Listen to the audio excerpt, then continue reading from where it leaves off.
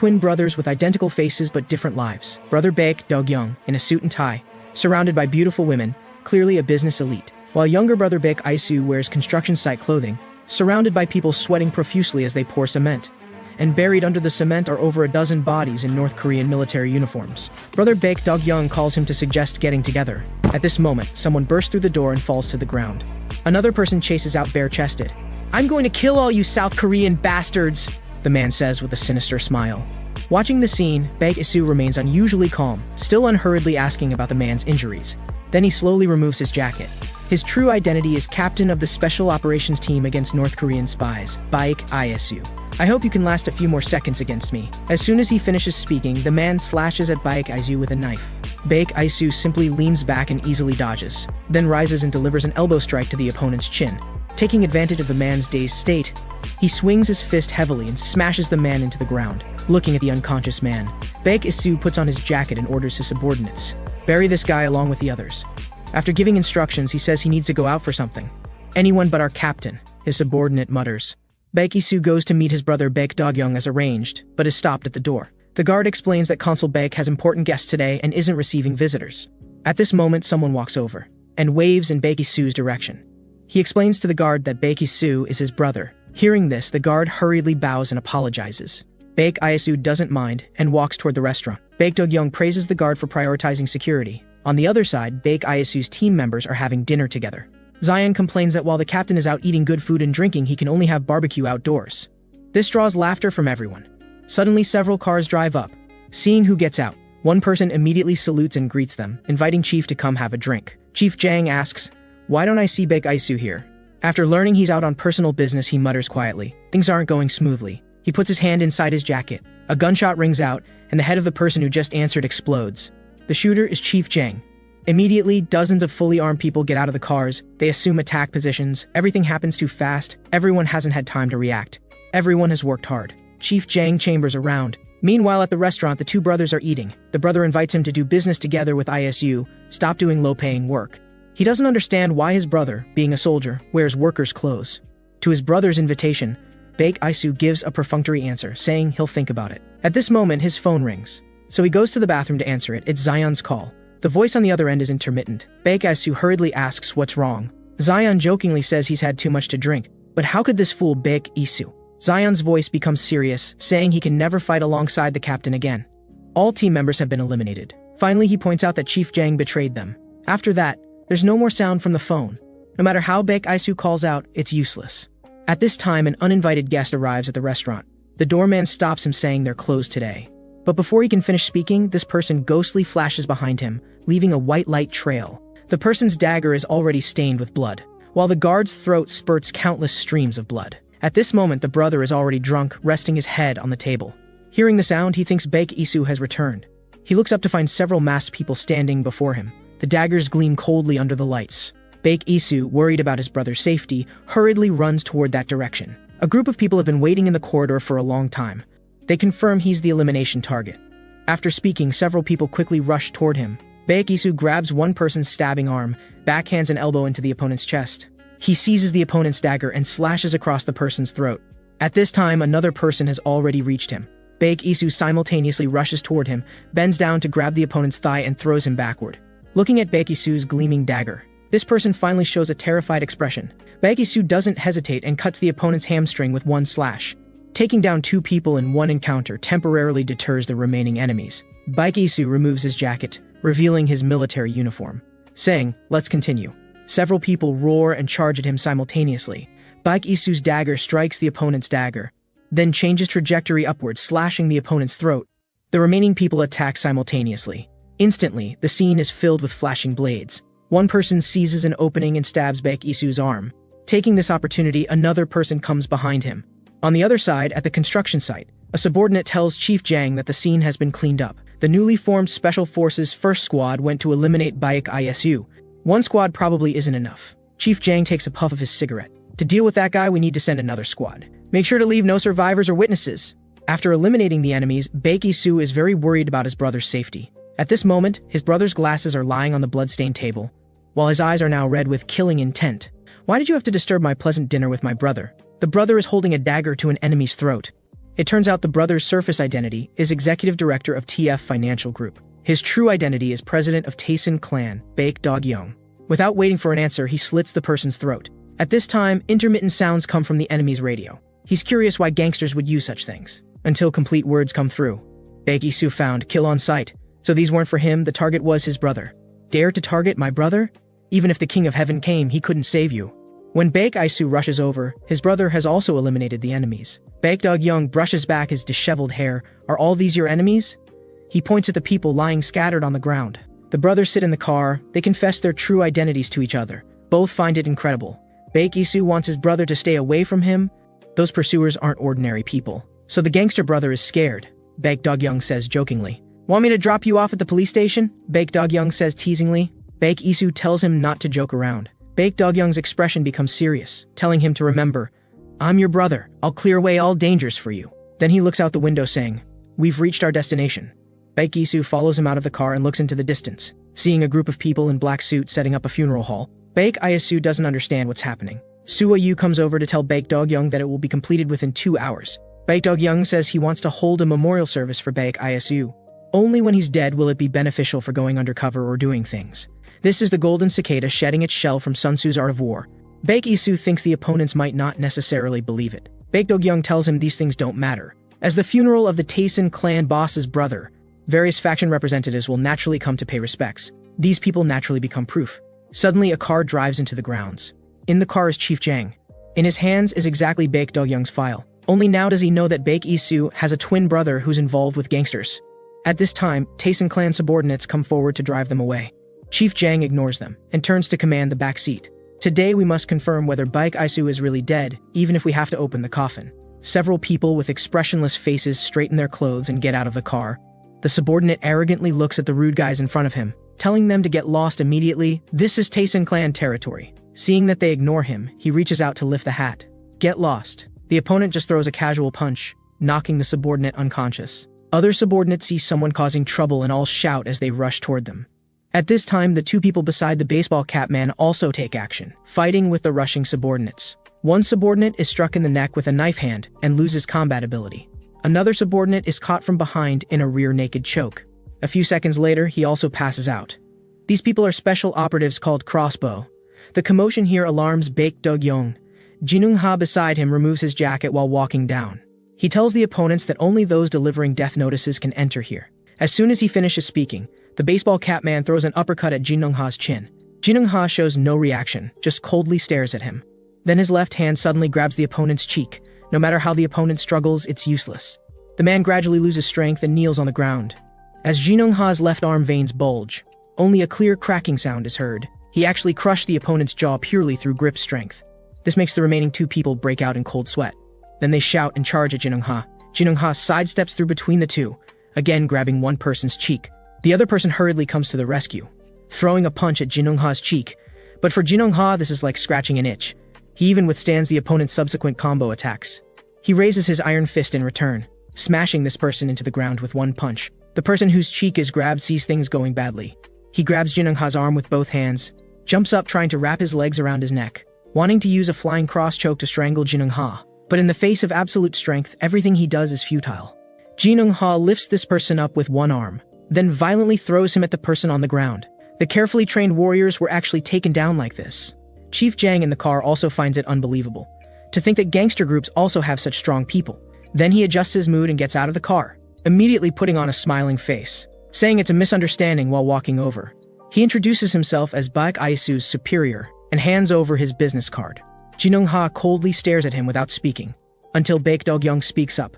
Only then does Jinung-ha invite Chief Jang inside. Looking at Baek Isu's photo in the funeral hall, Chief Jang can't be sure if he's really dead, nor does he know how much his brother Baek Dog-young knows. Suddenly, Baek Dog-young pulls out a dagger, looking at the face identical to Baek Isu's.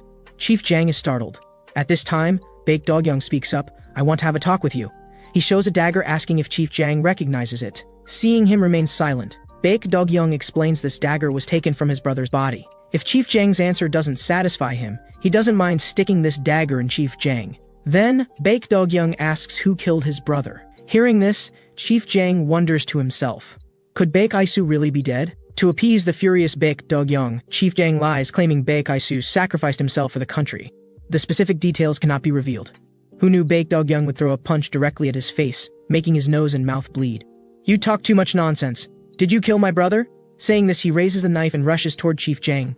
At the critical moment, Chief Jang reaches for his jacket pocket. Sua Yu suddenly stops Baek Dog-young, telling him to calm down.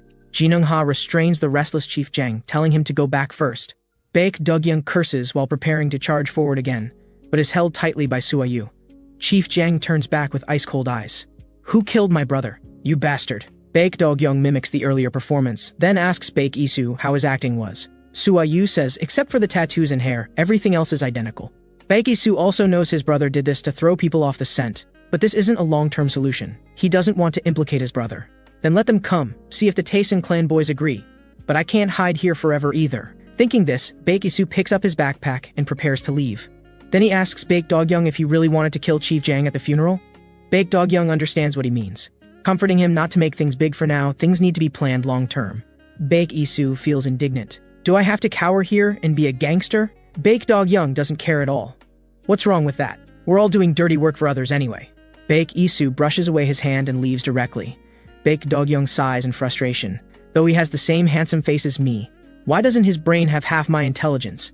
Then he orders Jin Young-ha to take people and follow him. Baek Isu asks Jin Young-ha how long he plans to follow. Jin Young-ha says he's just following orders. The subordinates behind now only live for him.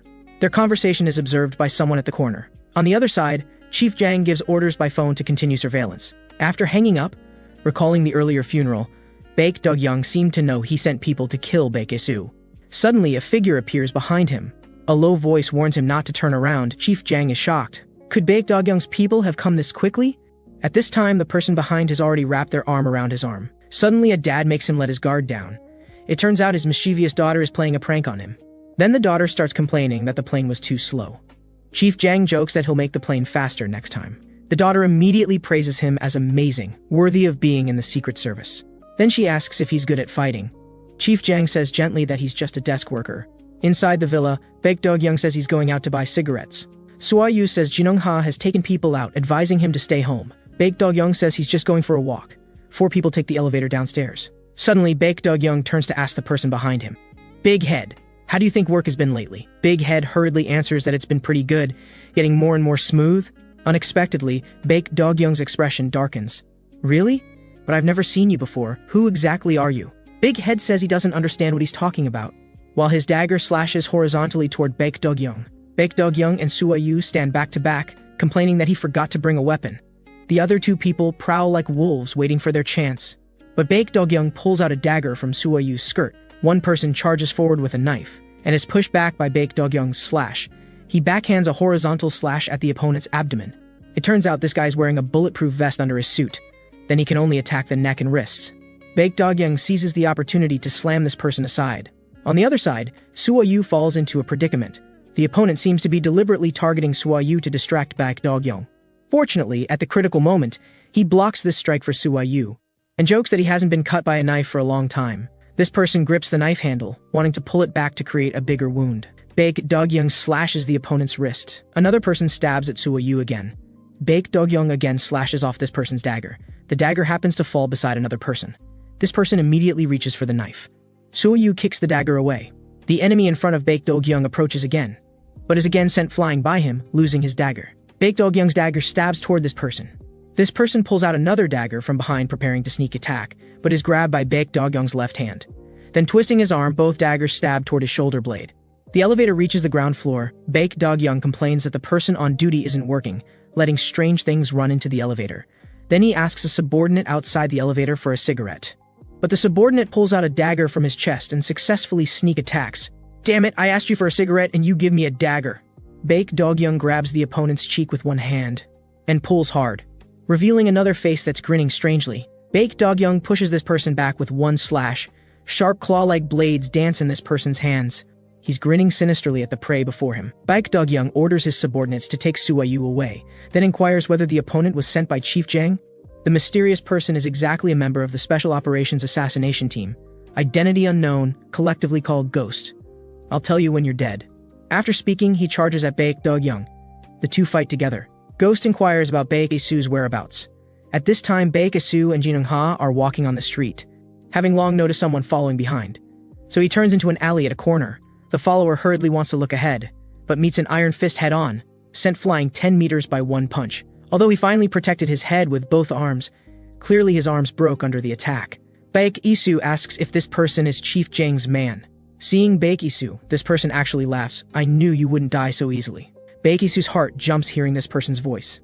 The mysterious person removes his hood. It's actually Zion, who he thought was already dead. Seeing the misunderstanding cleared up, Zion points at his broken arm to question Jinung-ha. At this time, a pair of hands rest on his shoulders. Baek Isu blames himself, saying if only he hadn't left that day. "Next time, remember to bring me when you eat good food," Zion says with forced lightness. At this time, Jinung-ha takes a phone call, his face full of anger. What could make the usually calm and collected him become like this? On the other side, the battle between the two has entered white-hot intensity. Baek Dogyoung attacks while taunting. Is this all Ghost has got? Because he knows the abdominal wound can't be delayed.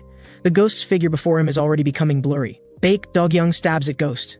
A steel wire thin as hair flashes in the air, wrapping around Baek Dogyoung's arm, stopping his movement. Then Ghost slashes upward, wounding Baek Dogyoung. "I'll ask one more time. Where is Baek Isu?" Ghost's voice is ice cold.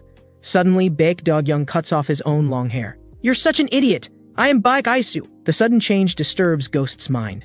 Taking advantage of his moment of shock, Baek Dogyoung launches an attack. For a moment, he gains the upper hand. After a while, Ghost calms down. The real Baek Isu wouldn't be this weak. The steel wire on the claw blade wraps around Baek Dogyoung again, but he risks breaking his arm to counterattack, immediately causing serious injury to Ghost. Ghost repeatedly repeats one phrase, "You can't be Baek Isu." Then he struggles to stand up. "You're just a small-time gangster." Ghost, whose mentality is in chaos, takes multiple cuts. When he attacks Baek Dogyoung again, he's even more terrified. Because his attack stance is exactly the same as Baek Isu's. Could the person in front of him really be Baek Isu? Baek Isu is like a mythical figure within the organization. Ghost, whose mind is already in chaos, shows multiple openings. Baek Dogyoung barehanded grabs the claw blade, then stabs at Ghost. The repeated injuries have made him completely give up.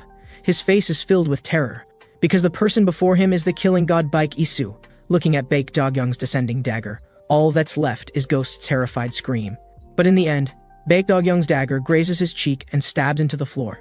He collapses weakly on top of Ghost. A few minutes later, Baek Isu arrives. Only the blood-covered Baek Dogyoung remains at the scene. He tremblingly helps up his brother. At this time, Ghost stumbles toward the rooftop, frantically flipping through a notebook. His blood-stained finger draws in 10 over Baek Isu's photo. At this moment, Baek Isu's angry face is twisted into that of a furious lion. While in his arms lies his brother who has already lost all signs of life. Taesin clan boss Baek Dogyoung assassinated to death. Although the news is suppressed, his long absence leads to various speculations. Other factions are all making moves. The urgent matter is selecting a new boss. Suayu suggests letting Jinung-ha take over, but is immediately rejected. Without Baek Dogyoung, Taesin clan wouldn't be called Taesin clan.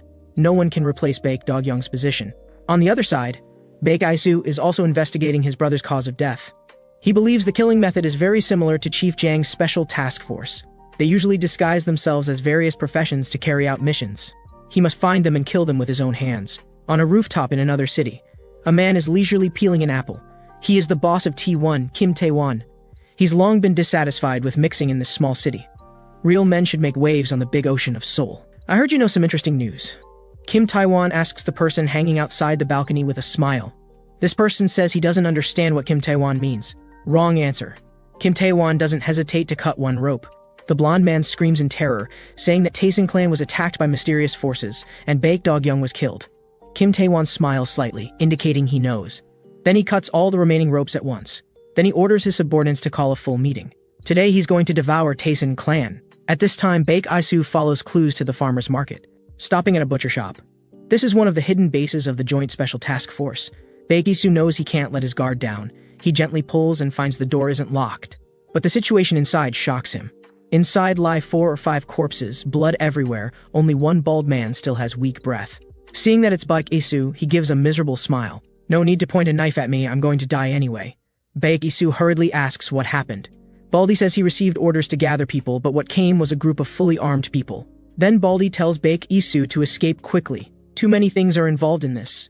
It's not something one person can fight against. After saying this, Baldy's body goes limp and loses life. On the other side, the base Zion found is in the same situation. Who exactly is manipulating all this? Baek Isu's heart is filled with doubt. At this time, Kim Tae-won is leading people to attack Taesin clan. Saying what Seoul's 4 major gangs, Taesin clan doesn't look like much. The immovable night demon Jinung-ha is looking at him with killing intent. Jinung-ha tells Kim Tae-won that people like him charging over has been the 4th wave this week. Doesn't know what dog shit rumors they heard. Kim Tae-won coldly smiles, seems like gentle solutions won't work at all. Then he and his subordinates surround Jinung-ha. Jinung-ha tilts his head back and takes a deep breath. I'm too lazy to waste words with you, come at me all at once. At this time, Baek Lee-soo walks over with his head down, parting the crowd, walking straight to Jinung-ha, telling him, I want to avenge my brother. I need to borrow Taesin clan's power. So Baek Lee-soo requests Jinung-ha to give him Taesin clan. Kim Tae-won sees them whispering and can't hear clearly, so he angrily walks over, threatening Baek Lee-soo to get lost quickly. Baek Lee-soo doesn't respond, throwing a punch at his nose. Kim Tae-won, about to get angry, sees Baek Lee-soo's appearance and freezes. He's already mistaken Baek Lee-soo for Baek Do-kyung. The subordinates also hear Baek Do-kyung's reputation and are too scared to move, but the boss shouts about taking down even Baek Do-kyung. They can only bite the bullet and charge forward. But Baek Lee-soo is like a tiger among sheep, easily dealing with these few people. Kim Tae-won orders the people behind him to attack together. Today, no matter what, he'll swallow Taesin clan. When several people charge at Baek Lee-soo again, his eyes are filled with killing intent. His attacks among the crowd become even more fierce. Seeing the subordinates he brought being cut down, Kim Tae-won burns with fury, preparing to sneak attack from behind. But Baek Lee-soo turns and knocks away his weapon with one slash. He knows today he's completely defeated. The man before him stands like a mountain peak, insurmountable. Kim Tae-won completely loses his fighting spirit, calling his subordinates to retreat. In contrast, Taesin clan members are happy to see their boss return.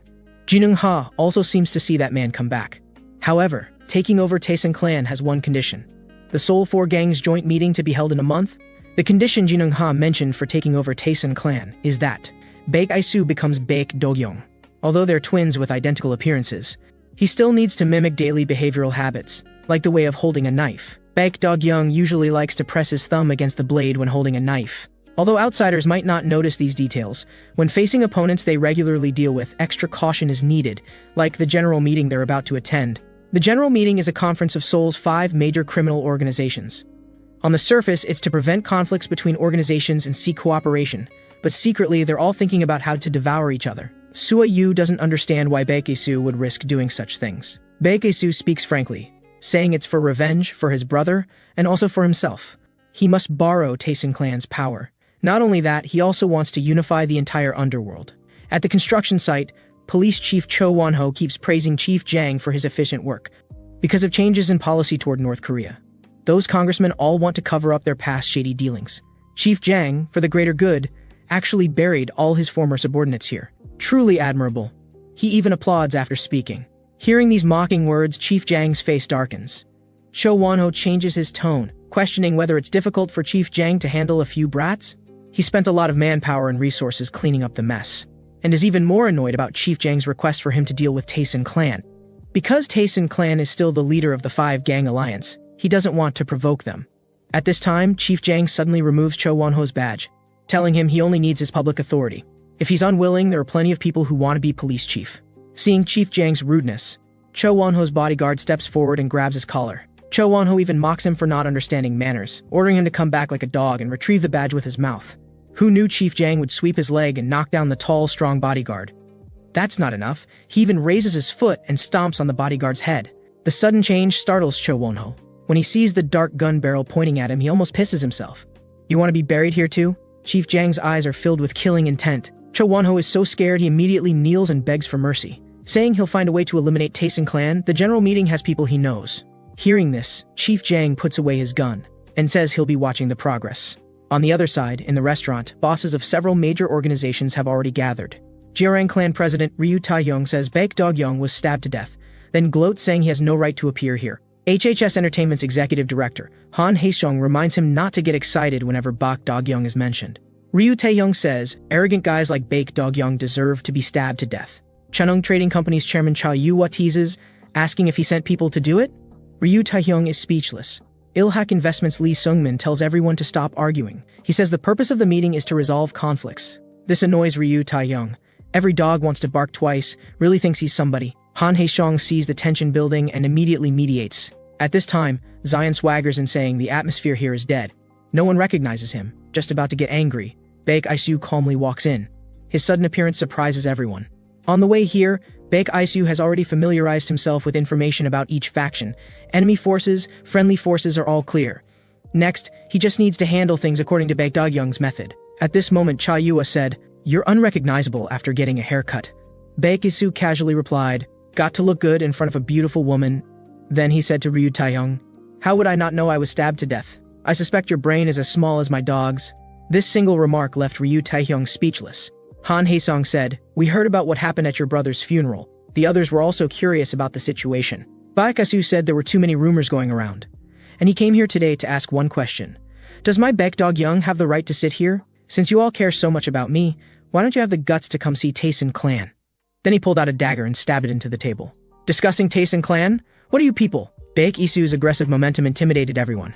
I, Baek Dogyung, announce one more thing. From today on, Taesin clan withdraws from the assembly. After that, the group drove away. Jinung Ha said the earlier remarks offended everyone, asking Baek Isu if he had any plans. Baek Isu didn't answer, his eyes deep with calculation, already having everything planned out. Suddenly, a car flew toward them. Jinung Ha yanked the steering wheel hard, and the car barely avoided it. Just as Zion was about to start cursing, he realized they were already surrounded by 3 cars.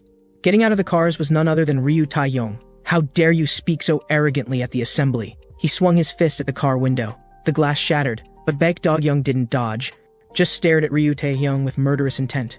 "Today, I'm going to swallow up Taesin clan." A few minutes earlier, Jinung Ha didn't understand Baek Isu's intentions. But Baek Isu said something that shocked him. Someone at the assembly had asked about the knife incident at the funeral, and this was something only his brother-in-chief Jang knew about.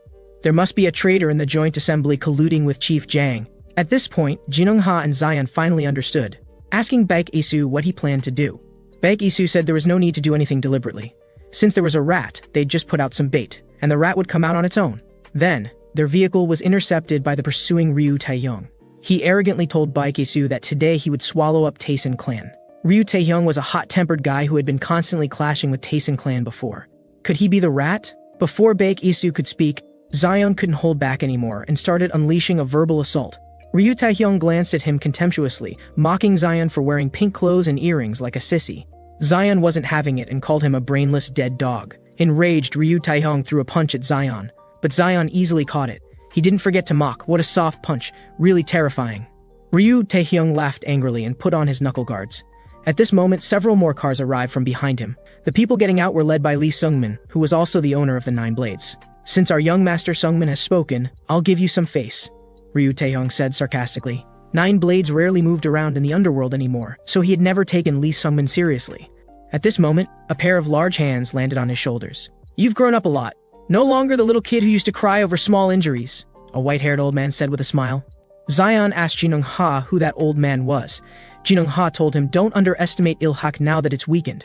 It used to be a top-tier organization in Seoul, and they built their empire with 9 core members, known as the 9 Blades." Looking at how Ryu Taehyung's men were on high alert, you could tell this guy was no ordinary person. This man was the 2nd blade of the 9 Blades, Choi Chonho. Ryu Taehyung was also very wary of this man, not expecting him to come out of retirement. Jinung Ha stepped forward respectfully to greet him, and it seemed the two knew each other well. At this point, Lee Sungmin said he wanted to talk to Baek Isu. Ryu Taehyung had no choice but to leave reluctantly. Lee Sungmin invited Baek Isu to ride in the same car. Jinung Ha was worried and wanted to go with him, but Baek Isu waved him off. In the car, Lee Sungmin asked if he really intended to withdraw from the joint assembly, saying this would disrupt the balance and checks between organizations. Baek Isu was still trying to figure out his true intentions. At this moment, the car stopped at a harbor. "I need power, so let Taesin clan submit to me," Lee Sungmin said seriously. Baek Isu glanced out the window at some uninvited guests. That Ryu Taehyung kid's fists are harder than his mouth. On the other side, Choi Chonho looked at the smashed glass and said. Then he changed the subject and invited Jinung Ha to join Ilhak, saying he would reserve a spot for him among the 9 Blades. Faced with this olive branch, Jinung Ha refused without hesitation. "What if Taesin clan collapses today? Will you still persist?" On the other side, surrounding Baek Isu, were other members of the 9 Blades. "I know you're strong, so I must give it my all," Lee Sungmin said leisurely. Baek Isu rubbed his face with both hands. He already knew the identity of the rat. Then he instructed Zion to watch Lee Sungmin. A nearby subordinate was about to cause trouble after hearing this, but Zion took him down with a single hand chop. "Damn, don't bark like a dog!" Baek Isu told Zion he'd be back soon. At most 1 minute to settle everything. On the other side, Ryu Taehyung was also frustrated. He originally thought he had Taesin clan in the bag today. but didn't expect Lee Sungmin to actually bring out the 9 blades. His subordinate didn't understand what was so scary about 9 blades. They had more people, so they could just take them all down. But he got a hard slap on the head from Ryu Taehyung. Damn, are you that good at fighting? You have no idea how terrifying the 9 blades are. They once sent just 3 of the 9 blades to destroy an entire gang. And there are 9 such terrifying beings in total. I can't imagine who could defeat such people. Yet the invincible people Ryu Taehyung spoke of were being punched and sent flying, even pinned to the ground and beaten. What 9 blades? Just break them all. Young Master Lee Sungmin appeared gentle and harmless on the surface, but was actually an ambitious guy, which is why he conspired with Cho Won-ho. Cho Won-ho told him that Taesin clan had already been targeted by higher-ups and was in deep trouble. Now was the best time to eliminate Taesin clan. Lee Sungmin made excuses about having no justification for action. Cho Won-ho said coldly, "You don't think Ilhak is my only option, do you?" Seeing him still hesitating, Cho Won-ho further persuaded him. Those who do great things must be decisive in killing. Lee Sungmin hesitated no more, having made up his mind. So he brought out the 9 blades to fully encircle Baek Isu. He didn't expect that without saying a word, Baek Isu would punch the bald man flying, and then continue to brutally attack the bald man on the ground. You think you can kill me, or destroy Taesin clan? Whether you're following orders or fighting for dignity, you're all wrong. Because I'm going to slaughter you all today. Baek Isu issued a death warning. Just as Lee Sungmin was about to move, a throwing knife flew past his cheek. "Our boss ordered me to watch you," Zion said with a smile, playing with the small knife in his hand. The bald man who had been beaten took off his glasses and said easily, "Maybe in 10 years you really could kill me." The others nearby weren't worried either and mocked him, saying it had been years since they'd seen him get beaten. The bald man complained, asking if they were just going to watch him get beaten. As soon as he finished speaking, the mustache man's fist shot toward Baek Isu like lightning. Baek Isu raised his arms to block, but the red-haired man followed with another punch. Baek Isu dodged the punch, but his collar was grabbed, and the red-haired man lifted him up and slammed him to the ground, not giving Baek Isu any chance to catch his breath. The scarred man lifted his foot to kick at his head. Baek Isu had to raise his arms to protect his head again. At this moment, the horse-faced man's heavy punch was already coming at him. Baek Isu quickly got up and pulled back to create distance, but the bald man's attack came from behind again. These people not only had impressive individual skills, but their coordination was flawless. In that case, I'll take them down one by one. The bald man who was sent flying was steadied by the mustached man, who grabbed Baek Isu's sleeve and pressed his other hand against the back of his head. Unable to move, Baek Isu faced the bald man's heavy blow. This excellent coordination made even Zion admire it. Lee Sungmin thought he wanted to go help and told him that even helping wouldn't change the outcome. But Zion just laughed after hearing this. Help? Help whom? If I don't go out, those old guys will all be killed. You have no idea who you've provoked. On the other side, Jin Ha was thrown onto the windshield. Give up resistance. Our old friendship ends here. The white-haired elder straightened his sleeves. At the dock, Baek Isu also began his counterattack. But the opponent's coordination still caused him some difficulty. 2 people wanted to attack him again, but were swept in the face by Zion's kick. Do you want to die too? The 2 men glared at Zion, but Zion told them they should thank him for intervening. At this moment, the mustached man's fist was already coming at Baek Isu. But the next second, the sound of cracking bones echoed through the area. The others didn't understand what happened. But looking again, the mustached man's right arm was already dislocated. The bald man just realized something was wrong, but it was too late. The red-haired man had already lifted his leg to kick at Baek Isu. Another series of bone-cracking sounds rang out. This was what Chief Jang had taught Baek Isu. When facing opponents with high strength or strong resistance to attacks, you can use techniques to dislocate their joints, causing dislocation. Even the strongest person would instantly lose their fighting ability. And now the red-haired man was lying on the ground, holding his knee and wailing. The bald man sighed inwardly. This guy really is a monster. At this point, Lee Sungmin also sensed something was wrong, remembering Cho Won-ho's reminder that Baek Dog-young's brother was a killer. He seemed to have guessed something. The bald man here also had his hand dislocated and lost his fighting ability. Baek Isu threw a punch at the bald man, but a loud shout stopped him. Lee Sungmin said he wanted to talk to Baek Isu. Because I know who you are now. The earlier behavior at the assembly plus the fighting style just now made him certain that the person before him was not Baek Dog-young. Baek Isu knocked his hand away. Doesn't matter. I'll just kill you all anyway. Facing this threat, Lee Sungmin said he had a better proposal. Seeing the conversation here, Zion's side also paused their fighting. Lee Sungmin confessed that the reason he targeted Baek Isu was because he was instructed to do so, and the documents in his hand contained everything Baek Isu wanted to know. He could give these documents to Baek Isu, and in return, Taesin clan and Ilhak would form an alliance.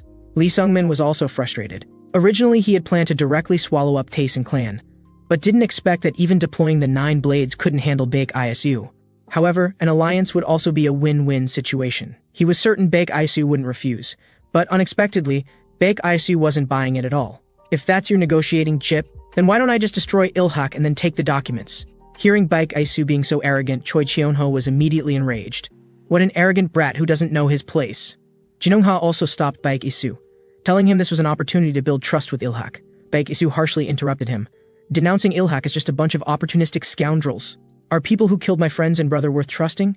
He warned Jinung-ha to stop talking nonsense. Zion quickly pulled the two apart, asking them to calm down. Lee Sung-min, to show his sincerity, could let Baek Isu look at the documents first. But Baek Isu didn't trust this kind of person who would betray allies so easily. Lee Sung-min said there was no backup of these documents. With that, he moved toward a nearby furnace. Then what's the point of talking? Let's just get on with it. Lee Sung-min's behavior infuriated Baek Isu. Jinung-ha quickly shouted to stop him, while Lee Sung-min's people prepared for battle. If you want an alliance, you have to do as I say. Baek Isu's next words shocked everyone. He demanded that Lee Sung-min become a hostage. Lee Sung-min was flexible and was about to agree, but Choi Cheon-ho shouted no and offered to replace Lee Sung-min. Baek Isu mocked, I want the boss of Ilhak. What are you? Jinung-ha also didn't want things to become irreversible. He persuaded that Nine Blades Choi Cheon-ho was the foundation of Ilhak and fully qualified to replace Lee Sung-min.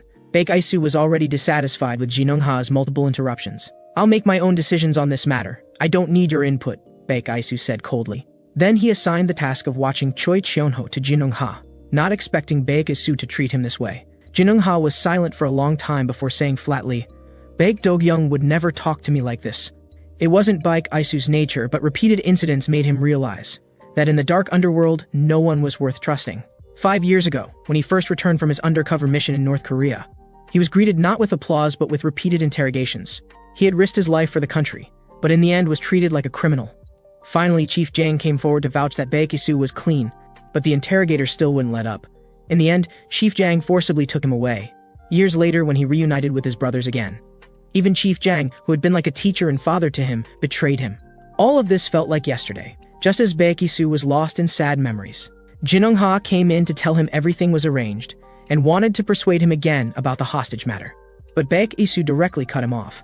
Jinung-ha became angry and grabbed his collar. I was wrong about you. I can't entrust Taesin clan to someone like you. You'll never be able to replace Baek Do-kyung. At the same time, Chief Jang and Cho Won-ho met again to conspire. Cho Won-ho said everything was going according to plan. Chief Jang felt those people were just small-time thugs. Taking them down would be no problem. After all, he was a professional. But Cho Won-ho reminded him not to be careless. Chief Jang dismissed this, deciding to first make contact with the Joint Assembly. If something went wrong with Taesin clan, he would handle it himself. On the other side, Jinung-ha questioned Baek Isu's methods. Although the results were good, he didn't agree with his way of doing things. He felt that the Taesin clan he and Baek Do-kyung had worked so hard to build couldn't be destroyed in Baek Isu's hands. Previously saying he would give up Taesin clan, now wanting to take it back. Baek Isu found this childish playing house mentality ridiculous.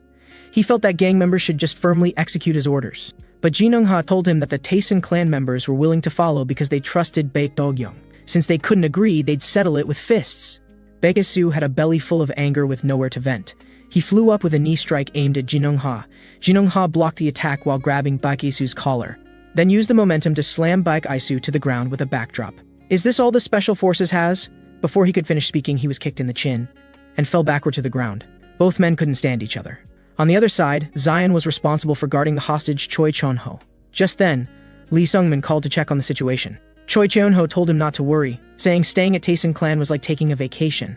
Lee Sung-min felt he'd acted too hastily, causing this situation. Choi Cheon-ho said the plan was fine. No one could have expected that Baek Do-kyung was actually Baek Isu in disguise.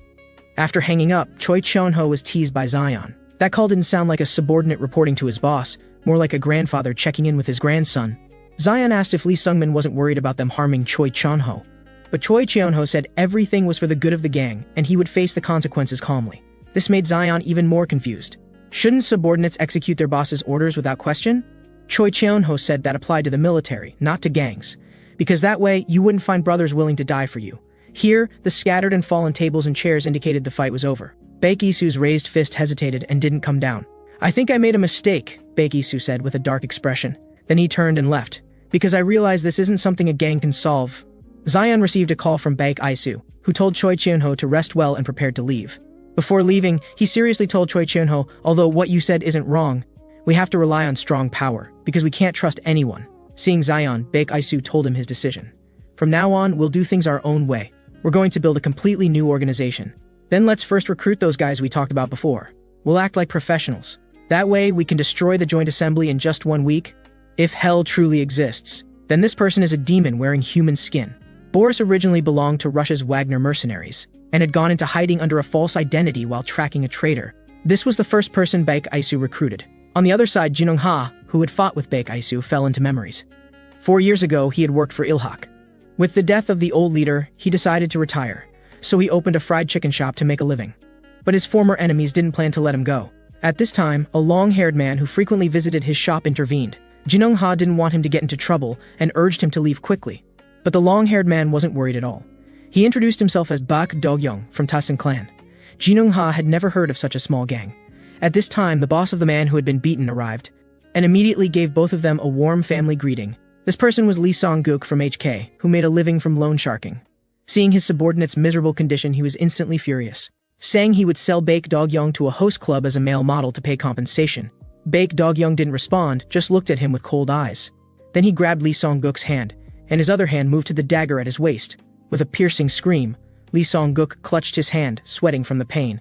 He kept cursing Baek Do-young as a madman and threatening to kill him. Baek Do-young didn't care, introducing himself as a member of Taesin clan, saying he welcomed him to come for revenge any time. His subordinates quickly took Lee Song-guk to the hospital. Jin Ha said he didn't need to get involved, but Baek Do-young told him a fact. Once someone steps into the underworld, there's no going back. Then he invited Jin Ha to join Taesin clan. After a long silence, Jin Ha made up his mind, thus beginning Taesin clan's glorious era. The two also became brothers who shared life and death. Returning to reality, Jin Ha looked at the hair tie on his wrist and fell into endless sadness. At the same time, Lee Song-guk learned that Taesin clan had withdrawn from the joint assembly. Feeling this was Taesin clan's weakest moment. After 4 years of development, he now had 50 subordinates, so he gathered all his men, determined to avenge his severed finger. At this moment, violent door-kicking sounds came from outside. A subordinate went to check but was knocked down by the door. Boris looked coldly at everyone in the room. His appearance here was Baek Isu's doing. Earlier at the construction site, he had suddenly seen a pentagram pattern. He didn't know who was using this code to contact him, but he still followed the instructions to a warehouse, where he saw 2 strangers. Without a word, he drew his dagger and charged at them. But Baek Isu didn't dodge at all, just placed a USB drive in front of him, saying he wanted to make a deal. Looking at the USB drive, Boris stopped his actions. At this moment, Lee Seong-guk looked at Boris with confusion. Although he didn't know him, he felt this person must be mentally challenged to dare come alone. Then he ordered his men to kill Boris. As soon as the boss gave the order, his subordinates rushed forward, but they were met with a dark gun barrel. This scene shocked everyone. Boris shot one person down with a single shot. Another subordinate tried to sneak attack, but Boris turned the gun toward him. "Do you want to eat some bullets?" Then he knocked this person down with another punch. The rest rushed forward and grabbed Boris to prevent him from moving. But Boris wasn't panicked at all. He bit down on one person's arm, then with a shake of his neck threw the person off, and rode on top of him while grabbing a nearby dagger. Under Lee Song-guk's horrified gaze, he slowly cut the subordinate's throat. This cruel and bloody scene was like hell on earth.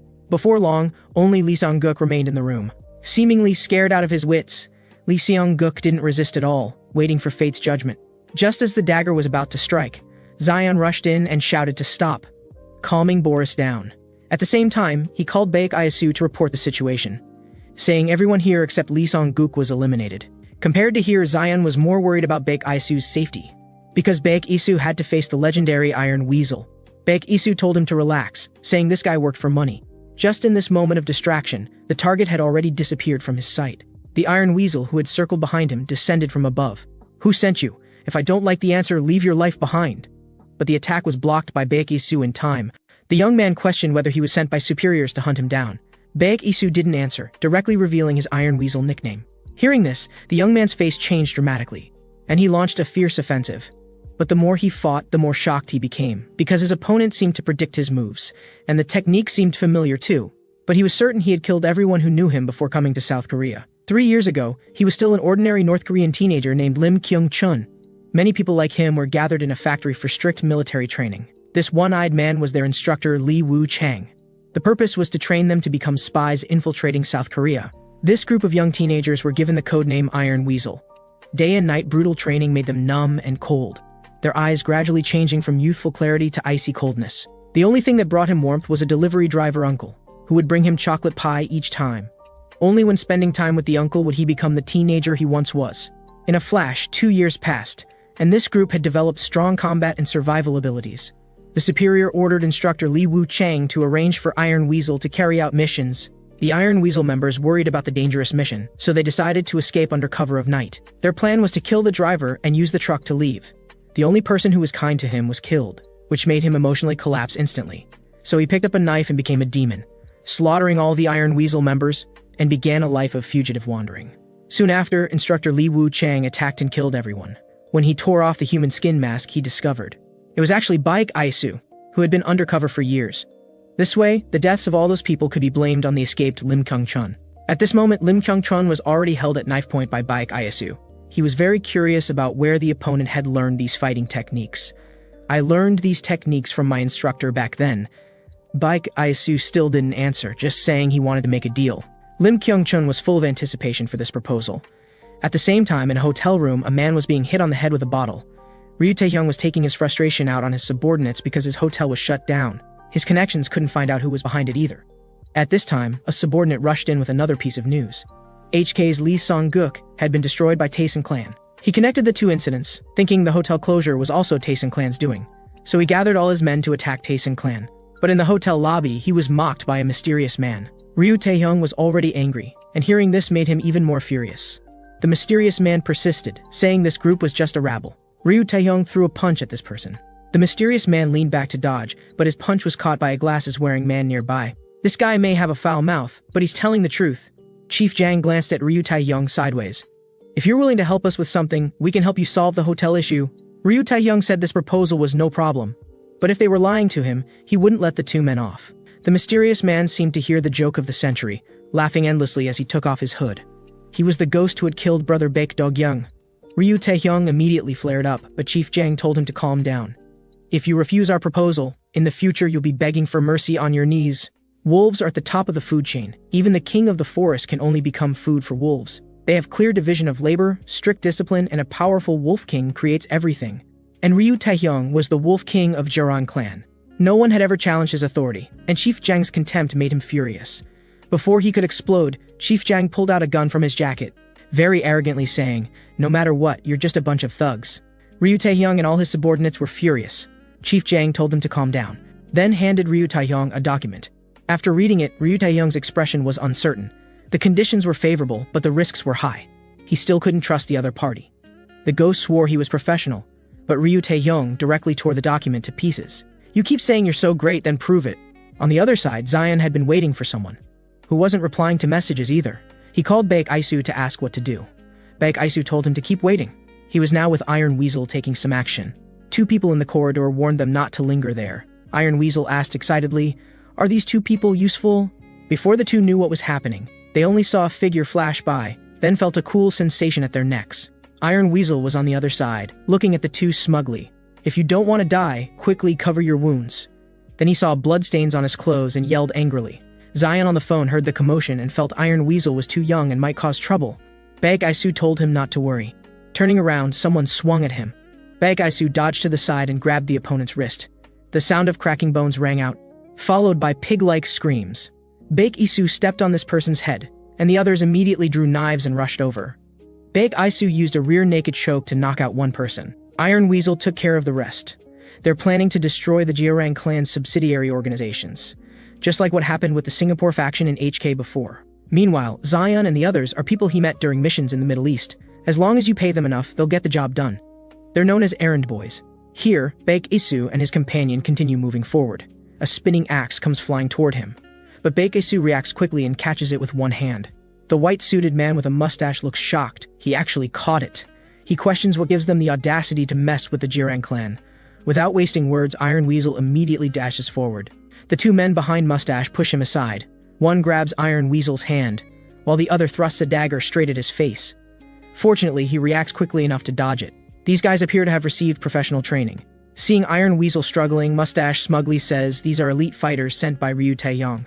Meanwhile, another group has already arrived at the Taesun clan's stronghold. Baek Aisu here doesn't know this yet, but he guesses this is Chief Jang's handiwork, so he orders Iron Weasel to eliminate these men. Iron Weasel holds up 2 fingers, saying these guys are skilled fighters, so he wants double pay. After saying this, he kicks off the ground, and charges toward the group. He strikes one man's hand with his palm, while his other hand flourishes a butterfly knife, slicing open the opponent's throat. Before the body hits the ground, he crouches low and rushes toward another man. This guy doesn't even have time to react before he's already lost his life. Iron Weasel dispatches the two skilled fighters in a flash, completely terrifying mustache. Iron Weasel tells him he'll handle the remaining men and lets Baek Isu proceed with his own plan. Baek Isu doesn't understand why Chief Jang acted so swiftly.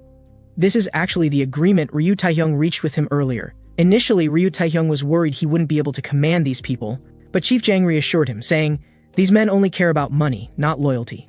Just as Baek Isu is about to charge out, a motorcycle speeds toward him.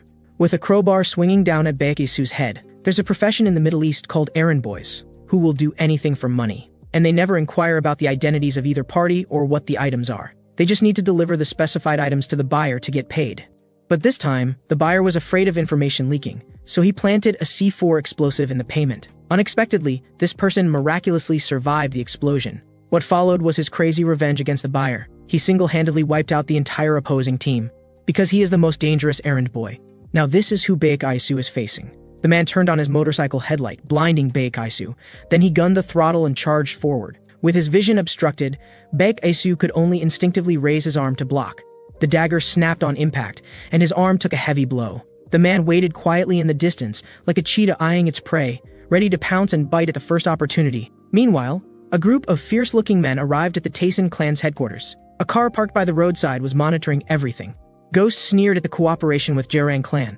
He didn't understand why a professional assassin like himself needed to seek help from thugs. But Chief Jang told him a shocking fact. Baek Isu might still be alive. Ghost was stunned at first, then suddenly raised both hands. "Then let's kill him again! Killing twins is the most fun! It's like being able to kill one person twice."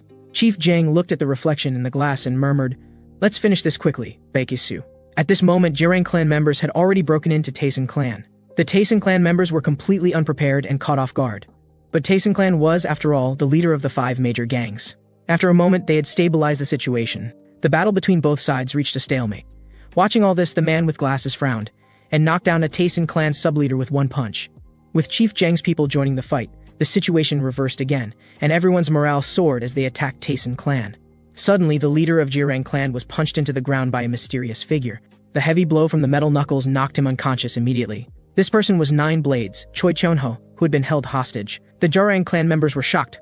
Why would Nine Blades appear here?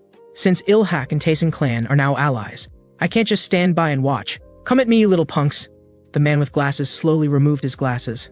Old man, instead of staying home drinking tea and maintaining your health, you come here to fight. You really don't fear death enough. He was the Special Operations Team Leader, Park Chang-hun. Choi Cheon-ho was about to retort to this unreasonable statement when Park Chang-hun delivered a heavy punch to his chin. Before he could react, Park Chang-hun landed 4 consecutive punches to Choi Cheon-ho's face. Then he gathered all his strength and delivered a devastating hook to the liver. A beautiful combination punch directly KO'd Choi Cheon-ho. Damn old man, insisting on showing off? On the other side, Baek Isu was stuck in a stalemate. His opponent kept delaying without attacking again, keeping him pinned here. If he couldn't break through quickly, the entire plan would collapse. Suddenly, the motorcycle charged straight at him.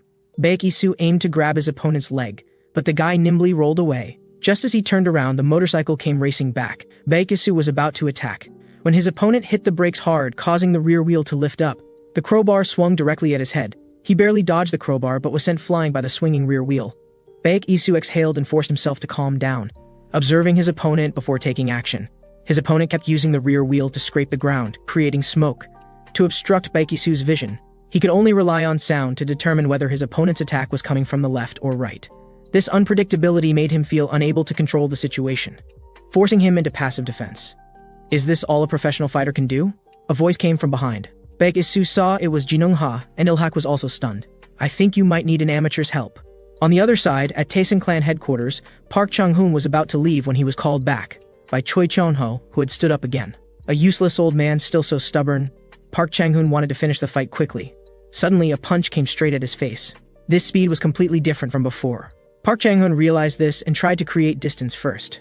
But Choi Cheon-ho wouldn't give him the chance, closing in again. A heavy punch sent him flying backward. Park Chang-hoon endured the sweet taste of blood in his mouth and tried to draw the dagger from his shoulder. But Choi Cheon-ho's fist came at him again, sending him flying along with the dagger. Then he grabbed Park Chang-hoon's face with his left hand. Did you think I was easy to handle? Didn't your parents teach you to be civilized and polite? Park Chang-hun felt his breathing becoming more difficult, so he pulled out another dagger and stabbed at his opponent. But Choi Cheon-ho grabbed the blade directly. We're not good at scheming, but we fight to protect our family, friends, and organization. Do you understand now, you little punk? This is our way. Meanwhile, Baek Isu looked at Jin Eung-ha and asked, "How's Taesin clan?" Jin Eung-ha told him not to worry, because the person now guarding Taesin clan wouldn't fall. As Baek Isu watched him approach the motorcycle, he reminded him that his opponent was skilled and couldn't be handled recklessly like a brute. Jin Eung-ha didn't respond. He wrapped his jacket around his right hand. "You just think too much. No matter how his techniques change, I'll break through with pure force. This is what your brother told me." Jin Eung-ha's heavy punch struck the speeding motorcycle, actually shaking the rider off the bike. "We're the bastards of Taesin clan." The younger brother studies so he can calmly talk to idiots. The older brother trains his fists so idiots can calmly talk to him. Although they were twins, their personalities had been completely different since childhood. Every time Baek Isu was bullied, his brother would defend him with his fists. He deeply hated this violence approach to solving problems. So after entering middle school, he studied even harder. Meanwhile, Baek Dog-young already had considerable influence. He often got into fights and caused trouble, becoming a school celebrity. This time, he had arranged another fight on the playground. However, the people around Baek Dog-young were all battered and bruised, while the opposing group was tall and intimidating, clearly not to be messed with. Someone recognized the leader as Chin Hao from the first high school. They thought Baek Dog-young was going to suffer this time. Chin Hao arrogantly said he was originally just going to teach Baek Dog-young's friends a lesson. But since someone wanted to stand up for them, he'd teach Baek Dog-young a lesson too. Looking at Chin Hao, who was a head taller than him, Baek Dog-young showed no fear. He mocked him as a coward who only dared to bully the weak, challenging him to go pick fights with real thugs in society. Hearing this, Chin Hao's expression changed and he was about to strike. Baek Dog-young's friends prepared to step forward, but he stopped them. He said he could handle this matter alone. The students watching from the classroom cheered, "So cool!" The next second, Baek Dog-young was on the ground with his head down and butt up. "Senior, I'm sorry." This sudden attitude change stunned everyone. Baek Dog-young said he had long admired Chin Hao's reputation. This left Chin Hao unsure of how to respond. However, he was quite satisfied with Baek Dog-young's attitude. He said he would go easier on them next time he beat them up. But he didn't notice Baek Dog-young's lips curling into a smile. He quietly pressed the tip of his pen and quickly stabbed through Chin Hao's shoe. Chin Hao's screams immediately filled the area. While he was in agony, Baek Dog-young flew up with a kick to Chin Hao's chin. "Ji-hoon delivers newspapers every morning to help support his family, but you broke his leg!" The rest of the group snapped out of their shock, and one of them threw a punch at Baek Dog-young, but he caught the man's elbow in a reverse grip. Sunguk hasn't brought rice balls to school lately because of his injury. Baek Dog-young continued talking to himself. "I really miss the rice balls Sunguk's mom makes." At this point, more people charged forward. Several of them rushed together and restrained Baek Dog-young. One person threw a punch directly at Baek Dog-young's face, but Baek Dog-young grabbed his head and delivered a headbutt to the man's skull. "Also, why did you hit Lee Woo in the head when he already has brain problems?" Seeing how difficult Baek Dog-young was to handle, the rest all charged at him. Baek Dog-young roared fiercely, "Everyone who messes with me must die." At this moment, a figure rapidly approached and kicked away the person restraining Baek Dog-young. Baek Dog-young looked at the newcomer with a stunned expression. This impressive flying kick actually came from Baek Isu. "I really envy having a brother like that," Baek Isu said calmly. "We're brothers after all." Pulling his thoughts back to reality, Jin Eung-ha punched the motorcycle rider flying. Occasionally using Baek Dog-young's method can solve problems too, Jin Eung-ha reminded him. Baek Isu was curious about what kind of person Baek Dog-young was in Jin Eung-ha's eyes. "I'll tell you." After saying this, Jin Eung-ha knelt on one knee. "And I'll turn you into Taesin clan's Baek Dog-young." On the other side, Choi Cheon-ho rubbed his hands and sighed that he was really getting old. Just a little exercise, and his whole body ached. Then he called for the remaining little punks to come at him together. One person wrapped steel wire around his hand, and suddenly ambushed Choi Cheon-ho. It was Ghost, who had been holding back until now. Meanwhile, the motorcycle rider who had been knocked down earlier got back up. He never expected to stumble in such a simple situation. His gaze was fixed deadly on his prey. Then he swung the crowbar in his hand. Seeing this, Jin Eung-ha clenched his fist and stepped forward again. Both sides were about to clash. At this moment, the rider's phone rang. He picked up the phone and glanced at it, then pointed at Jin Eung-ha. "You broke my beloved headlight, you're dead today." Then he revved the engine and rode away without looking back. On the other side, at Taesin clan headquarters, the scene was silent, whether it was Taesin clan members or the attacking side. Everyone knew that the battle in the center would determine victory. Choi Cheon-ho's iron fist struck Ghost's chin, but his expression became even more serious. He knew his opponent was a madman. Any moment of carelessness could mean defeat. He needed to use this momentum to finish off his opponent in one go. Ghost just cackled wickedly. "Old man, your punches are soft as cotton, they can't kill me." After saying this, his entire body flashed like a ghost. Although Choi Cheon-ho blocked the vital areas, deep knife marks were still left on his gloves. And there was also a bone-deep wound on his back. Ghost mocked him to go faster, saying he would soon send him to meet his maker. Thinking about soon being able to kill Baek Isu, he laughed even more maniacally. Choi Cheon-ho took the opportunity to charge forward and throw a punch. "Faster. I'm on your right. Faster. Left, left. Die, old man." But Choi Cheon-ho caught the dagger with his bare hands. He thought to himself that he must quickly finish off this person. With this thought, he gathered all his strength and threw a punch. But his arm was caught by Ghost, who mocked him. "Is that all?" After saying this, he forcefully bent it backward, brutally breaking Choi Cheon-ho's arm. Then he leaped up, driving his knee straight toward Choi Cheon-ho's face. But he was stopped by a loud shout. Park Chong-hoon issued a full retreat order. He explained that he had received orders that the plan had changed temporarily and they needed to retreat. This infuriated Ghost, who was enjoying the fight. He grabbed Park Chang-hoon's head. "Damn it. You've been yelling about retreating since earlier. Do you believe I'll tear your mouth apart? The game is just getting started." At this moment, Chief Jang's voice came through the radio, telling him to stop playing around and come back for a more important mission. It turned out Ryu Taehyung had thought of a more vicious plan. In the villa, Lim Kyung-chun complained about not knowing how to tie a tie, making a fuss about wanting Zion to help him. He even gave Zion the nickname Parrot. Boris, meanwhile, stared blankly at a fruit knife. At this moment, someone walked out from behind. Zion and Lim Kyung-chun both praised how handsome their boss looked. Baek Isu walked over in a black suit. "From now on, we need to act like a gang. Where do you all think we should start?" Half an hour later, Choi Cheon-ho walked out angrily, and Jin Eung-ha quickly followed. Choi Cheon-ho said he had also contributed a lot to Taesin clan, and now he was being sent home. Jin Eung-ha explained that Baek Isu didn't mean it that way. Choi Cheon-ho said he was just joking, he was planning to go back anyway. Seeing Taesin clan's current state, he suddenly had an idea. He thought he might be able to restore Ilhak to its former glory, so he wanted to quickly return and discuss it with Lee Sung-min. Under Chief Jang's instigation, they first allied with Jorang clan to ambush Taesin clan.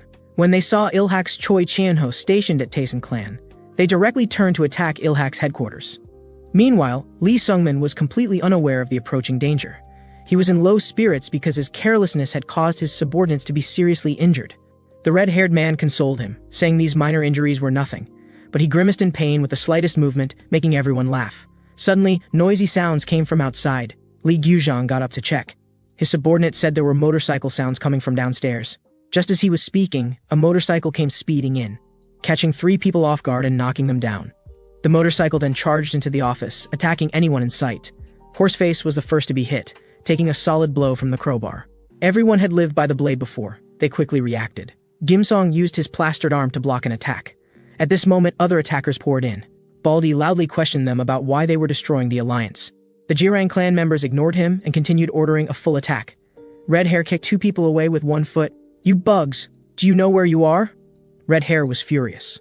But his already injured ankle became even worse from that kick. Baldy knew dragging this out would be disadvantageous, so he decided to take down the motorcycle first. He pushed Gimsong aside and told him to take young Master Sung-min away first. He would handle things here. Horseface, who had been knocked down earlier, now got up and grabbed the motorcycle rider. Baldy took the opportunity to kick the rider. Lee Sung-min was unwilling to leave everyone behind and escape alone, but Gimsong desperately pulled him away. Seeing Lee Sung-min still wanting to go back, Gimsong told him that as long as the Green Hills remain, there's no fear of running out of firewood. As long as Lee Sung-min was still alive, Ilhak still had hope. For this, everyone was already prepared to die. Looking at the devastated scene, Ryu Taehyung mocked that 9 blades was nothing special. But it was a pity Lee Sung-min had escaped. In the car, Lee Sung-min hated his own incompetence. He had thought he could restore Ilhak's former glory, but he turned out to be just a clown. Suddenly, a motorcycle rushed in front of their vehicle and scattered tire spikes on the ground. Gimsong jerked the steering wheel and slammed on the brakes. Lee Sung-min wanted to face the motorcycle rider together with Gimseong, but he was stopped and told to run quickly. Don't let the brothers' deaths be meaningless. He also said that being able to serve 9 blades in this lifetime was already worthwhile. Lee Sung-min began running desperately. He didn't know how long he ran or how many times he fell. A voice in his head reminded him he must survive. No matter how bitter or humble, he must survive. This was bought with his brothers' lives. Finally, he arrived at Taesin clan's headquarters. Baek Isu and the others were shocked to see Lee Sung-min's condition. Choi Cheon-ho quickly asked what had happened. Lee Sung-min didn't answer him but faced Baek Isu instead, begging Taesin clan to save Ilhak. Although it was presumptuous for him to ask for help now when he had previously wanted to devour Taesin clan, he had no choice. So he faced Baek Isu and dropped to his knees. Baek Isu immediately helped him up, telling him they had just been discussing some interesting matters. Then he stated that he would destroy the Allied Council. He just wasn't sure which gang to start with. Then he asked for Lee Sungmin's thoughts. At this moment, in a hospital room, Suo was looking worriedly at the person on the bed. This person was being kept alive through nutritional IVs. The Supreme Master had become a super bald master as he wished. Due to sudden worries, he smoked 20 cigarettes per minute. His grandson was furious when he found out, because he was counting on Grandpa to teach him fighting techniques. The old man told him that strength doesn't come from power, but from the spirit of never giving up. Come, grandson, drink this bowl of chicken soup. This was the person Lee Sungmin admired most in childhood. He was the Ilhak boss who unified the H-country underworld, Lee Songhak. However, just yesterday, the mighty Ilhak had been conquered. Lee Sungmin was extremely dejected about this. The empire his grandfather built was ruined in his hands. Choi Cheon-ho was very worried about him. But he could only rely on himself to overcome this mental barrier. Baek Isu was very polite to him because Choi Cheon-ho had previously helped Taesun clan. So Lee Sungmin was welcome to stay as long as he wanted. Choi Cheon-ho said they were all brother gangs and should help each other. Baek Isu knew what he wanted to say, but what could the current Ilhak do? Choi Cheon-ho promised that from now on, whenever it came to Taesun clan matters, Ilhak would spare no effort. Baek Isu leisurely brewed a cup of tea. Am I asking the boss of Ilhak, or did you become the boss overnight? The sarcasm in these words was obvious. But being under someone else's roof, Choi Cheon-ho had no choice but to remain silent. Uncle Choi, please step aside for a moment. I want to talk to Mr. Baek alone. After the two left, Lee Sungmin asked Baek Isu if his words carried weight in Taesun clan. Baek Isu didn't answer but threw the same question back at him. Moreover, things had developed beyond Lee Sungmin's control. Lee Sungmin realized he should be friendlier to Baek Isu now. Only Taesun clan could help him now. So he asked if Baek Isu planned to ally with him. Unexpectedly, Baek Isu flatly refused. Because the current Ilhak was too weak. More precisely, Lee Sungmin was too weak. Now there was only one path for Ilhak, to submit to Taesun clan. But first, Lee Sungmin had to prove his worth. Lee Sungmin stated that Ilhak still belonged to the Allied Council, and Jeorang clan had violated the agreement by attacking Ilhak. He would definitely make a scene at the Allied Council, and make Ryu Tae-young pay the price. At this moment, at HHS Entertainment, Han Hae-seung also had an uninvited guest. It was Ryu Tae-young from Jeorang clan. After some small talk, Han Hae-seung asked him how he planned to handle the mess. Ryu Tae-young didn't care. He attacked Ilhak simply because he found Lee Sungmin annoying. Hearing this, Han Hae-seung said he wouldn't take his side. He had gone too far this time. Ryu Tae-young didn't care either. This Allied Council meeting would be quite a show. And the meeting location was specially prepared for Lee Sungmin, because this place was Lee Sungmin's hometown.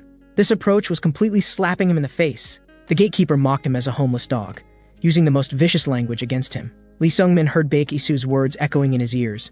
Without 9 blades protection, you're nothing. If you want to prove you can lead Ilhak, show the corresponding strength. Lee Sungmin endured the mockery with a dark face. Some even threw cigarette butts at him to humiliate him.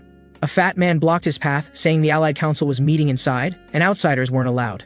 Lee Sungmin told him with a dark face to get lost. The fat man thought he had misheard. Lee Sungmin angrily punched the fat man. The thugs inside also heard the commotion outside, and Lee Sungmin had already dealt with the fat man.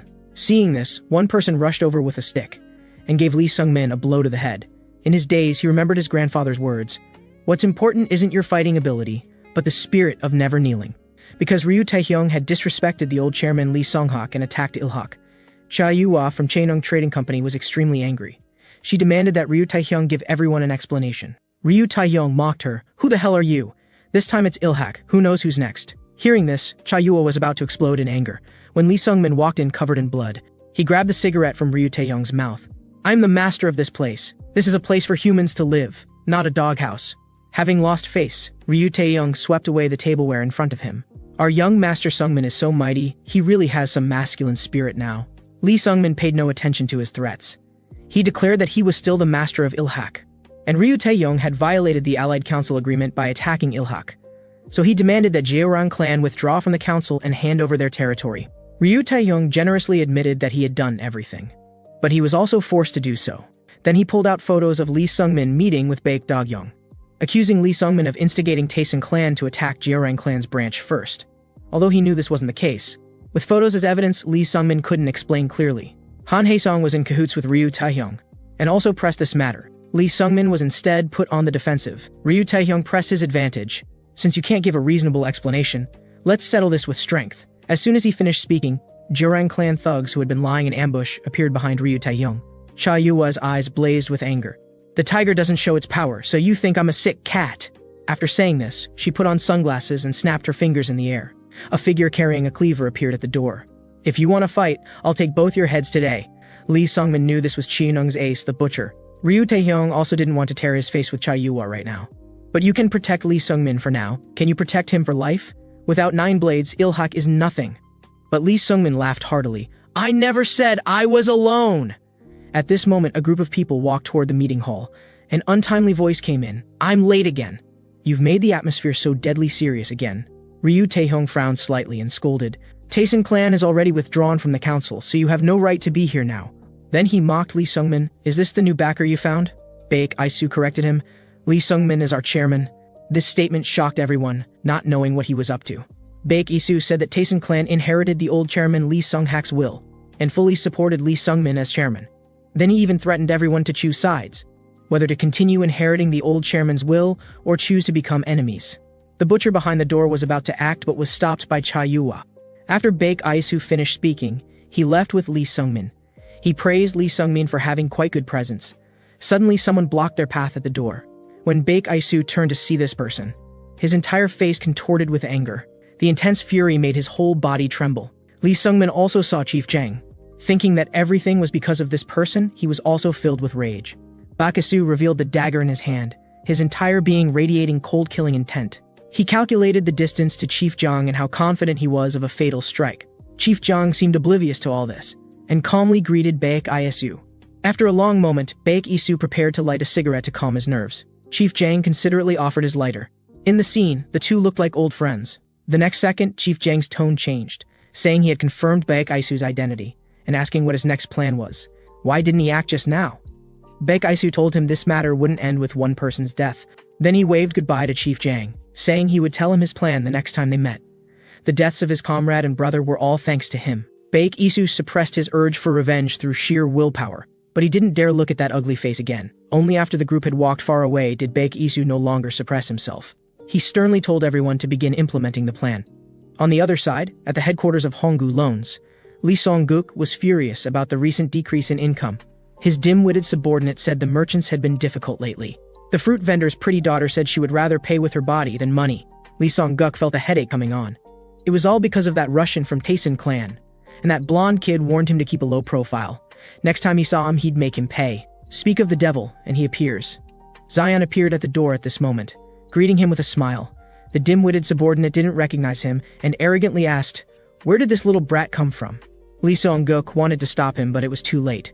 Thinking of the previous beating, he shuddered. Sure enough, after a series of crashes and bangs, the dim-witted subordinate was already lying unconscious to the side. Zion said he came today to ask a few questions. One was about all the information on Jerang clan, and the other was about a place that could hold 5 people. Lee Song-guk calculated in his mind that the rumors outside were all true. Ilhak and Taesin clan had allied against Jurong clan. He must choose the right side now. So he swore to Zion that he would tell him everything. With just one small condition, he wanted to join Taesan clan. This request left Zion stunned, because this guy had previously belonged to Jurong clan. Lee Song-guk gave an explanation. A wise bird chooses its tree. Zion agreed to his request, and Lee Song-guk talked extensively about everything he knew. After finishing, Zion asked him to come along to find the place to hold 5 people. Lee Song-guk didn't want to show his face. Zion told him that since he was already a Taesin clan brother, they should advance and retreat together. At night, in a remote abandoned factory, 9 Blades Baldy was imprisoned inside. Someone opened the factory door and walked in. Ryu Taehyung told him not to look so bitter. "You're a prisoner now." Then he began talking to himself. Taesin clan and Ilhak had joined forces to suppress Jurang clan and were now looking for the 9 Blades members. Baldy didn't understand his intention and mocked whether he was afraid. Hearing this, Ryu Taehyung laughed heartily. Even if both sides united, they were nothing to fear. Apart from Jinung Ha and Choi Cheon-ho, the others were just small fry. This time it was Baldy's turn to laugh. Had this guy forgotten about an even more terrifying existence? 9 Blades had suffered at Baek Isu's hands before. At this moment, Baek Isu single-handedly infiltrated the Jurang clan branch, with a battered guy lying beneath him. Baek Isu asked who taught him the sword techniques he used. If he wouldn't talk, he'd send him to meet Marks. After Baek Dog-young was killed in the attack, Sua rarely appeared. She didn't want to see that face that was both familiar and strange. Jinung Ha shared the same feeling with him. Still, Sua saw things clearly. Setting aside other identities, at least they were still members of Taesin clan. They had to do their job properly, and this visit was for a work briefing. In the conference room, Baek Isu and Lee Sungmin had been waiting for a long time. Sua was analyzing the collected clues on stage. Currently, there were two possible locations where the 9 blades could be hidden. With Tayson clan's current manpower, they couldn't attack both locations simultaneously. The motel area had low population density, and entering rashly would quickly expose them. So Suwa suggested concentrating their forces to attack the abandoned warehouse. Baek Isu already had a plan in mind. For this kind of surprise attack, having too many people wasn't necessarily good. If the enemy set an ambush, it would be total disaster. So he planned to send Lin Qingshun and Zion to the abandoned warehouse, as they were better at stealth operations. As for the motel, Baek Isu planned to tackle it himself. In a run-down motel at night, Baek Isu is gathering information. A lackey-looking guy refuses him, citing customer privacy protection, and impatiently tells him to get lost and stop causing trouble here. Baek Isu doesn't say much, pulls out a dagger and stabs it through the man's palm, pinning it to the table. "Can you answer my question now? Is 9 blades being held here?" Before the man can answer, Baek Isu pulls out the dagger. "I'd better ask around myself." At this moment, a group of armed men surround them, but these people misjudge their opponent's strength. Just 5 minutes later, Baek Isu casually wipes the blood from his dagger. Someone grabs a person from the ground to interrogate, but he discovers there are no survivors left here. This person is Choi Chonho, who just arrived. He's had a big question in his mind. Why are you helping Ilhak? And he always feels that Ilhak, even the Taesan clan, are being used by Baek Isu. Apart from those high-sounding reasons, he wants Baek Isu to reveal his true purpose.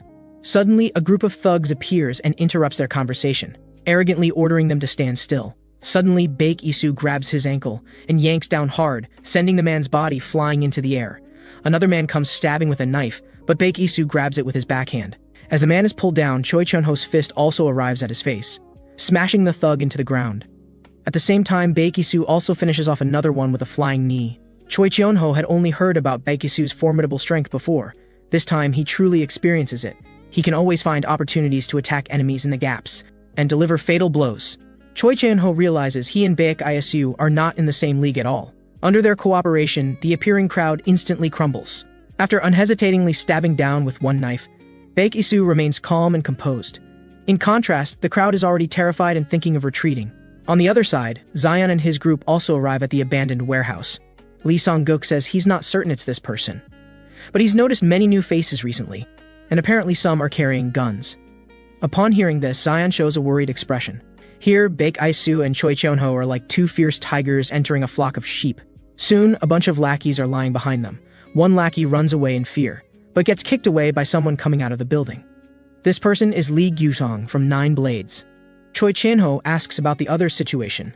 Lee Gyuzong says he escaped during the chaos, and tells them the others are in constant danger right now, asking the two to follow him. Choi Chonho wants to follow but is stopped by Baek Isu, who always feels something is wrong. At this moment, Lee Gyuzong from earlier is actually hiding around the corner with a weapon, because Chief Jang previously promised Lee Gyuzong that as long as he kills Baek Isu, he would fully support Ilhak's return to former glory. Originally, he didn't believe Chief Jang's words, but Chief Jang's one sentence got a grip on him, so he decided to side with him. Baek Isu here also senses something wrong, and prepares to use his speed to get through the corner. Choi Chonho grabs him, saying he'll handle this. He asks Lee Gyuzong why he betrayed them. He wants to have a good talk with him. Lee Gyuzong sternly stops him, saying he's not doing this for himself. Back in the day, 9 Blades fought together to create the glorious Ilhak era. But after the old boss died, this position should have been brother Choi Chonho's responsibility. Why should Lee Sungmin, that kid who knows nothing, get to sit there? And the current situation is all caused by that guy. Choi Chonho interrupts him, not wanting him to continue. In the underworld, loyalty comes first. Once we're Ilhak's people for life. Today, your betrayal is unforgivable. Brother Chonho, don't do this. Choi Chonho tells him to stop calling him brother. From today on, we're no longer brothers. I will clean house in the name of 9 Blades, though he says this. Choi Chonho is already in tears. Seeing Choi Chonho approaching, Lee Gyuzong excitedly raises his gun to stop him, but he ignores what's behind him. Baek Isu suddenly breaks through the window. Lee Gyuzong tries to turn and shoot, but Baek Isu grabs his arm and strikes down from top to bottom with his knife. Then, Lee Gyuzong clutches his arm and lets out a piercing scream. Baek Isu sweeps his legs again, knocking him down. Lee Gyuzong's head hits the ground hard. Baek Isu grabs his neck. What I hate most is screaming. After saying this, Baek Isu prepares to finish him off. Choi Chonho quickly shouts to stop him. Baek Isu turns back with an evil smile. Anything else you want to say? At another abandoned factory, 9 Blades' 6th member, Sun Mong, is loudly complaining about being hungry. A figure walks in from outside the door. Iron Weasel says, I didn't prepare any food, but I still have a chocolate pie, do you want it? Sun Mong looks at Iron Weasel in front of him, thinking he's only about 15 or 16 years old. Wondering how he got through the layers of guards, Iron Weasel says he's from Taesin clan. Sunbong asks what about the other 9 Blades members. Iron Weasel tells him not to worry, everything's been arranged. On the other side, Zion takes out the guards and successfully finds 9 Blades' 8th member, asking if he still remembers him but gets no response. It seems the 8th member is unconscious. Zion tries to wake him up, but Zhangda's hand behind his back grips a claw knife tightly. Suddenly his body shoots up, slashing at Zion's neck with one strike, but Zion nimbly dodges it. Actually, Zion had been alert. Though the opponent was sitting in a chair, his build was smaller than in memory. Zhangda rips off the human skin mask from his head, revealing he's actually the ghost who hasn't shown up. Go says even Baek Isu couldn't dodge that strike just now. Zion doesn't understand what he's saying, but since he mentioned the team leader, this guy definitely can't be spared. In the blink of an eye, the two have exchanged over 10 moves. Ghost shows a sickly smile. I'm the ghost who killed Baek Isu. Zion launches the first attack, stabbing his dagger straight at the opponent's throat. Ghost dodges the attack while also judging his opponent's strength. The accuracy and speed are both excellent, but still inferior to Baek Isu. Because he's already found Zion's weakness, just as he prepares to act, a throwing knife shoots straight at his face. Ghost barely dodges the strike, but his cheek is already cut. He realizes Zion deliberately showed an opening earlier, just to hide this move. Thinking of this, Ghost covers his face and laughs loudly. Don't you dare disappoint me! At another abandoned warehouse, Lee Song-guk also finds a place where 9 Blades is being held. He feels it's time for him to shine. Facing the burly enforcer, he shows no fear. He scolds the opponent. A good dog doesn't block the way. Seeing the opponent unmoved, he swings a punch toward him. At the same time, the enforcer also prepares to counterpunch. At this moment, Lee Song-guk reveals a Jurang clan badge, successfully fooling the enforcer to reach the warehouse, and meets the bald man held there. Initially, the bald man doesn't recognize him. Lee Song-guk flamboyantly flips his hair. I'm here to rescue you on behalf of Taesin clan. On the other side, Baek Isu leans against the car smoking. He leaves the space to Choi Cheon-ho and the traitor Lee Gyuzhang. In the car, Choi Cheon-ho asks if he regrets it. Lee Gyuzhang says he's long seen the situation clearly. We have no strength to fight against Jeorang clan right now. Only by handing over Taesin clan and the young master will we have a chance at survival. Seeing Lee Gyuzhang still stubbornly unrepentant, Choi Cheon-ho punches him in the face. Then punch after punch lands on Lee Gyuzhang's body. Keep spouting nonsense and I'll kill you. Lee Gyuzhang mumbles through his bloody nose and mouth. Ilhak is no longer the Ilhak of the past. Why fight a battle we're destined to lose? Choi Cheon-ho trembles with rage, throwing another punch forward. But this time it's toward the glass behind Lee Gyuzhang. Our fight isn't about winning or losing. It's about protecting what we cherish. At this moment, Lee Gyuzhang is in tears. Protect with what? With these weak fists? Suddenly, Baek Isu opens the car door and interrupts them, then steps on the gas pedal and the car shoots forward. Choi Cheon-ho asks what happened. Baek Isu says seriously that he feels something's wrong and they must get to the warehouse immediately. At the warehouse, the battle between the two has reached its climax. After dodging Zion's dagger, Ghost taunts him asking if he wants to continue playing around. I'm getting serious now. After several exchanges, neither can overcome the other. Both simultaneously turn and create distance. At this moment, Ghost is shocked in his heart. He actually made the exact same move as me. Zion casually plays with a claw knife in his hand, which is exactly Ghost's backup weapon hidden at his waist. Only now does Ghost confirm the opponent has the same identity as him. The two fight again. Zion, familiar with the opponent's moves, suppresses Ghost everywhere. In no time, Ghost has multiple wounds on his body, but he gives an evil smile. As Zion's claw knife stabs again, Ghost grabs the blade with his bare hand, then guides the blade toward Zion, while his left hand's claw knife also reaches his face. Die, brat! Once, Zion was the captain of the Ghost action team, not only possessing superior close combat skills but also proficient with various weapons. He was also ruthless toward opponents. After killing the guards, he met this mission's target, a double agent operating between North and South Korea, codenamed Double Arms. Double Arms tells Zion that as long as he spares his life, he'll give Zion plenty of benefits. At the same time, his left hand reaches for the revolver in the drawer. Seeing Zion within shooting range, he laughs and raises the gun to shoot, but he only sees a figure flash by, his eyes seeming to catch a thread. Then his left arm sends sharp pain. After coming to his senses, he discovers his left arm has been cleanly severed. Zion taunts him about changing his name to Single Arm in the future, but this time he doesn't plan to take his life, just giving him a warning. After leaving, Zion reports the mission progress to his superior, and his superior is Chief Jang. Chief Jang is very dissatisfied with Zion's handling, warning him that no matter what mission he receives, as long as Ghost takes action, he must eliminate all threats completely. The higher-ups may not be clear about Ghost's existence, but Zion must understand the meaning of his role. Zion expresses understanding and promises the next mission will leave no future troubles. He grew up in such a twisted environment. Today's fight with Ghost brings back Zion's memories.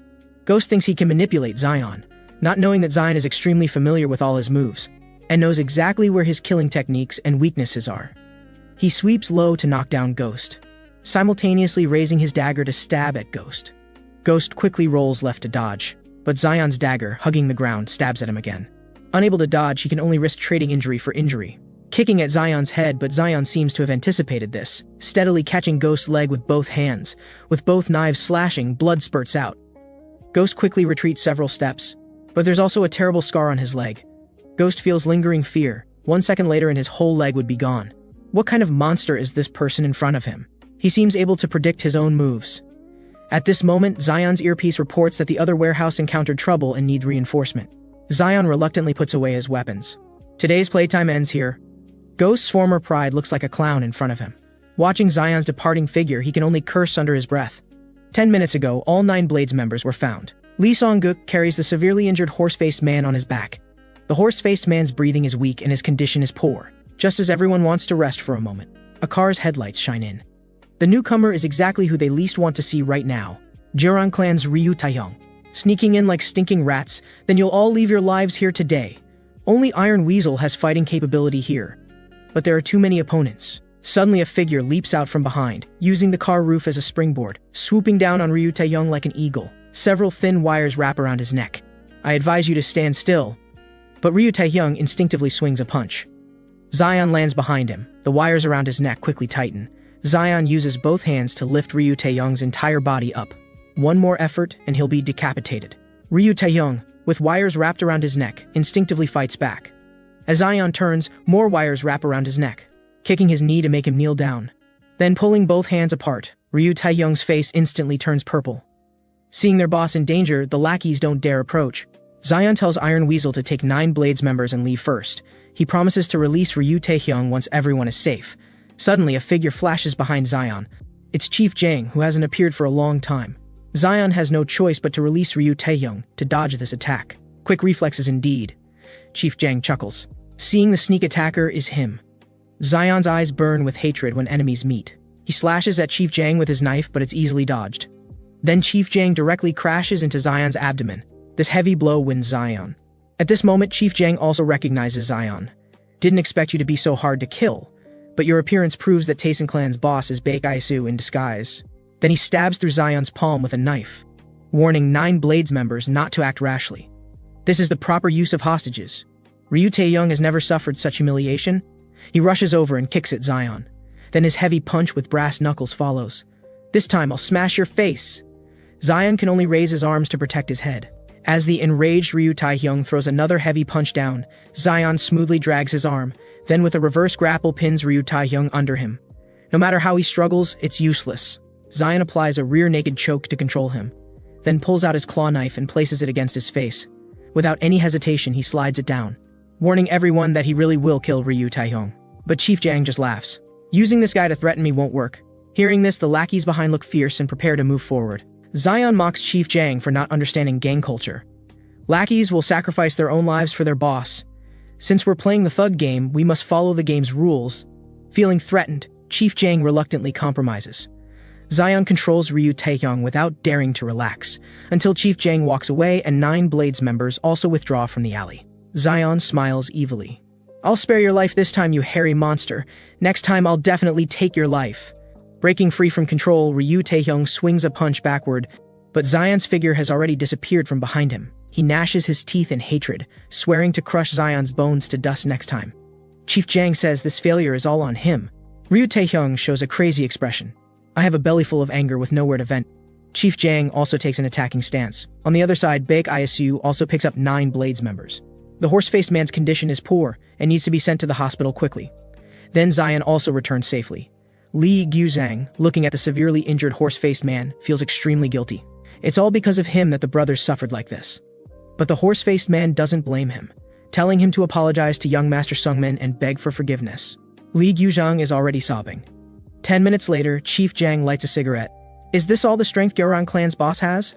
Then he grabs Ryu Taehyung's hair. On the other side, the hot-tempered redhead punches Lee Gyuzhang in the face, cursing, "You bastard, how do you still have the face to come back?" Choi Chon-ho stops him, saying enough, but gets pushed away by the redhead. "Today I must clean up this traitor no matter what." Baek-su sits on the sofa watching all this impassively. Choi Cheon-ho says the matter should be handled by young Master Sung-min. Lee Sung-min is struggling internally. Lee Gyuzong is an old subordinate who fought alongside grandfather, yet now he's committed an unforgivable crime. He looks pleadingly at Baek-su. Baek-su slowly stands up. Betrayal is a serious crime. The lightest punishment is 3 cuts and 6 holes. Then he tells Lee Sung-min to make his own decision. He then tells the 9 Blades members present, "This isn't something you can get away with by just throwing a few punches and putting on a show." Then he pats the redhead's shoulder and walks out expressionlessly, leaving the space to 9 Blades members. Lee Sung-min's thoughts are in turmoil. In the end, it's all because of his weakness and incompetence. In the past, he would have let bygones be bygones and welcomed Lee Gyuzong back. But now, he realizes how foolish and ridiculous his past self was. Il-hak needs to change to have any chance of survival. Lee Gyuzong feels extremely guilty about causing his brother's death and willingly accepts all punishment. Seeing Lee Sung-min approaching step by step, there's no fear in his eyes. But Lee Sung-min doesn't move. This puzzles him greatly, and he loudly questions why he won't act. Lee Sung-min tells him that Il-hak's blade will cut other enemies, but won't be stained with brothers' blood, even former brothers. But from now on, we sever ties. When we meet again, we'll be enemies. Then Lee Sung-min strides out. Other 9 Blades members follow closely behind. At this moment, Lee Gyuzong is abandoned by his brothers, which hurts more than killing him. Lee Sung-min sighs sadly. No matter how noble his words sound, they can't hide his soft heart. But Choi Cheon-ho tells him, "You're becoming more and more like the old master, governing the gang with benevolence and righteousness," and firmly says, "From now on, your judgment and actions are Il-hak's direction." On the rooftop, Baek-su looks at the night scene with many thoughts. Just as he pulls out a cigarette from the box, he discovers he can't find a lighter. A hand reaches over with a Zippo. It's Sua, who hasn't appeared for a long time. Baek-su jokes that he didn't expect her to smoke too. "This is your big brother's, Baek-su." Hearing this, Baek-su pauses in his movement. It's been a long time since anyone called him by his real name. For revenge, he's been acting under his brother's identity. "I often think about what he would say if he were here." Sua smiles slightly. "He would definitely say, 'My foolish little brother.'" Hearing this, Baek-su laughs heartily. This sounds like something his stupid big brother would say. At this moment, Lee Sung-min and Choi Cheon-ho come to the rooftop, respectfully returning the dagger. Baek-su doesn't ask what the result was. At this time, Choi Cheon-ho raises the question that's been buried in his heart for a long time. What exactly is Baek-su's purpose? Baek-su doesn't answer directly, but starts asking Choi Cheon-ho in return. When Il-hak ruled Seoul's underworld, how much income could you make in a day? Choi Cheon-ho says he never calculated specifically, but it was also an astronomical figure. Baek-su says such huge profits would make people jealous. The H country government is preparing to clean up underground organizations, and then redistribute the benefits. Baek-su says when he stands at the top of Seoul, he'll hand Seoul over to Il-hak. Choi Cheon-ho doesn't understand what he wants to gain. Baek-su says he just has a grudge against Chief Jang. Maybe it's time to let Lee Sung-min and the others meet Big Brother. This way, I can be myself again. This sleazy middle-aged man is actually H country's top police official. Today he actually ventures alone into the underworld's den. But he's not here to cause trouble. Rather, he's here at Chief Jang's invitation to discuss cooperation. Cho Won-ho says sarcastically, "Times have changed. Little thugs aren't afraid of police anymore." Then he looks up at Ryu Taehyung across from him. "You're Jurong clan's boss, right?" Ryu Taehyung is about to introduce himself when Cho Won-ho's next words make his face change. "Those scars on your face are quite distinctive." Ryu Taehyung's words turn cold, asking if he wants a few too. At this moment, Chief Jang stops the impending conflict, warning Cho Won-ho that he invited him here to discuss cooperation, not to show off. Cho Won-ho fears Chief Jang and can only swallow his displeasure. Only then do the 3 parties begin discussing cooperation. On the other side at the cemetery, Lee Sung-min finishes handling the horse-faced man's funeral. Looking at the black and white photo, he falls into endless sadness. Since childhood, he loved clinging to the horse-faced man to play. Because the horse-faced man was tall, little Lee Sung-min always liked to ride piggyback. He and the horse-faced man also made a promise to grow taller and bigger than him in the future. But the horse-faced man will never see this again. Lee Sung-min sheds tears of sorrow. At this moment, Baek-su is waiting for him outside. Lee Sung-min composes himself and walks over. For Taesun clan's help this time, the 2 bow deeply to express their gratitude. Without Taesun clan, 9 blades might have been completely wiped out. Baek-su accepts their thanks, and also comforts them not to be too sad, saying they should turn grief into strength because they still have very important things to do. Then Baek-su says he wants to introduce someone to them. saying Boris will be responsible for protecting Lee Sungmin's safety during this period, temporarily joining 9 blades to replace the horse-faced man's position. In the hotel, Ryu Taehyung looks at himself in the mirror. The wounds on his neck and face are shocking. The afternoon proposal to attack Taesin clan was vetoed by Cho Won-ho, because once war breaks out with Taesin clan, both sides will definitely suffer. Chaenung Trading Company might very well benefit from their conflict, so they might as well contact Chaenung first to see what happens. At this moment, there's a knock on the door. A subordinate reports that Chaenung has postponed the meeting time, making Ryu Taehyung extremely irritated, wondering what went wrong again. On the other side, in Daerim-dong's Chinatown, Baek Ae-soo walks alone into a restaurant. The owner asks what he wants to eat but gets interrupted. Baek Ae-soo says he's not here to eat but to find someone, then hands over a business card asking the owner to pass a message to Cha Yua. The owner smiles and says he'll definitely pass it along. Suddenly, he picks up an axe and chops at Baek Ae-soo. As Baek Ae-soo dodges, he twists the man's arm, saying he and Cha Yua are friends. But more and more thugs surround them, not listening to his explanation and directly attacking. Baek Ae-soo kicks a stool by his feet. The stool hits someone's knee. Baek Ae-soo takes the opportunity to grab his hair and smash him hard into the ground. Such skill instantly intimidates everyone. Suddenly, someone pushes through the crowd, a graceful long-haired woman. She instantly disappears from her position, leaping high to strike at Baek Ae-soo. Just as Baek Ae-soo is about to dodge to the side, the knife in midair suddenly releases from her hand. The woman catches the falling knife with her left hand and slashes horizontally, actually changing the attack trajectory this way. Interesting. This person is the dreaded Chaenung Butcher of the underworld. The butcher is also interested that he could dodge her attack. Just as both sides are at swords' points, a loud shout draws their attention. Cha Yua hurries toward them both. The butcher comforts her, "Don't worry, I can solve this quickly." But Cha Yua slaps her across the face, demanding to know why she's doing this. The butcher remains silent. Cha Yua asks if the axe on the table was their doing, coldly asking if they've forgotten their former oath. In the past, fighting and killing claimed many brothers' lives before we achieved today's peaceful and stable situation. So Chaenung's weapons can only be drawn to protect companions. Though Cha Yua is just a woman, she stabilizes the situation with just a few words, making the previously furious crowd calm down. Such methods show Cha Yua is not to be underestimated. But then she turns into a little woman again, nervously asking Baek Ae-soo if he's injured. Baek Ae-soo jokes, "Sister, if you'd come any later, I would have lost my life." In the office, the butcher still looks unfriendly at Baek Ae-soo. Baek Ae-soo tells her to relax a bit, saying it was all a misunderstanding before. The butcher purses her lips, saying she doesn't like Baek Ae-soo's type anyway. Cha Yua asks Baek Ae-soo what his purpose is in finding her. Baek Ae-soo gets straight to the point. Taesin clan is about to move against Jeorang clan. Which side will you stand on?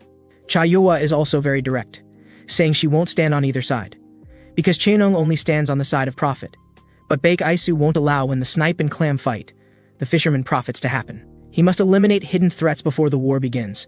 Chaenung doesn't need to help, just stay put. That way Taesin clan won't move against Chaenung.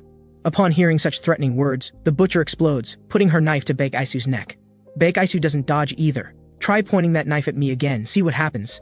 Seeing the situation about to spiral out of control, Cha Yua quickly intervenes. "If I wanted to threaten you, I wouldn't have come alone." Baek Ae-soo's eyes are cold. Then he takes out a ring box from his pocket. Seeing this situation, Cha Yua's brain goes blank. This is quite a leap. The butcher is furious again. This guy dares to flirt with Chaenung's boss. She opens the box and sees it's just a USB drive. Baek Ae-soo says this USB drive contains the reasons behind the current chaotic situation, asking Cha Yua to give him an answer after watching it. Watching Baek Ae-soo leave, she falls into silence. The butcher asks what she plans to do. Cha Yua hasn't decided yet. The butcher tells her that as a boss, she must make a decision. Unexpectedly, Cha Yua suddenly becomes teary-eyed, crying that she's not suitable to be a boss. She's not strong enough at all. The butcher pushes her away. "Don't give me that crap." Seeing Cha Yua still crying pitifully, the butcher can only say helplessly, "No matter what, I'll stand by your side." Only then does Cha Yua beam with joy. That night in a barbecue restaurant, a Chaenung member is boasting about the awesome event of cutting down Taesin clan's boss. Suddenly, a car crashes directly into the store, instantly creating chaos. A group of masked tough guys get out of the car. More vehicles surround them from afar. Though these people are masked, they all wear Taesin clan badges, surrounding the Chaenung people and beating them up, shouting, "This is what you get for disrespecting our Taesin clan boss." Suddenly, Jinung-ha approaches from the distance, reporting the situation here to Baek Ae-soo over the phone. Baek Ae-soo chuckles. "Want to frame our Taesin clan? Then let them see the real terror of Taesin clan." Jinung-ha's shin bone on his active body. "Want to join the Taesin clan that badly? How about we give you guys a real badge?" The butcher from Chaenung, upon hearing about the attack, flew into a rage, bluntly stating that the Taesin clan is completely unreliable. They should have taken out Baek Isu long ago. Cha Yuhua told her to calm down. If it really was people from the Taesun clan who carried out the attack, how could they possibly wear Taesun clan badges so brazenly? Moreover, Jinung Ha from the Taesun clan also stepped forward to stop the riot. Everything that happened was too suspicious. Cha Yuhua believed someone was maliciously stirring up conflict between Cheonung and the Taesun clan. The butcher, however, thought it was a self-directed scheme by the Taesun clan. But none of this matters now. What matters is what Cha Yuhua's final stance will be. This once again threw the question back to Cha Yuhua, leaving her extremely troubled, seeing her still hesitant and indecisive. The butcher angrily said she would act in her own way. The helpless Cha Yuhua said she needed to seek Mr. Wang's help. The butcher was also surprised to hear this name, reminding her that this person was an unstable factor. Meanwhile, Baek Isu also arrived at the attacked barbecue restaurant. He wanted to search for any clues that could determine the attacker's identity. The weapons left at the scene had many nicks, suggesting frequent use, but they weren't military weapons, so it wasn't Chief Zhang's men. A banknote in the car caught his attention. This was currency used in Country C. Could it be that an organization from Country C attacked Cheonung? So he called Lee Sungmin to inquire whether Cheonung Trading Company had any conflicts with organizations from Country C. Lee Sungmin said he would investigate and give a reply. Baek Isu was about to light a cigarette to relax, but discovered his lighter was out of fluid. At this moment, a stranger offered him a light. This person introduced himself as Wang Hao, who ran a currency exchange shop nearby. He was commissioned by Cha Yuhua to clean up the scene. After learning that Baek Isu was the boss of the Taesun clan, Wang Hao respectfully bowed with great deference. Baek Isu said not to be so formal, but inwardly became wary of this person. This guy walked on the glass-covered ground without a care, as if such situations were commonplace to him. The two chatted casually. Baek Isu said he still wanted to look for clues, asking Wang Hao not to clean up the evidence for now. Wang Hao readily agreed and moved aside. Baek Isu secretly pondered this person's true purpose, and whether he was connected to the attackers. He sent a message to Lee Sungmin, asking if there was any information on Wang Hao. At this moment, Wang Hao suddenly said that because he dealt in currency exchange, he could gather a lot of information. From his understanding of Baek Dog-young's favorite cigarettes were red box Marlboros. Hearing this, Baek Isu's heart skipped a beat, and he explained that he wanted to try a different flavor. But Wang Hao continued, saying that for someone with such a heavy smoking habit, how could he not know his lighter was out of fluid? You look like you're smoking for the first time. This Wang Hao suspected Baek Isu's identity based on just this one detail, which secretly alarmed Baek Isu. Wang Hao calmly picked up a piece of broken glass, stood up and said to Baek Isu, "Let me see your secret." With that, he leaped high and charged toward Baek Isu. Meanwhile, Lee Sungmin asked Choi Chon-ho about this person Wang Hao. Choi Chon-ho was initially recalling something, then suddenly his face changed dramatically. He said this guy appeared to be a currency merchant and was also an information broker. But his true identity was the leader of the Black Dragon clan. 15 years ago, foreign gangs fought over territory, triggering a gang war. This was also the battle that led to Lee Sungmin's grandfather's demise. At this point, Choi Chon-ho's hands trembled uncontrollably from anger, and Lee Sungmin's face turned pale after hearing this. Here, Wang Hao's attack instantly reached Baek Isu, but he was already prepared. The iron nail hidden in Wang Hao's left hand scratched Baek Isu's cheek. Baek Isu asked him who he really was. His skills didn't seem like those of an ordinary merchant. Wang Hao didn't answer, but instead asked whether he was really Baek Dog-young. Through those few moves, Baek Isu already knew this person was formidably skilled. He could use anything around him as a weapon. Suddenly, Baek Isu's phone rang and he signaled Wang Hao to pause. It was Lee Sungmin sending information about Wang Hao. He advised Baek Isu not to confront him alone. Wang Hao thought he was trying to escape. Baek Isu chuckled, "Let me test the strength of the Black Dragon clan." Both of them assumed fighting stances and clashed again. Wang Hao threw a concealed weapon at Baek Isu. Baek Isu knew this was just a feint to hide the real killing move. He calmly slashed toward his opponent's vital spot with his blade. But Wang Hao didn't dodge, instead directly countering the blade with his fist, actually knocking Baek Isu's dagger away. Then he caught the dagger midair and stabbed it toward Baek Isu. Baek Isu had to raise his arm to block, the blade striking his watch. He lifted his arm and sent Wang Hao's dagger flying again. Then he caught the dagger with his right hand and slashed Wang Hao's arm. In the first exchange, both had tested each other enough. The upcoming battle would be even more dangerous. Wang Hao dodged Baek Isu's horizontal slash, tried to attack but was blocked by Baek Isu. Baek Isu reversed the direction of his dagger, trying to stab Wang Hao's neck. Wang Hao braced against the dagger while raising his knee, spinning his entire body like a top, then landed a heavy kick on Baek Isu. But Baek Isu didn't retreat a single step, instead slashing back at his opponent. Wang Hao tried to retreat and dodge, but found his foot caught by Baek Isu. He lost his balance and fell backward, lucky enough to land inside a car. Baek Isu wanted to pounce and finish him off, but Wang Hao slammed the car door shut to stop him. When he opened the car door again, Wang Hao had already vanished. Just as he was searching for Wang Hao appeared from nowhere with a steel pipe aimed at Baek Isu's head. In haste, he could only raise his dagger to block. The tremendous force cracked the dagger directly. After several more exchanges, Baek Isu's dagger completely broke in half. Meanwhile, a woman fixed her hair, then left Cheonung Trading Company with a group of subordinates. The more she thought about it, the angrier she became, suddenly letting out a roar of fury. The butcher was furious that Cha Yua was always indecisive. She would destroy Tayson clan in her own way. On the other side, Cha Yua was also very troubled. Suddenly, there was a knock at the door. It was the old man who ran a grocery store nearby. Cha Yua respected the elder and invited him to sit down, because the elder had witnessed Cheonung Trading Company's growth and had provided much help. When he asked about the butcher, Cha Yua showed a pained expression, saying they had a disagreement. Hearing this, the elder gave his opinion. Both Wang Hao and the butcher were formidable characters, but he doubted the butcher's loyalty. After all, an uncontrollable weapon can hurt yourself. Hearing these words, Cha Yua fell into deep thought. After leaving the office, the old man made a phone call, telling the other party that the butcher had left Cha Yua, and the person he was contacting was none other than Zhurang clan leader Ryu Taehyung. Both believed this was the perfect opportunity to destroy Cheonung Trading Company. The elder waved to the window. Outside was a group of people who had previously impersonated Tayson clan members.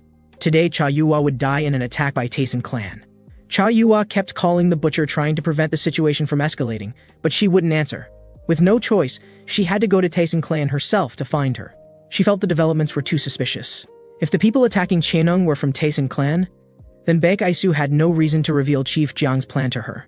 She had to reach Tayson clan to stop the butcher, to prevent an irreversible situation. Just as they left the base, they were stopped by a group of people. The attackers all wore masks with Tayson clan badges. They said Cheonung had slighted Tayson clan's boss, and today they came to settle the score. But seeing Cha Yua's good looks, if she served the brothers well, they might spare her life. Such insulting words immediately enraged Cheonung Trading Company's people. One person questioned what they thought they were. The long-haired man behind him struck successfully. The sudden betrayal left Cha Yua in disbelief. The long-haired man threatened her to hand over control of Cheonung Trading Company. Several other Cheonung subordinates were also restrained. In an instant, Cha Yua and her group were trapped in a desperate situation. On the other side, the battle between Baek Isu and Wang Hao continued. Wang Hao's attacks were effortless, even taunting Baek Isu about liking that broken blade. Baek Isu glanced at the broken blade in his hand, dodged Wang Hao's attack sideways, but saw the steel pipe in his hand suddenly slip. Baek Isu became alert. Wang Hao caught the pipe with his left hand, changing the attack trajectory. Baek Isu raised his arm to block this strike. This attack style reminded him of that woman, the butcher. Wang Hao was also surprised he could dodge his trajectory-changing attack. Many previous opponents had been injured by this move, but he still had confidence in taking down Baek Isu because he now held the complete advantage. But Baek Isu's face showed no panic. He quietly sheathed the broken blade, then drew a new dagger. This was the weapon he used during his Special Forces days. From now on, he would fight as Baek Isu. He quickly slashed at Wang Hao. Wang Hao had just blocked the strike when Baek Isu's next attack came.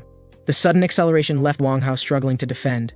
Having just blocked the dagger attack, he was knocked over by Baek Isu's knee. Before he could recover, Baek Isu attacked again with his blade. In an instant, blades and shadows flew everywhere. Wang Hao found an opening to counterattack, but was heavily rammed by Baek Isu, his body staggering backward. Baek Isu stuck out his foot to trip him and he crashed heavily to the ground. So Baek Isu raised his blade to finish him off. Just as the dagger was about to strike down, Iron Weasel called out to him, saying there was internal rebellion at Cheonung Trading Company.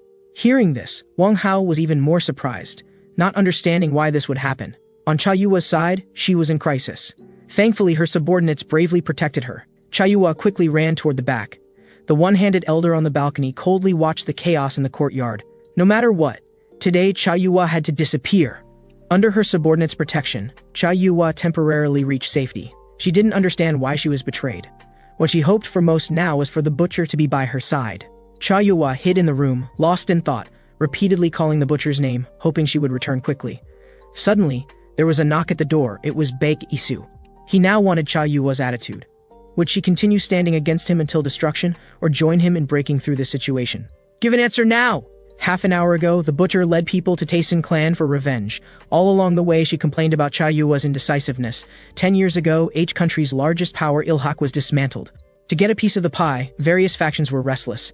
Among them were North Korea's Wee Chang-go, Grey Industries' Gu Chang-jun, and Black Dragon clan's Wang Hao. Wang Hao proposed the three factions cooperate to establish a new organization. But who would be the leader was a problem.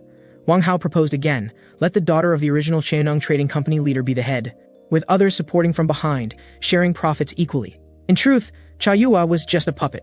Now Gu Changjun's ambitions were growing. He sent people to impersonate Tayson clan members to attack Chaenong Trading Company, stirring up conflict, and planned to kill Cha Yua while the butcher was away from headquarters. Unexpectedly, at the crucial moment, Baek Isu intervened. He now wanted Cha Yua to clearly state her position. Seeing the facts clearly, Cha Yua no longer hesitated. When she saw the bodies scattered across the hallway, she was still shocked, but the three people in front of her remained calm and composed.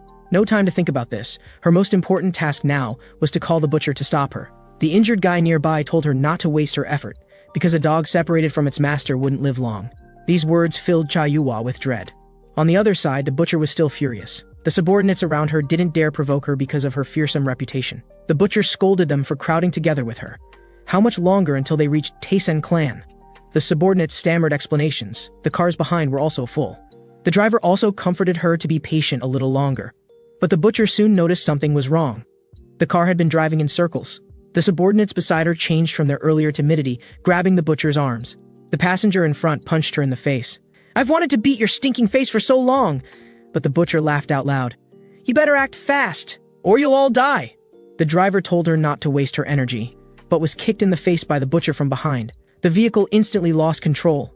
The bald guy wanted to run toward the butcher. The unrestrained butcher suddenly exerted force. The two subordinates' heads crashed together with a bang. The out-of-control vehicle overturned. The cars behind also stopped.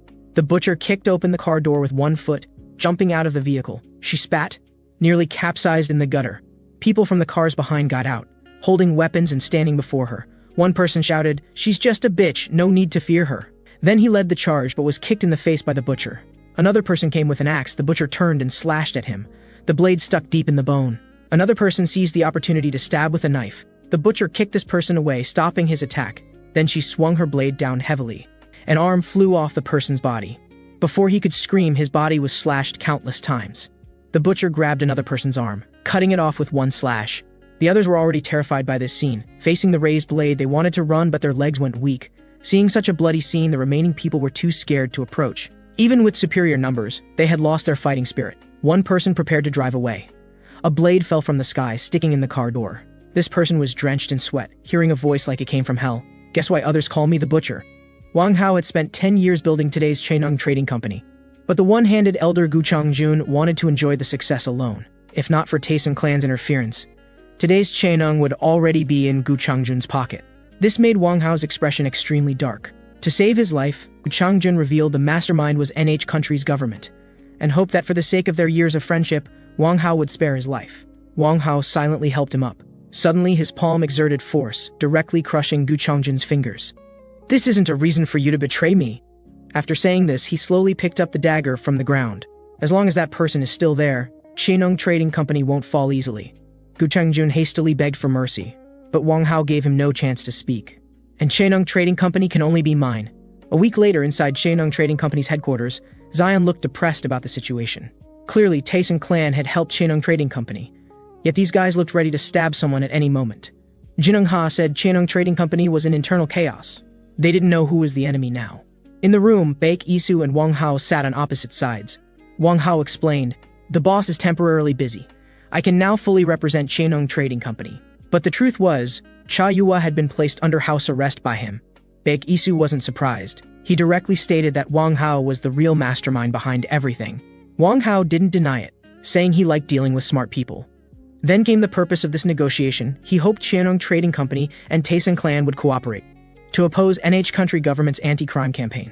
Baek Isu didn't give a clear answer, instead saying he was almost killed by him before. Wang Hao laughed it off, telling him not to be so petty. Suddenly, it started drizzling from the sky. A person suddenly appeared in the courtyard. It was the blood-soaked Chaenong Trading Company butcher. A subordinate explained, "Baek Isu and Wang Hao are discussing business inside." The butcher didn't stop but was blocked by someone. Jinung Ha told her entry was forbidden, but the butcher directly drew her weapon, saying this wasn't the place for him to act wild. Jinung Ha said, "Today, Tayson clan came with sincerity to negotiate." But the butcher didn't buy his response at all. Both sides immediately drew weapons in confrontation. Seeing a firefight was inevitable, Zion spoke up to let her in, even mocking the butcher for having no real skills besides shouting. Hearing this, the butcher flew into a rage and charged at him. The cleaver slashed toward Zion's face. She warned Zion she'd cut out his tongue if he kept talking, but Zion showed no fear. because his dagger was already pressed against the butcher's abdomen. Just as the butcher was about to explode, Wang Hao and Baek Isu walked out side by side. The butcher said hatefully that next time she wouldn't spare Zion. Wang Hao asked what had happened. The butcher didn't answer him. Baek Isu then left with his people. Only then did the butcher tell him that Cha Yua was missing. On the way back to Taisen clan, Zion didn't understand why they were helping these ungrateful wolves. Baek Isu told him to find the mastermind behind everything. Now they at least knew their backing was also NH country's government, and Cha Yua was just their puppet, Zion said, saying that in front of the person herself was too direct. Cha Yua suddenly appeared in the car. It turned out that while Baek Isu was negotiating with Wang Hao, he had quietly arranged for Iron Weasel to rescue Cha Yua. Baek Isu welcomed her to join Taisen clan. Back at Sheneng Trading Company headquarters, Wang Hao was beside himself with rage. The chocolate pie wrapper left at the scene made him recognize it was the work of that boy beside Baek Isu. Taisen clan was really going too far. This girl's Chishi festival was spent in fear, because a psychopath was chasing her all the way to campus.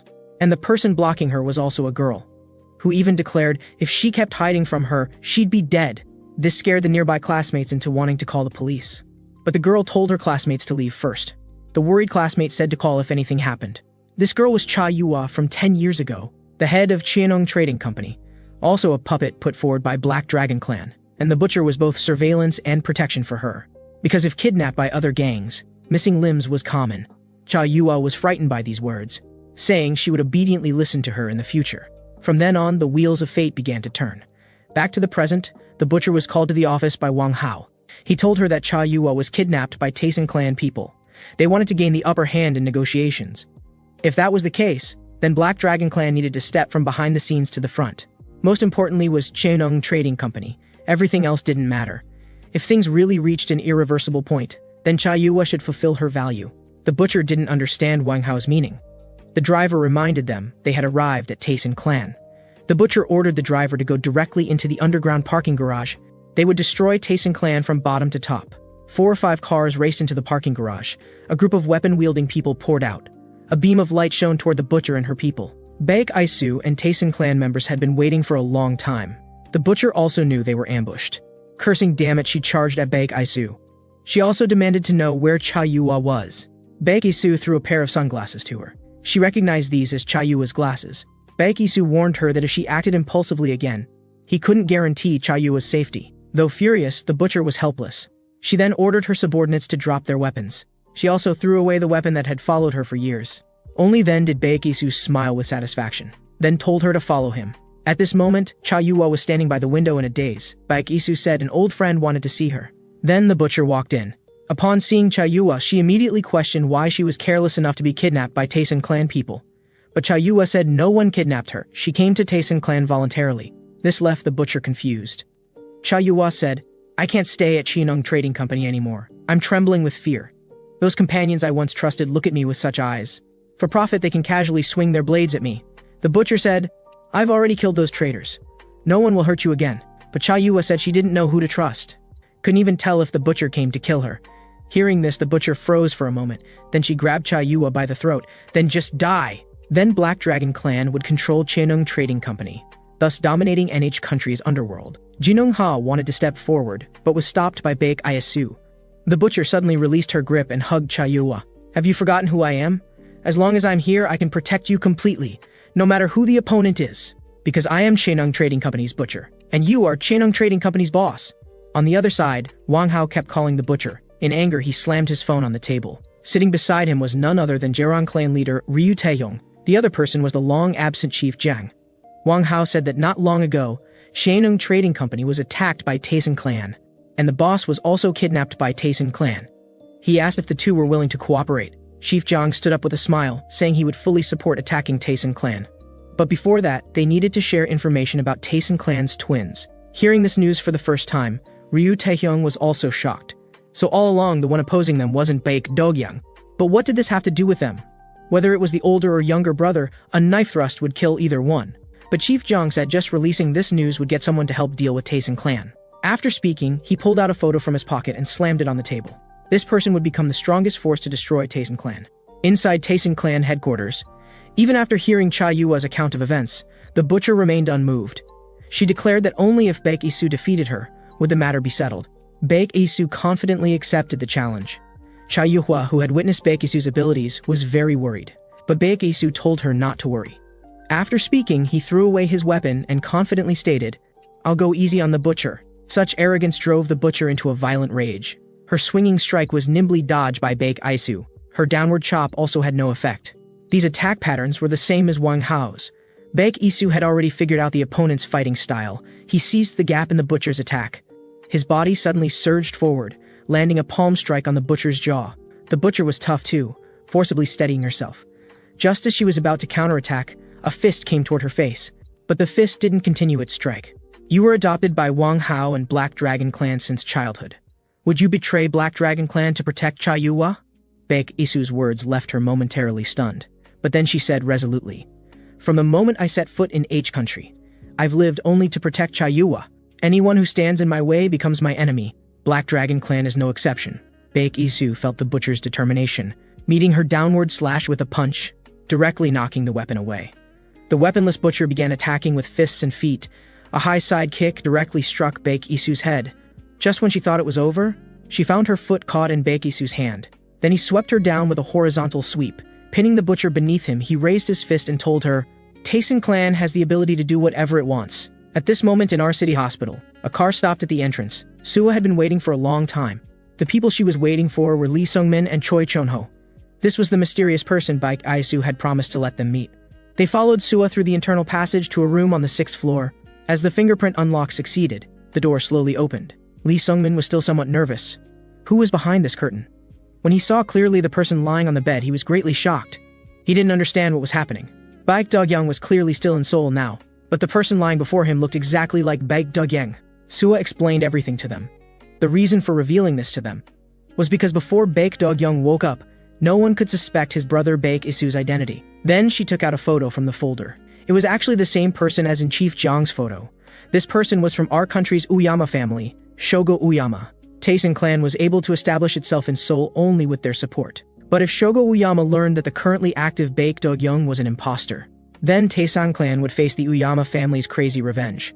What Suwa didn't know was that the Shogo Uyama she spoke of had already arrived in H country. His purpose in coming was to investigate the rumors about Taisen Clan. They absolutely wouldn't allow anyone to make fools of them. "Baek Dogyang, where exactly are you?" On the surface, a R country international trading company, but actually the largest underground black market. Taisen Clan was their subsidiary organization in H country. This day, at their own Roppongi hotel, a guest frantically found police to report, saying he heard screams from the hotel's top floor and saw a group of black-clothed people with knives. 2 police officers quickly followed the guest to investigate. But the older officer's expression was wrong. Suddenly, the young officer pointed his gun at the group, ordering them to drop their weapons immediately. The 2 remained unmoved. "Brat, who are you talking to?" The older officer beside him quickly advised him not to be impulsive, and told him the opponents were Uyama's people. Matsuda seemed not to hear the older officer's words, directly firing a warning shot. The older officer loudly scolded him not to implicate him. "What's going on? So noisy." At this moment, a blood-soaked young man appeared in the scene. Seeing the police, he showed no panic, instead questioning whether they fired the shot. After speaking, he dragged his blade toward the police. The older officer quickly explained they came to check because someone reported it.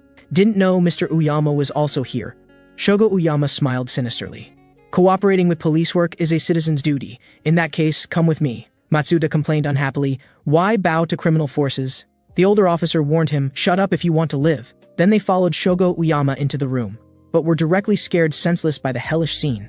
A group of people lay scattered in pools of blood, no longer breathing.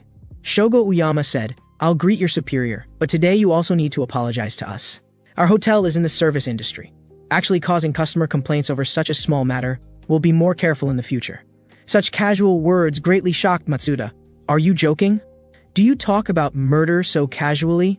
Shogo Uyama glanced at Matsuda, then walked directly toward him. "Young man, don't talk nonsense. Which eye saw me kill anyone? I just slaughtered a few disobedient dogs at home." Shogo Uyama's powerful aura intimidated Matsuda. At this moment, a phone nearby rang. The caller said there was a problem with H country's Taisen Clan. When he heard that Baek Dogyang seemed to be dead, Shogo Uyama was greatly surprised. That was his sworn brother who had kowtowed to him. On Taisen Clan's side, Lee Sungmin received news that Shogo Uyama was coming. He and Choi Cheonho would go to meet him. They knew absolutely couldn't let Baek Isu's identity be exposed. Otherwise, the Uyama group wouldn't let it slide. At noon, Shogo Uyama's group exited the airport. Lee Sungmin and his companion had been waiting for a long time. Seeing them, he immediately bowed respectfully in greeting. But the group ignored him. "I don't know any damn president," called Baek Dog-young over. Seeing the young master treated with such disrespect, Choi Chun-ho was also furious. Really a group of rude people. Lee Sungmin said nothing, still took their luggage, keeping his posture very low, saying Taisen clan certainly couldn't compare to Uyama group. "I'm just here to show local hospitality welcoming Uyama." Shogo Uyama smiled contemptuously. A president's tail wagging like a dog. Lee Sungmin didn't mind the opponent's mockery. Compared to Ilhak's rise, this little humiliation was nothing. Shogo Uyama seemed to enjoy the superior attitude. "But that old man doesn't seem very convinced, Oni. Teach the old man some manners." As soon as he finished speaking, an axe chopped straight toward Choi Chun-ho. Oni pounced on him like a cheetah, a hunting smile on his face. After several rounds, Choi Chun-ho was already injured. Lee Sungmin was about to make a move, but Shogo Uyama grabbed his neck. "So where exactly is Baek Dog-young?" At this moment, Choi Chun-ho was already cornered. He punched away the opponent's attack, then swung his fist toward Oni, but his wrist was caught by Oni. "Die, old man!" The dangerous scene made Lee Sungmin shout loudly. Suddenly, a large hand pressed down on Oni, violently smashing him into the car window. The one who acted was the arriving Baek Isu. Oni swung his axe at Baek Isu's thigh, but Baek Isu grabbed his wrist in reverse, then grabbed Oni's hair again, smashing toward the car window once more. With a crash, Oni was finished. Then he turned to Shogo Uyama and said, "Big brother, did the old man scold you?" Such a temper. But as they say, a strong dragon doesn't suppress a local snake. Now we're on Taisen clan's territory. Even dragons must coil obediently for me. Before this, Baek Isu guessed this was information Chief Jang had leaked. Since the warehouse battle, when he saw Zion, he might have already suspected Baek Isu's identity. To prevent more variables, he could only reduce contact opportunities with Shogo Uyama. But Baek Isu ultimately still acted. Otherwise, Choi Chun-ho might have been chopped by Oni. After dealing with Oni, he told Shogo Uyama, "This was his territory. Though you're my sworn big brother, you still have to follow the rules." Shogo Uyama looked at the Baek Isu before him. The exact same face as the Baek Dog-young he knew. The arrogant way of speaking was also the same.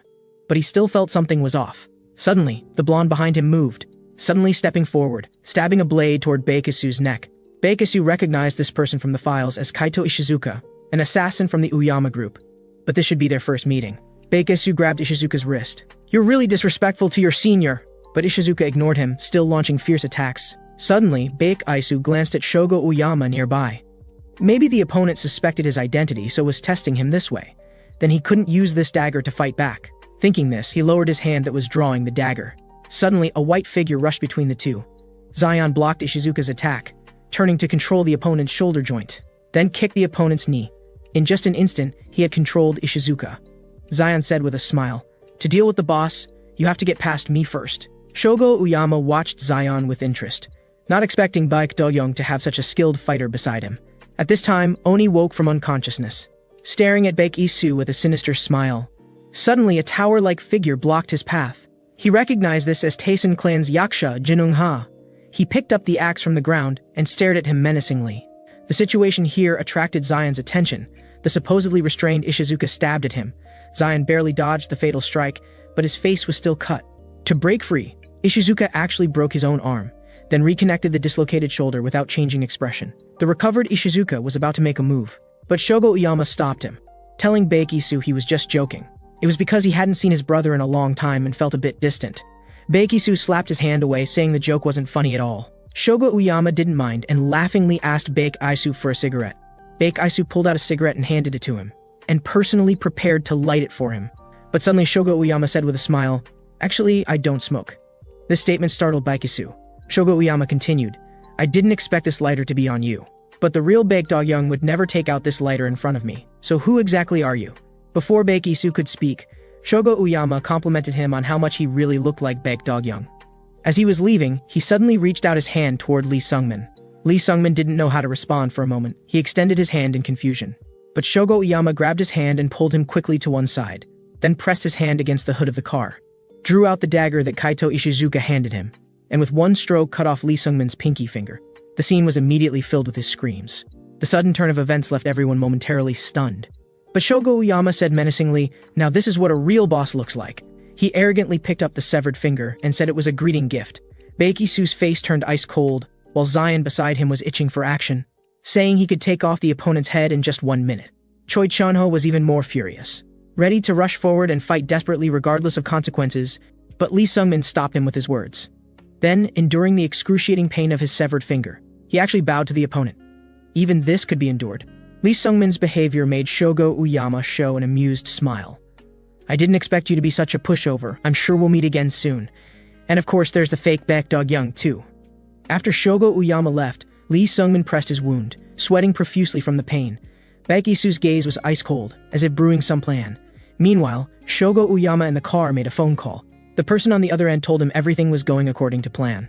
He had also figured out all the details, though there were some differences from what he had gathered.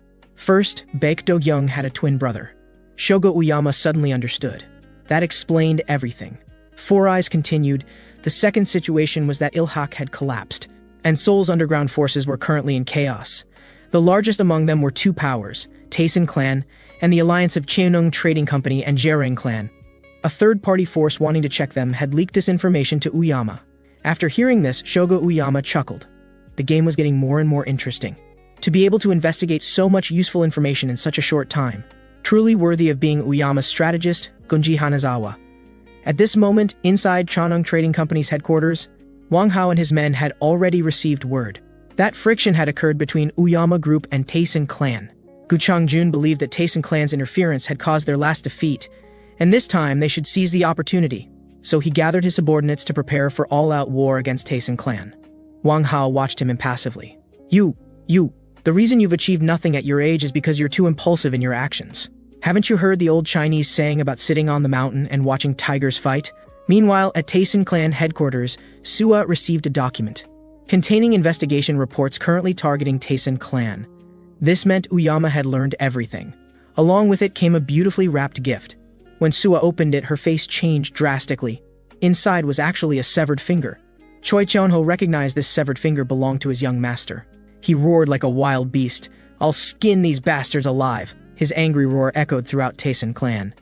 In a hospital, Baek Isu sat quietly beside his brother's bed. He never expected all his efforts would be exposed because of a lighter. Being twins, he always thought he could perfectly become his brother and protect Taesin Clan. He never expected to fail at the crucial moment. Suddenly, Baek Isu's expression changed. He returned the lighter to Baek Dog-young. Sorry, brother. From now on, I'm going to be myself. His eyes glanced at the backpack beside him. Opening the backpack, he put on Baek Isu's clothes and tied his shoelaces. Outside the hospital room, Zion had been waiting for a long time, as if he already knew what Baek Isu was thinking. Without saying a word, he pulled down his cap rim and followed. Brothers unconditionally support each other's decisions, even if facing a mountain of blades and sea of fire.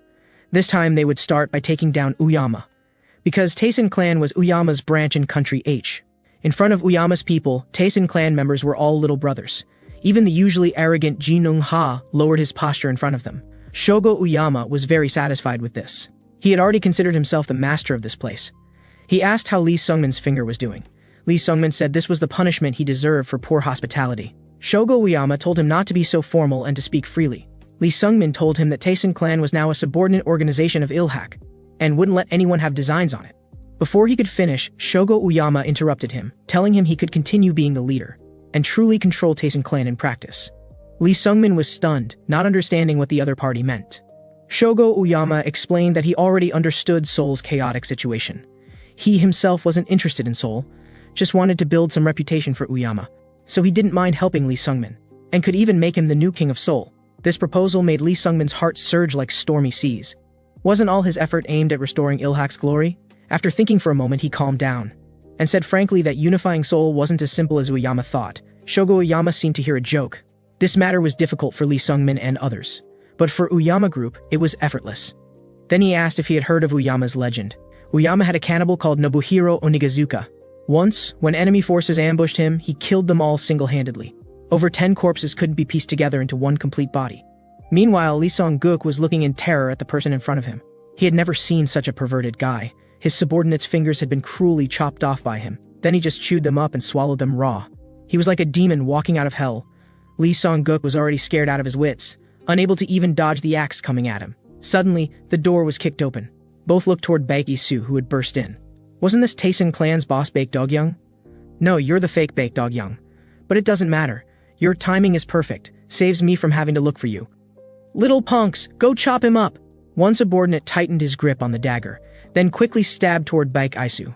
Baek Isu grabbed the opponent's joint, then twisted the dagger toward his own neck and pushed hard. A scream came from this person, instantly killed, surprising everyone. Moments later, they all rushed toward Baek Isu. Baek Isu pulled out the dagger and threw it forward. The dagger went straight into one subordinate's head. The remaining subordinates launched their attack. Baek Isu elbowed one in the face, knocking him unconscious to the ground with just one strike. Suddenly, an axe grazed Baek Isu's cheek.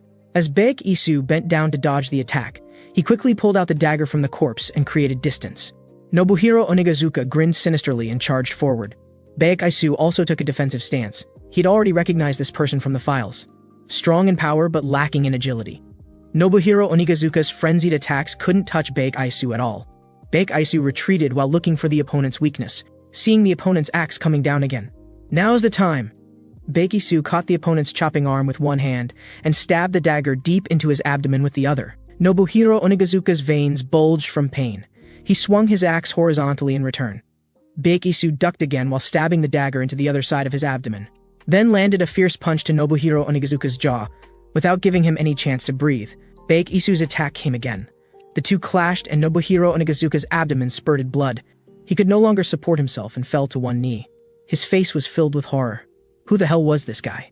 His fighting style was completely different from the Baek Dog-young he remembered. Baek Isu flicked his clothes expressionlessly. Come on, come on! This aura made Lee Song-guk feel unfamiliar. Although the person in front of him had the exact same face as Baek Dog-young, he definitely wasn't the Baek Dog-young he knew. Baek Isu didn't explain, just told him, "Just recognize me as your boss." Suddenly, Lee Song-guk's eyes widened, and he quickly shouted for Baek Isu to be careful. Nobuhiro Onigazuka grabbed Baek Isu's waist and threw him backward. If this throw landed solidly with Baek Isu's head hitting the ground, he would surely die. But Baek Isu bent his back, kicked off the cabinet behind him, then pushed hard, flipping forward. He instantly escaped Nobuhiro Onigazuka's violent throw. While Nobuhiro Onigazuka was stunned by the attack, Baek Isu's back foot kicked right into Nobuhiro Onigazuka's jaw. The powerful force sent him flying 4 or 5 meters back. While Lee Song-guk marveled at both men's skills, he was even more amazed by Baek Dog-young's strength. At this moment, Nobuhiro Onigazuka, who had suffered repeated heavy blows, stood up again. "I've never suffered such humiliation. I'm going to tear you apart, you bastard." With that, he lunged at Baek Isu. But Baek Isu just looked at him coldly, then landed a quick hook punch on Nobuhiro Onigazuka. Nobuhiro Onigazuka had completely lost it. With only one thought left in his mind, just hit him once. Once would be enough to kill this bastard. But Baek Isu was like a ghost, impossible to touch. Instead, his heavy punch again struck Nobuhiro Onigazuka's abdomen, making him spit up a large amount of blood. Nobuhiro Onigazuka was so angry his teeth were about to shatter. He threw another punch at Baek Isu. The feeling from his fist told Nobuhiro Onigazuka he had finally hit his target. He was just showing a triumphant expression when he saw his fist was being held firmly in the opponent's hand. "Is this all the strength you have? Then it ends here." With that, Baek Isu forcefully broke Nobuhiro Onigazuka's arm. At this moment, Baek Isu was like an insurmountable mountain, making Nobuhiro Onigazuka both furious and terrified. Baek Isu held nothing back, landing a sweeping kick to his lower abdomen. Nobuhiro Onigazuka's eyes rolled back and he fainted. Baek Isu pressed his knee on him and pulled out a dagger, piercing his palm, making him wake up from the pain. Baek Isu still had questions that needed answering. That was why Shogo Uyama had identified his identity just by seeing the lighter. Nobuhiro Onigazuka said the lighter was a symbol of Uyama Group, something country bumpkins like them wouldn't understand. Since he didn't want to answer, Baek Isu didn't want to waste more words. He then cut off his pinky finger. "I'll collect some interest from you first. The rest of the debt will be collected from your people." Such humiliation drove Nobuhiro Onigazuka completely mad. Ignoring his severed finger's pain, he attacked Baek Isu again, but was punched into the floor by Baek Isu, and completely lost consciousness. This scene terrified Lee Song-guk, who watched from the side. Baek Isu straightened his clothes and reminded him to leave quickly. After saying this, he turned and left directly. Then he called Suwa, wanting to learn about the lighter's origin from her. But Suwa also didn't know what was going on, though she happened to be going to the hospital and could bring the lighter back. But Suwa had no idea she was being watched. And this person was Uyama's strategist, Gunji Hanizawa. He vaguely guessed Suwa's purpose for going to the hospital, but still needed to personally confirm his suspicion. As Suwa was talking on the phone and opening the door, suddenly her eyes widened, and her phone dropped to the floor. Baek Isu's anxious inquiries came from the phone. At this moment, a man holding a lighter sat by the bed.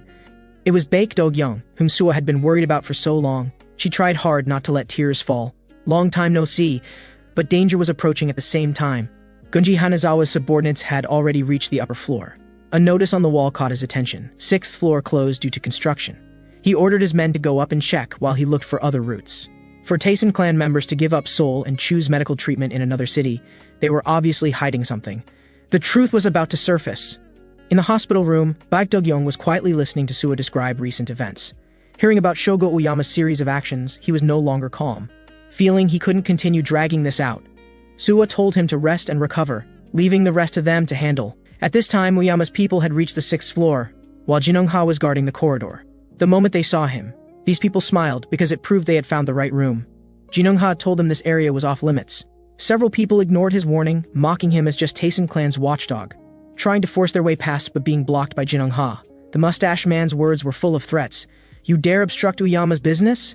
Before he could finish, a large hand grabbed his head and smashed it hard into the floor. The other two hadn't expected Jinung-ha to start fighting without warning. By the time they reacted, Jinung-ha had already attacked them. He landed a solid heavy punch to one person's abdomen. The remaining person was sweating coldly, shouting, "Don't come closer!" But Jinung-ha showed no expression, grabbing the hand holding the knife. His iron grip squeezed, and the crisp sound of breaking bones rang out. This person fell to his knees in pain. "Stop your pathetic barking!" As his words fell, this person's screams echoed through the corridor. This scene was heard by Gunji Hanazawa from the other corridor. He continued toward the hospital room without showing any reaction. 2 Taisen clan guards blocked his path. Before they could finish saying no entry, one person's throat was already slashed. Then Gunji Hanazawa quickly charged at the other person, holding down his hand, drawing the sword, and repeatedly stabbing him several times. "You're lucky to be in a hospital. Press on the wound and you might still live." Then he searched through one person's belongings. "Let me borrow your card." Gunji Hanazawa opened the hospital room and finally saw Baek Dog-young on the bed. Baek Dog-young also saw him at the same time. The two were old acquaintances. "Long time no see, Baek Dog-young." Chaotic footsteps sounded in the corridor. Suwa discovered the injured guards. The guard managed to squeeze out a few words from his throat. "Hurry! The boss is in danger!" Hearing this, Suwa's face changed drastically. She rushed into the hospital room in panic, but found Baek Dog-young safe and sound, with Jinung-ha also in the room. Baek Dog-young told her that Gunji Hanazawa had been there. Then he sighed. What must be faced must eventually be faced.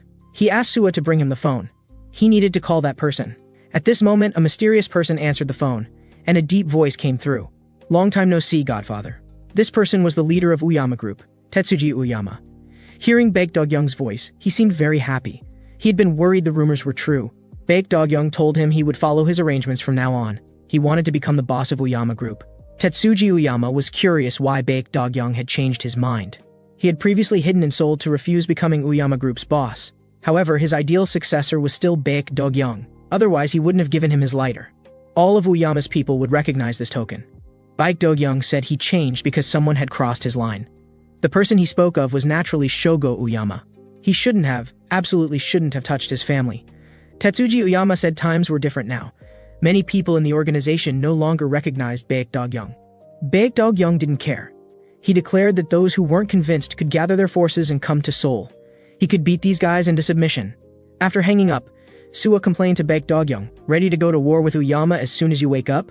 But Baek Dog-young looked nonchalant. "No matter who the opponent is, we're Taisen clan." At this time, urgent footsteps sounded outside the door. Baek Isu burst through the door with a whoosh. The two brothers looked at each other. Tears instantly appeared on Baek Isu's face. "Oh, my foolish little brother, still that crybaby kid." Handed Taisen clan over to Ilhak. Made enemies of strong opponents like Chanong Trading Company and Jerang clan.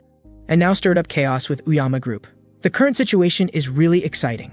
Facing Baek Dog-young's nagging, Baek Isu didn't talk back but had tears in his eyes. This was his familiar big brother. "But now I'm back, stop being so wimpy and crying. From now on, big brother's got your back." Then he asked Baek Isu about his plans. Baek Isu's tone was calm but extremely confident.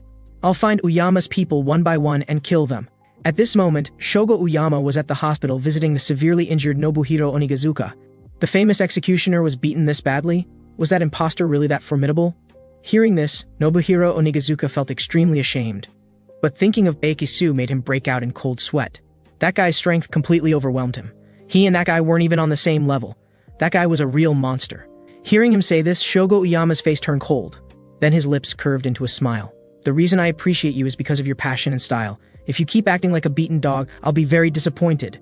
Only then did Nobuhiro Onigazuka remember that the person in front of him was 10,000 times more terrifying than Baek Isu. Gunji Hanazawa's arrival interrupted their conversation. He then handed the phone to Shogo Uyama, respectfully indicating it was a call from the boss. Tetsuji Uyama's voice on the other end was ice cold.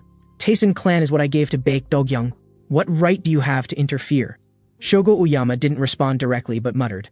There seemed to be a lot of ears around me, but Tetsuji Uyama told him this news came from Baek Dogyung himself. Shogo Uyama thought it was Baek Isu impersonating him. He explained that person was Baek Dogyung's twin brother. But hearing this, Tetsuji Uyama seemed very displeased. Are you now questioning my words too? Shogo Uyama didn't dare speak further. After a moment, Tetsuji Uyama told him Baek Dogyung was preparing to compete for Uyama's leadership and had declared he would kill Shogo Uyama. Shogo Uyama asked how he had responded.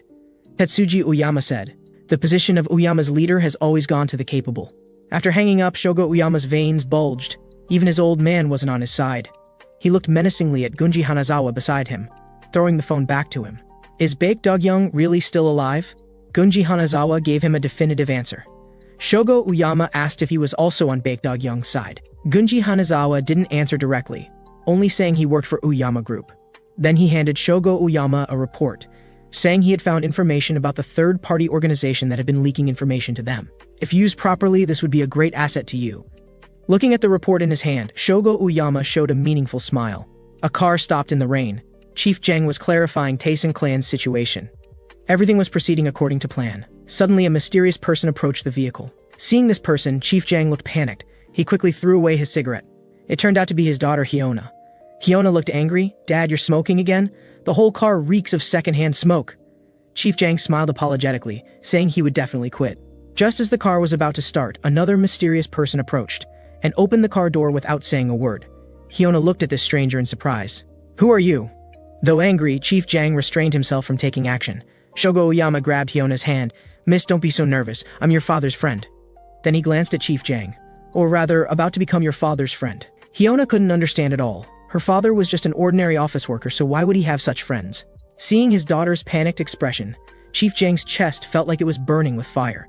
For his daughter's safety, he could only suppress his anger and tell Hyona this person was indeed a work colleague. Since it was about work, it would be more convenient to talk outside. Shogo Uyama didn't refuse, saying he would follow Chief Jang's arrangements. He directly stated his purpose was to discuss cooperation. Chief Jang's tone was ice cold. You bastards are seeking death. No matter how much power you have in Country R, this is Country H. You have no right to be arrogant. Shogo Uyama paid no attention to the naked threat, instead joking that this tone was just like the fake Baek Dogyung's. He was truly worthy of being personally trained by Chief Jang. They had already done detailed research on Chief Jang before coming. He was harsh on others, subordinates, and even himself, but his daughter was his only weakness. The blonde stared provocatively at Chief Jang. Chief Jang's tone softened, asking what they wanted. Shogo Uyama told him not to be nervous. They both had common enemies, and the enemy of an enemy is a friend. He wanted a piece of the pie in taking down Taisen clan. After learning his intention, Chief Jang couldn't help but sneer. He already had enough partners and didn't need to add another. Shogo Uyama wasn't angry either. Just get rid of those useless waste partners, and there would be room, right? Chief Jang was considering the pros and cons. Shogo Uyama wasn't in a hurry for him to take a stance, saying he would let him see Uyama's strength. With their purpose achieved, they prepared to leave. Hey, that blonde! Chief Jang grabbed Kaito Ishizuka by the collar and swept him to the ground with one kick. When adults are talking, kids should keep their hands to themselves. If you ever think about my daughter again, I'll make sure you never leave Country H. And you too, understand? Recently, Ryu Taehyung had been extremely troubled. The news about the real and fake Baek Dogyung had already given him a headache. That damn Chief Jang still wasn't answering his calls. Suddenly, a subordinate covered in blood stumbled in. Ryu Taehyung's eyes narrowed. You're fucking looking for death. The attacker was Nobuhiro Onigazuka, who had been beaten up by Baek Iasu earlier. Ryu Taehyung didn't recognize this guy, but from his broken Korean he had already determined the opponent's identity. Dare to cause trouble on my turf? No matter what the opponent's identity was, he would have to face Ryu Taehyung's boundless fury. Shogo Uyama slowly walked over. Just by the way you talk, I can tell you're a country bumpkin. Ryu Taehyung laughed, seeing the samurai sword in his hand. Could this old antique still cut people? Shogo Uyama ignored him. You're not worthy of me taking action. On the other side, Lee Song-guk looked stunned, because two Baek Dogyungs had appeared in front of him. Baek Dogyung said, Who is this guy? Zion pulled off his eye patch and told him to stop acting cool. Lee Song-guk was tearful. Then who cut off my finger? Then he said that was all in the past. Ever since the last war between Taisen clan and Jiarang clan, their displayed strength had completely conquered him. Now he was only loyal to Taisen clan. Hearing that Zion had easily defeated Ryu Taehyung, Baek Dogyoung was greatly shocked, because he knew Ryu Taehyung's strength was definitely not ordinary. He had been a professional boxer, with particularly agile movements. What was most impressive was his willingness to use any means to win. He had once gouged out an opponent's eye and was expelled from the boxing club. At this moment, Nobuhiro Onigazuka was experiencing Ryu Taehyung's power. All his attacks were being flexibly dodged. While he had to be careful of Ryu Taehyung's counterattacks, in a moment of carelessness, his already injured abdomen was attacked again.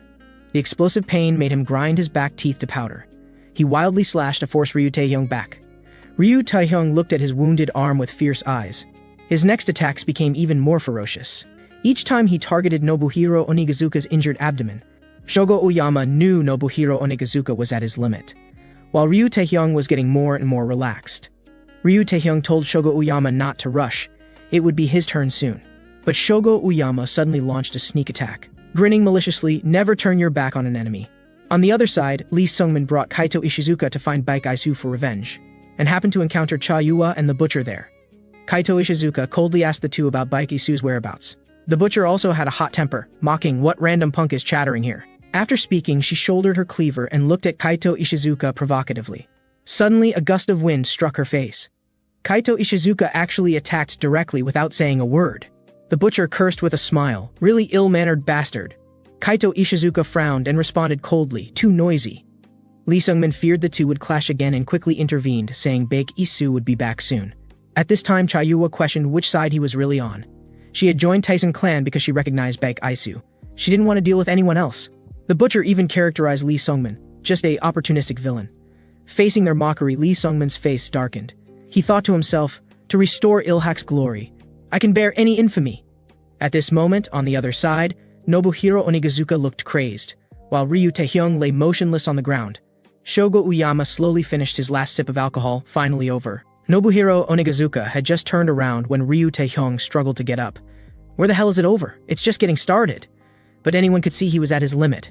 The current boss of the biggest force, Jiarang clan, couldn't even stand up now. Shogo Uyama grabbed him by the neck.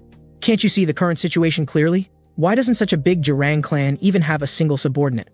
Wolf packs gather around the alpha wolf, but if they know even the alpha has been defeated, the pack loses its fighting spirit without a leader. You're now just a beast that's lost its claws and fangs." At this moment, inside Taisen clan headquarters, an elevator slowly reached the first floor.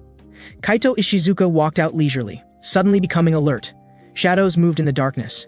In the dim light, he saw Baek Isu had just finished off one of Uyama's men. Kaito Ishizuka was exactly the prey he had been tracking today. He had already investigated his background thoroughly. Looking at Kaito Ishizuka's scar-covered hands, Baek Isu also knew this guy had walked out of countless life-and-death situations. Kaito Ishizuka was originally a nameless orphan living on the streets. Street survival had caused him to lose his sense of pain, but this was actually a good thing for him, allowing him to survive one vicious fight after another. At this moment, facing the famous Baek Isu, he didn't retreat, because without pain, he was fearless. He launched the attack first. Even Zion on the side praised, "This speed is fast enough to compare with a weasel." Baek Isu dodged the attack, trying to create distance. But Kaito Ishizuka's attack came again. He landed a high kick aimed at Baek Isu's face. Baek Isu blocked the attack with both arms. In the gap, he found the opponent's weakness and turned to grab his shoulder joint, forcefully bending it downward. But Kaito Ishizuka showed no expression, instead pushing Baek Isu away with his legs. Even though this guy had just dislocated his joint, he acted like nothing happened. Kaito Ishizuka struck the dislocated area hard with his left hand, and actually forced it back into place. Baek Isu rubbed his wrist. "What an interesting guy. If you feel no pain, then what are you going to do next?" Baek Isu struck Kaito Ishizuka's arm with his elbow. Kaito Ishizuka countered with a punch to Baek Isu's face. But before he could celebrate, he noticed his own arm was bent at a grotesque angle. "You just don't feel pain, but you're not invincible." For the first time, Kaito Ishizuka showed anger. He kicked toward Baek Isu again. Baek Isu caught his foot and punched hard at his knee joint. Losing his balance, Kaito Ishizuka fell to the ground. Baek Isu raised his foot and stomped on his injured leg again. "If you're the ghost of street fighting, then I'm the demon from hell." Facing such a Baek Isu, Kaito Ishizuka showed fear for the first time. Meanwhile, Baek Dogyoung was heading back to Taisen clan. Jin Eung-ha said it wouldn't look good to return empty-handed should they bring some gifts. Baek Dogyoung teased him, "Since when does Taisen clan's demon make jokes? And my foolish brother, too. Actually went back early saying he'd clean up the trash for me? Just how strong is this guy really?" 10 minutes later, they arrived at Taisen clan. Jin Eung-ha wanted to help Baek Dogyoung, but Baek Dogyoung waved him off. Haven't been back in a while. Can't lose face in front of the kids. At the same time, a group of Uyama's men and the butcher were heading to the hall. They heard someone was causing trouble there, but heard sounds around the corner, witnessing the lookout being throat slashed. Just as Uyama's men were about to say something, a figure flashed by. It's really too noisy. Feels good playing the host in someone else's house? At this moment, the butcher's lips curved into a smile, attacking from behind one of Uyama's men who was about to make a move. Stinking fox, is your boss back? Zion pointed upward with his finger. At this moment, Lee Sungmin in the office also heard the commotion outside, thinking it was Baek Isu returning, but turned around to see corpses of Uyama gang members everywhere.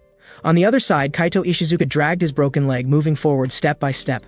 Baek Isu followed leisurely behind him. Still able to stand up, what tenacious vitality. Suddenly, someone entering through the door caught both their attention. This shocked Nobuhiro Onigazuka beyond belief. He recognized this person as the real Baek Dogyoung. You actually want to target Taesin clan? If you want to see Taesin clan's height, then lie on the ground like this and crane your neck to look up. The next day, everyone gathered in the meeting room. The butcher complained, so the real Baek Dogyoung was lying in a hospital bed all along, actually putting on a show of the brother impersonating his older brother. So, can we still trust you guys? Baek Dogyoung, who was also acquainted with her, explained, so far all the decisions my brother made were in Taesin clan's best interest. His words represent my intentions. Ilhak and Shaenung will maintain their current cooperative relationship, so be respectful when speaking to my brother from now on. After saying this, he prepared to light a cigarette, but Baek Isu snatched it away.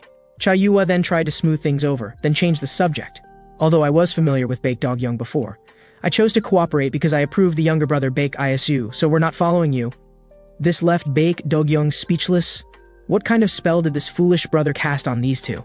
Lee Sungmin interrupted their argument, saying the most important thing right now is, what do we do next? Reports say Uyama has already acquired products that originally belonged to Jiurang clan, though it's unclear why Ryu Taeyong would agree to this. But this must be connected to Chief Jang. This means Uyama and Chief Jang have officially joined forces. Baek Dogyoung said, instead of all this guessing, why don't we go see for ourselves? After saying this, he revealed the invitation in his hand. 3 days later, at Uyama's celebration banquet, Cha Yua walked over with heroic bearing, but she was stopped by security and asked to show her invitation. Cha Yua announced herself, I am the president of Chaenung Trading Company. Then she swaggered right in. The security guard was puzzled, as according to previous records, Chaenung's president should have already entered. At this moment, Shogo Uyama and Wang Hao were talking, rehearsing the speech they would give later. He and Wang Hao's Black Dragon clan behind him both belonged to external forces, exchanging experiences on how to seize the cake that was NH country. The sudden appearance of Cha Yua interrupted their conversation.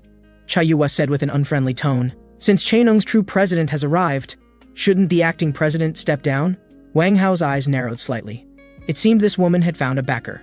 Lee Sungmin's appearance eased the awkwardness in the room. Shogo Uyama enthusiastically went to greet him. Lee Sungmin sat down expressionlessly. At this moment, an uninvited guest arrived at the door.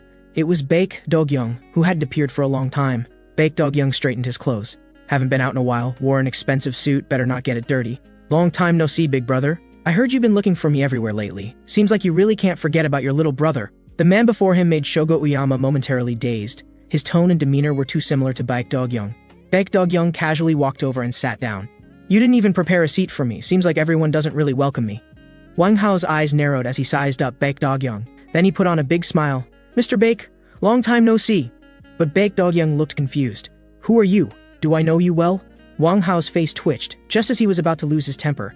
Baek Dogyoung seemed to remember. You're that guy who got beaten up by me once, then stole Chaenung's boss position? This comment made Wang Hao's veins bulge on his face. He slowly stood up and questioned what he meant by that. Then he pulled over a chair, asking Baek Dogyoung to sit beside him and explain slowly. Baek Dogyoung wasn't polite either, plopping down. Then asked Wang Hao for a cigarette, lit his lighter, and lit the cigarette. The moment he saw the lighter, Shogo Uyama was certain he was Baek Dogyoung. At this moment, Baek Dogyoung's words were full of sarcasm. Your appetite is really big. You actually swallowed the entire Jiurang clan whole. Aren't you afraid of choking? Shogo Uyama snatched the cigarette from his lips. Not only will I swallow the Jiurang clan, I'll also turn Taesin clan into a grave for you twins. Baek Dogyoung swatted away the cigarette butt. This suit is expensive. Shogo Uyama gave him a second option. Or you can submit to me and we can stand together at the pinnacle of Seoul. When he said this, he completely ignored the other bosses. But Baek Dogyoung refused him without hesitation, instead asking why he insisted on extending his hand to Seoul. I already gave up everything in our country. But these words only made Shogo Uyama more crazed. I don't want your charity. Everything should have been mine originally. It's just your appearance that took everything away. Even Dad designated you as the successor. I will take back what's mine with my own hands. Listen well, all of you. I will definitely destroy Taisen clan. Anyone who stands in my way will be destroyed. Compared to the furious Shogo Uyama, Baek Dogyoung seemed unusually calm, even clapping his hands. I'm guessing you practiced those words for a long time, but the level is just so-so. Just like a child throwing a tantrum. Want to forcefully snatch it? Then go ahead and try. After speaking, Baek Dogyoung stood up and warned him again. If you can't do it, then this time you're dead for sure. Lee Sungmin and Cha Yua also stood up to leave. When Cha Yua passed by Wang Hao, their eyes couldn't hide their mutual hostility. Seeing the group leave, Wang Hao took out his phone from his pocket. The call had been connected the whole time. Chief Jiang had heard all the previous conversation. This person seems normal except for his injured leg. Chief Jiang also fell into thought. Could it be an injury left from the previous ghost assassination attempt? But if I could kill you once, then I can kill you a second time. So he dialed the special operations team's number. The three of them came to the first floor lobby. When Baek Dogyoung suddenly told them to go ahead, he had something to handle. Cha Yua told him, "We're on enemy territory now, it's too dangerous for you alone." Baek Dogyoung pointed toward the bathroom direction. "Want all three of us to pee together?" Then he told them to go first. "I'm not a child." When Baek Dogyoung finished his business and was washing his hands, he heard footsteps behind him. Baek Dogyoung didn't turn around. "Didn't I tell you to go first?" But the person didn't respond to him. Several masked men in black had surrounded him. "You guys really are persistent. Do you really think I'm an easy target?" A cargo ship docked at the port under cover of night. A group of mysterious people opened one of the containers, and the goods inside scattered on the ground. Before, they had to hide inside tuna bellies to smuggle them in secretly.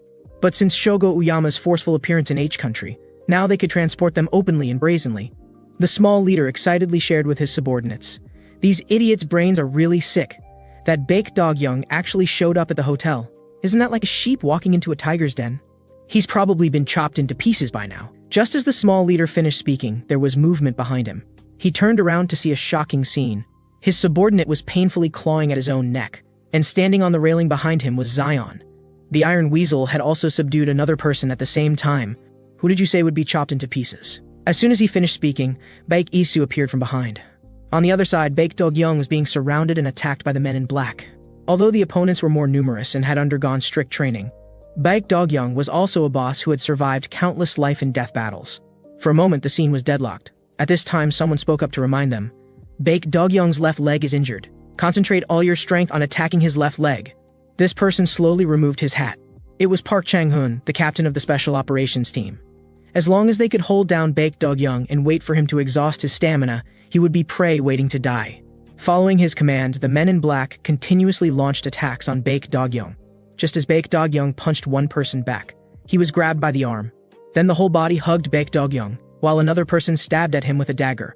Baek Dogyoung grabbed his neck with his backhand, then stuck out his foot to trip him, throwing the opponent out.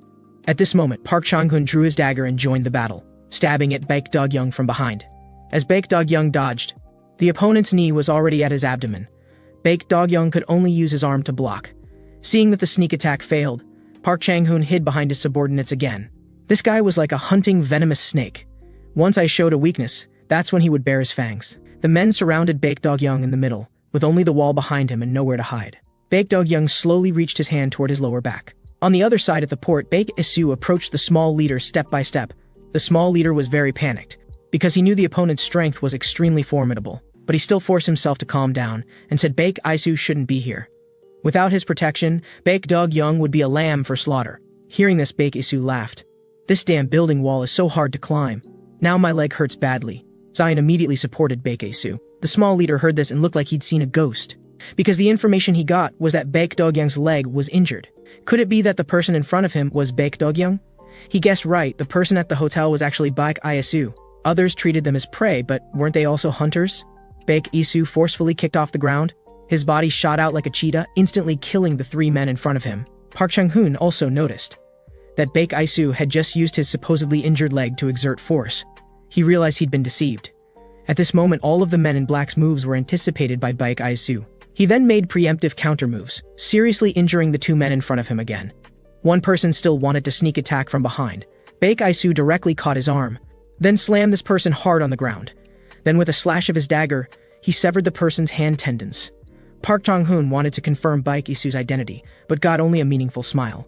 Park Chang-hun hurriedly spoke into his radio about executing Plan B. Then he had all team members retreat first, and he would deal with Baek Isu together with Ghost. You're like a legendary existence to us. A superfan really wants to meet you. Before he finished speaking, a big slap hit his face. Chattering nonsense, so annoying, get lost. Ghost's tone was both unwilling and a bit excited. I clearly killed you before. Baek Isu instantly understood. His big brother had almost died at this person's hands. Then you won't be leaving today. There was such a special operations team that didn't exist in public. They specialize in carrying out assassination missions for the H country government. Members had no past, no relatives, no names, only cold numerical codes. Once after completing a mission in E country, G2 removed his mask and breathed in the fresh air deeply. The captain loudly scolded him, telling him not to expose his identity. G2 told him not to be so tense, all mission targets had been eliminated. He also complained, been running around outside for a month, really want to go back to H country for a big meal right away. Other members were also infected by him, and the atmosphere in the car suddenly became much more relaxed. Suddenly, a car came speeding toward them, ramming their team's car from the side. The huge impact caused the vehicle to roll several times before stopping. The members all fell into unconsciousness. Only Captain G1 remained conscious. At this time, several fully armed opponents got out of their car and directly fired at the overturned vehicle, emptying 3 magazines before they finally stopped. This person reported through his earpiece, target eliminated, preparing to evacuate.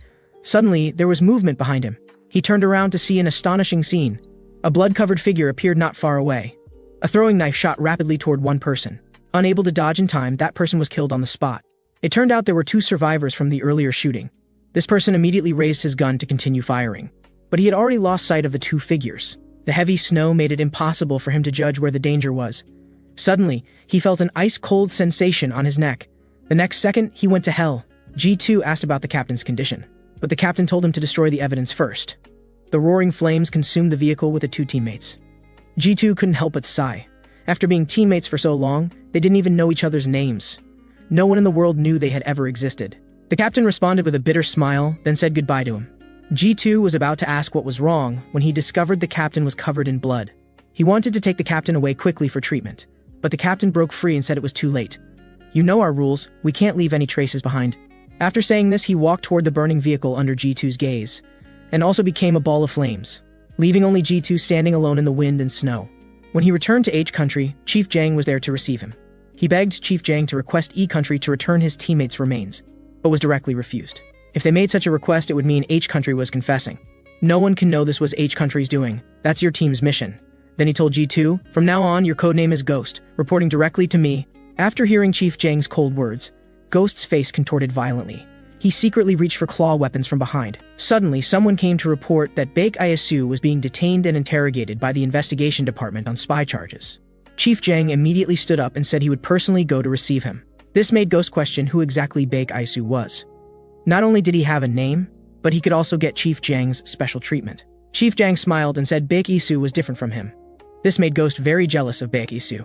He vowed to kill Baek Isu to prove his own worth. Ghost thought he had succeeded last time, but he had killed the wrong person. Baek Isu didn't care about his psychological activities. He only knew his brother had almost died at this person's hands. So he directly launched an attack, kicking Ghost in the chest. Ghost staggered to steady himself, then told Park Chang-hun to go downstairs and turn off the power. Although Park Chang-hun didn't understand what he wanted to do, he still followed his instructions. Ghosts should exist in darkness, staring at their prey, then delivering a fatal strike. A throwing knife shot rapidly toward Baek Isu. Although Baek Isu's vision was impaired, the blade's reflection allowed him to make an accurate judgment. But then he noticed something wrong. A steel wire was wrapped around the weapon's handle. The life and death battle between the 2 began. The twin brothers had both become targets that Chief Jang must eliminate. If he had to choose one as the target, undoubtedly Baek Dogyong, who was still recovering from serious illness, was more suitable. Baek Isu keenly perceived everything, so the brothers switched identities to carry out the mission. Zion said Ghost had been beaten half to death by him before, but they still had to be careful of that guy. They undergo strict training and are Ghost specialized in assassination missions. Baek Isu interrupted Zion's rambling. Don't nag like an old mother. Ghost was indeed, as Zion said, an excellent hunter hiding in darkness. But don't forget, Zion had learned his fighting skills from Baek Isu. Ghost attacks were all blocked, and Baek Isu seized the gap in his attacks, using a reverse grappling move to slam Ghost into the ground. Just as Ghost was about to die under Baek Isu's blade, Park Chang-hun intervened to help. Facing the 2-man attack, Baek Isu still handled it with ease. This terrifying strength made Ghost even more excited. But he didn't dare to rush forward recklessly. To win, he could only wait for an opportunity. He had almost killed Baek Isu's brother. Baek Isu must be especially angry now. When people are angry, they might show weaknesses. But all this didn't seem to apply to Baek Isu. His attacks became increasingly fierce, but it didn't seem to be caused by emotions. Rather, he was inherently this kind of ruthless killer. Baek Isu landed another heavy punch on Ghost's chin, sending his body flying into the air. The heavy blow made his eyes roll back.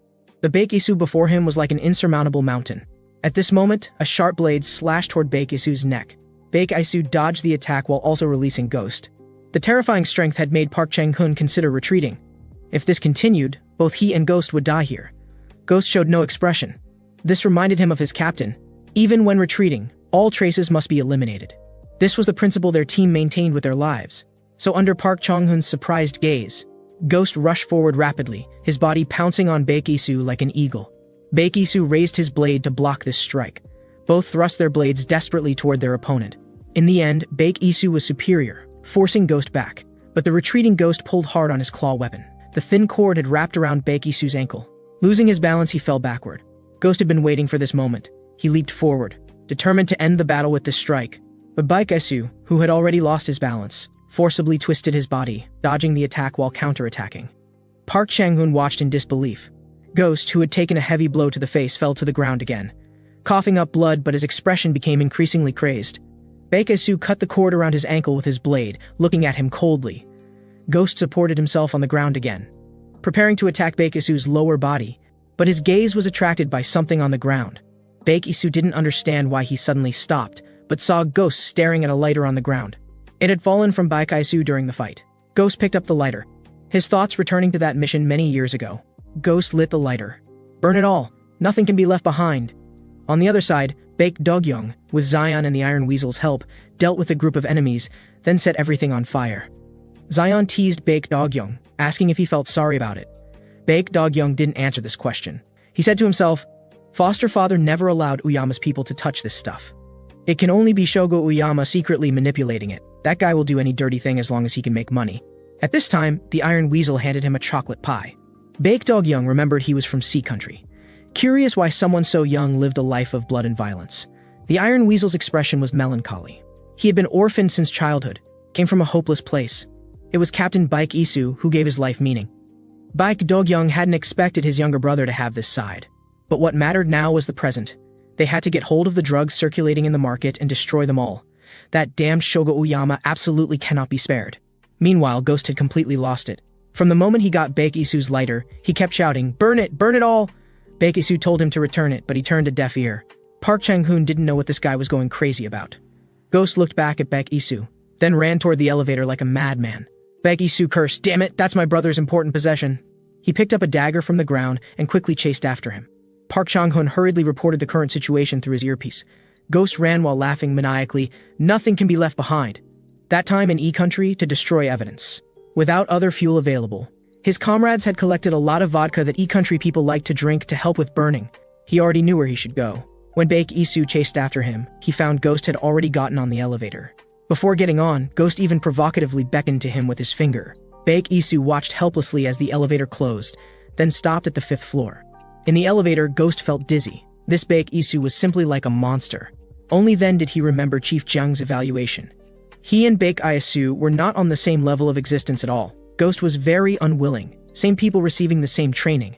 Why should Baek Isu be superior? He didn't believe he couldn't match Baek Isu. He staggered into Taisen Clan's reception room. He was sure there was what he was looking for here. Finally, he found vodka in the refrigerator. Let's end this battle with this today. So he took the vodka and poured it on the ground. Could Baek Isu break through this predicament? Doing all this seemed to drain all his strength. He lay on the sofa and thought of his captain again. Burn it all together! When the elevator opened, Baek Isu found flames had already engulfed the reception room. This madman's actions exceeded his imagination. At this time, a voice called out to him. Ghost appeared on his left, still clutching his brother's lighter. You're looking for this, right? After all, your brother almost died at my hands. Ghost kept provoking Baek Isu with words. Hearing this, Baek Isu indeed rushed over, but Ghost suddenly pulled the thin cord in his hand. A chair tied to the cord flew from the side, heading straight for Baek Isu's running direction. Baek Isu quickly ducked to avoid it, but his ankle was wrapped in the cord again, pinning him in place. At this moment, a vodka bottle came flying at him. Baek Isu smashed it with one punch. When he looked back, Ghost had already disappeared. He looked around warily. "Stop hiding! Come out! I'll send you on your final journey!" At this time, the sound of a lighter flicking came from behind him. Ghost appeared behind Bak Isu. "Goodbye, Bak Isu!" When he turned around, the lit lighter was already flying toward him. Bak Isu had no way to avoid it. Instantly, his entire right arm was engulfed in flames. Before he could extinguish it, Ghost pounced on Bak Isu like an eagle. At this moment, Baek Dog-young was on his way back. He suddenly felt a pang of anxiety, as if something bad was about to happen. He couldn't get through to his brother's phone either. From Lee Sungmin's call, he learned that a major fire had broken out on the hotel's upper floors. The massive flames were out of control. At this moment, Baek Dog-young's eyes were dark as water. On the other side, facing Ghost's sneak attack, Baek Isu raised his burning right arm to block, but his weapon was directly knocked away. He tried to grab Ghost with his left hand, but Ghost nimbly dodged. Ghost cackled wickedly. "The pain of burning flames has made your movements slow." Seeing Baek Isu continuously retreating, Ghost became more and more pleased. But Baek Isu showed a sinister smile. Then he grabbed Ghost's arm, raised his burning right arm, and slammed it hard into Ghost's back. Finally, he delivered a heavy knee strike to his chest. Compared to having comrades murdered by trusted superiors, compared to his brother almost dying in his arms, what did the pain in his arm matter? Baek Isu had been living in pain since that day. He had sworn to find and eliminate everyone who betrayed him, one by one. Ghost was sent flying like a broken kite. Baek Isu tore off his sleeve, revealing his burned and peeling hand underneath. The murderous aura he emanated made Ghost's blood run cold. Ghost picked up a nearby chair and began frantically smashing the window glass. Baek Isu didn't understand what he was trying to do. This was dozens of floors high. Even if he smashed the glass, he couldn't escape from here. At this time, Ghost smiled, asking Baek Isu if he felt his breathing becoming difficult since earlier. That was because the fire had caused oxygen depletion. If a large amount of oxygen suddenly enters a sealed space at this moment, do you know what interesting thing will happen? Ghost's expression became increasingly crazed. At this moment, the glass, after multiple impacts, showed cracks and then shattered directly. Instantly, oxygen entered the building, followed by a violent explosion. This scene was witnessed by Baek Dog-young in the distance. He told Zion to speed up, while repeatedly dialing Baek Isu's number, muttering continuously, "Damn it, pick up the phone!" The violent explosion turned the room into ruins. Baek Isu's hand suddenly moved. Then he struggled to get up, and happened to receive Baek Dog-young's call. When his big brother heard his voice, he also let out a heavy sigh of relief. Without time to ask about the situation, he told Baek Isu to quickly evacuate through the back door. But Baek Isu refused his brother's suggestion. "Today, I'm going to kill that ghost here. Even if I die here too, I don't care." Hearing his brother say this, Baek Dog-young really panicked this time. He screamed at Baek Isu to leave immediately, or he would end his own life right now. His brother's threat of death finally made Baek Isu compromise. After a long silence, he followed the directions toward the back door. At this time, a hand emerged from the ruins. Ghost crawled out from the debris, but there was no sign of Baek Isu around. "Weren't we supposed to burn together? Why did you leave me alone?" At this time, someone appeared in front of him. It was Park Chang-hun who had come looking. Ghost complained, "I thought you had already escaped. Baek Isu is seriously injured. Let's quickly catch up and kill him." Before he finished speaking, he felt a sharp pain in his abdomen. Park Chang-hun's dagger had penetrated deep into his abdomen. A cold voice sounded in his ear. "Don't blame me, I'm just following orders." On the other side, Baek Isu opened the rolling door. A beam of strong light hit his face. Standing outside was Shogo Uyama's group. Chief Jang also walked out from the crowd. "Long time no see, Baek Isu." Baek Isu reminded him of what he had said at the funeral before, that their conflict couldn't be resolved by just one or two deaths. When they met again, it would be time to give an answer. It seemed today one of them must fall. Chief Jang calmly removed his glasses and tucked them into his shirt pocket. At the same time, Baek Isu's attack arrived. Chief Jang also drew his claw weapon to meet him. He crouched to avoid the slash. Baek Isu's leg attack followed immediately. But Chief Jang was very familiar with his attack patterns and had already prepared to block. However, contrary to his expectations, his face still took a heavy blow, worthy of being Chief Jang's best student, able to forcibly change attack patterns after attacking. Before he could catch his breath, Baek Isu's dagger came at him again. The two locked weapons. While both were struggling, Chief Jang rotated his wrist and attacked toward Baek Isu's chin. The sudden change caught him off guard. Chief Jang had already seen that emotions were affecting Baek Isu's movements, making his attacks slow and stiff. This meant he had the upper hand in this battle. After saying this, the two grappled together again. In the blink of an eye, they had already exchanged more than 10 attacks. Watching from the side, Shogo Uyama and others were shocked. Nobuhiro Onigazuka, who had lost to Baek Isu before, wasn't very convinced. This time, seeing the evenly matched battle between the two, he finally realized he and Baek Isu weren't even in the same league. Shogo Uyama noticed his hand was trembling and consoled him not to worry too much about winning and losing. Then he found Kaito Ishizuka and asked about his injuries. Ishizuka said his right arm and right leg had compound fractures.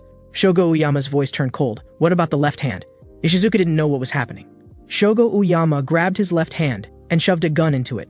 At this moment, the hotel's front entrance had been blocked by police and firefighters. Baek Dog-young's car couldn't get through at all. He anxiously called Lee Sungmin and learned that Lee Sungmin and Cha Yua were waiting at the front entrance, but hadn't seen Baek Isu at all. Then he could only have gone through the warehouse back door.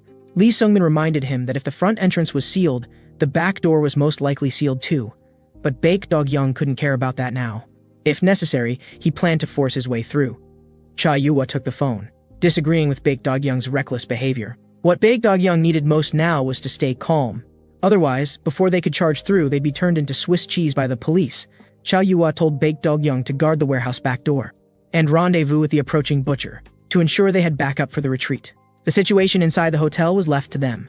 This time Lee Sung-min had brought all 9 knives. This was also 9 knives' chance to prove themselves.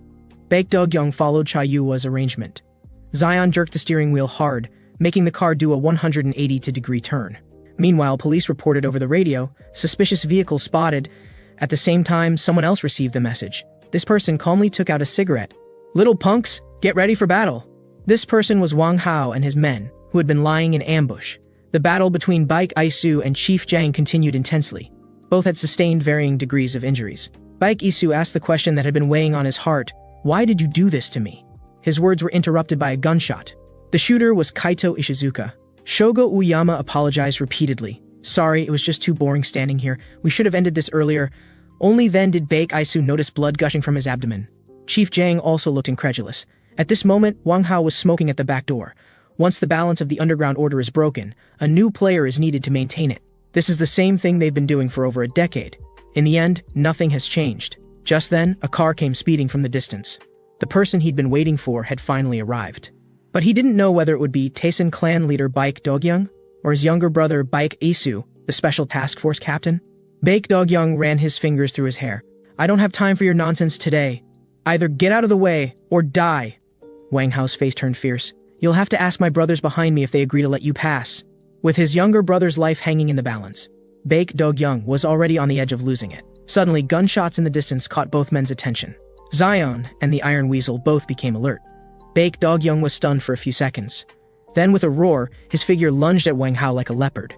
A speeding car interrupted him. It was the arriving Taesin clan members, led by someone who was once Wang Hao's subordinate, but now stood on the opposite side, the butcher. The butcher said she would be the vanguard. Let Baek Dog-young do what he should do. On the other side, Kaito Ishizuka was also startled by the gunshots. Shogo Uyama explained nonchalantly. Being a spectator is really boring. Then he put his arm around the trembling Kaito Ishizuka, telling him to relax. This shot was aimed at Baek Isu's head. The gunshot rang out again. Baek Isu suddenly rolled to the side, taking cover behind a bulldozer. Chief Jang approached the two men with a stern expression, kicking the gun out of Kaito Ishizuka's hand. Shogo Uyama didn't understand what he meant. The two of them were in a cooperative relationship now. Chief Jang grabbed him by the collar. Who gave you permission to shoot here? This isn't our country. Before Shogo Uyama could speak, an axe was placed against Chief Jang's neck. Move again and I'll take your head off. It was Nobuhiro Onigazuka who had acted. But Shogo Uyama wasn't grateful, angrily telling him to get lost. Only then did Nobuhiro Onigazuka lower his axe. Shogo Uyama slowly pushed away Chief Jang's hand. Are you angry because I fired the gun? Or because you feel guilty about Baek Isu? This seemed to hit Chief Jang's sore spot. He directly pulled out his pistol from his jacket and aimed it at Shogo Uyama. Baek Isu can only be dealt with by me, understand? Shogo Uyama smiled mockingly and said he understood. After all, Baek Isu wasn't his target anyway. Suddenly, a group of people appeared on the scene. I told my godfather long ago that mad dogs should be beaten to calm them down. Baek Isu also heard his older brother's voice. Shogo Uyama seemed very happy. The person he was waiting for had finally arrived. My brother, tell me who's been bullying you. Who do I need to kill first? Shogo Uyama was also excited to see him, as his target was Baek Dog-young. However, he was also curious about how Baek Dog-young managed to break through Wang Hao's defenses. Baek Dog-young told him not to worry about it, and suggested he worry more about whether he'd live to see tomorrow's sunrise. At this moment, Wang Hao was facing off against a menacing butcher, with intense headlights making it impossible for Wang Hao and his men to open their eyes. Gu Changjun didn't understand why they let Baek Dog-young in. While Wang Hao nonchalantly lit a cigarette, Shogo Uyama was never really one of them. So wouldn't it be perfect to let Baek Dog-young and them fight each other like dogs?